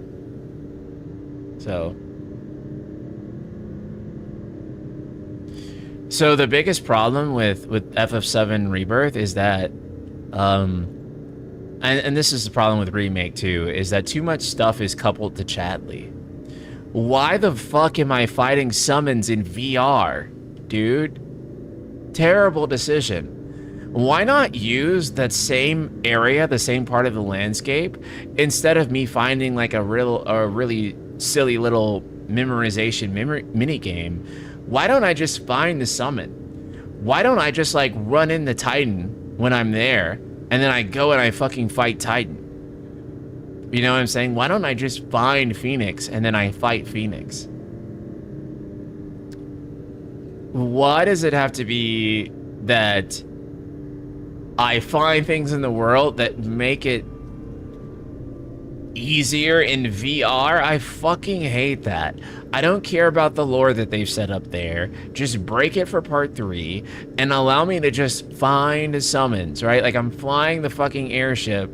Let me just find the summon in the world or something, and then I beat the summon, and then I can like use the materia or something. But please do not fucking do the fucking Chatly VR stuff. The VR stuff is a cop-out for actually integrating content into the world.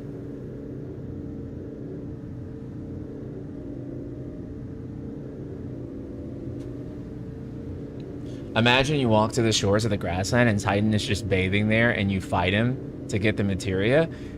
Bro, imagine, right? And maybe they can't do that for part 3, but imagine that's Final Fantasy 17, right? Like imagine you walk near a lake and fucking Leviathan comes out and you fight Leviathan and then you can get the fucking summon, like, well, not summon materia because it'll be something different for 17. But like, the end conclusion is that like after that you can summon Leviathan. Be the coolest fucking shit ever. It'd be the coolest fucking shit ever. People would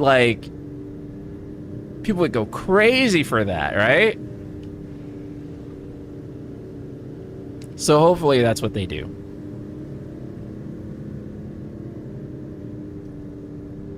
Yeah, I don't think VR is inherently bad because you can go in there and get cool combat challenges. But I think it's bad, like, as a kind of, like, cop-out, like, for things like summons and other things.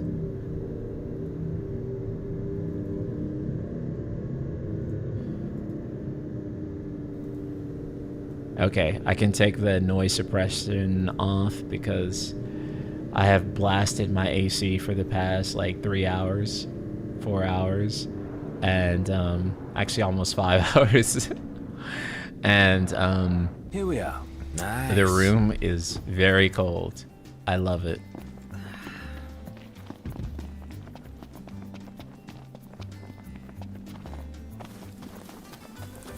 Do you have a favorite FF spin-off game? The original PSP release of Final Fantasy Type 0. It's my favorite spin-off game. I think it was pretty cool. I think the HD remaster kind of ruined it, actually. The game is actually better on PSP.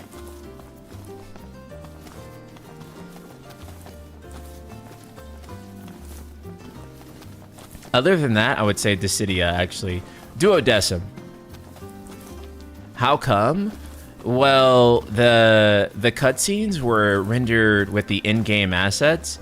So sometimes you'd get like a really high-res character, and then sometimes you wouldn't, and it would look really mismatched and ugly. There y'all are. Get ready to be Super blown unfortunate. away. Nice.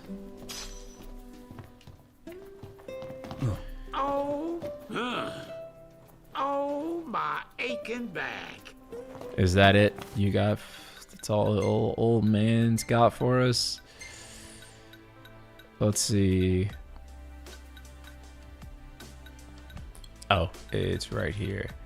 Force Stealer. Dang, let's go.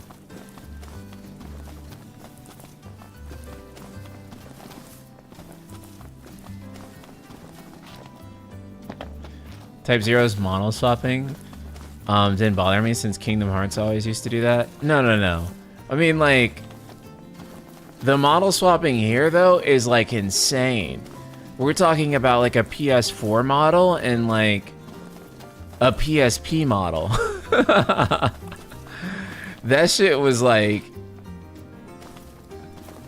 beyond normal jarring, dude. That was, like... That was crazy.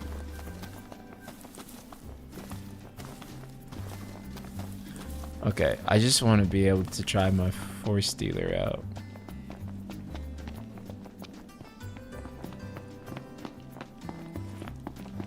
Iris is truly a caring soul. Can I just run over here? You get along like wildfire. I just want to see We it. do have much in common, like our tales of picking after the prince. Be of service. Yay! We got it. We got it, boys. Force Stealer.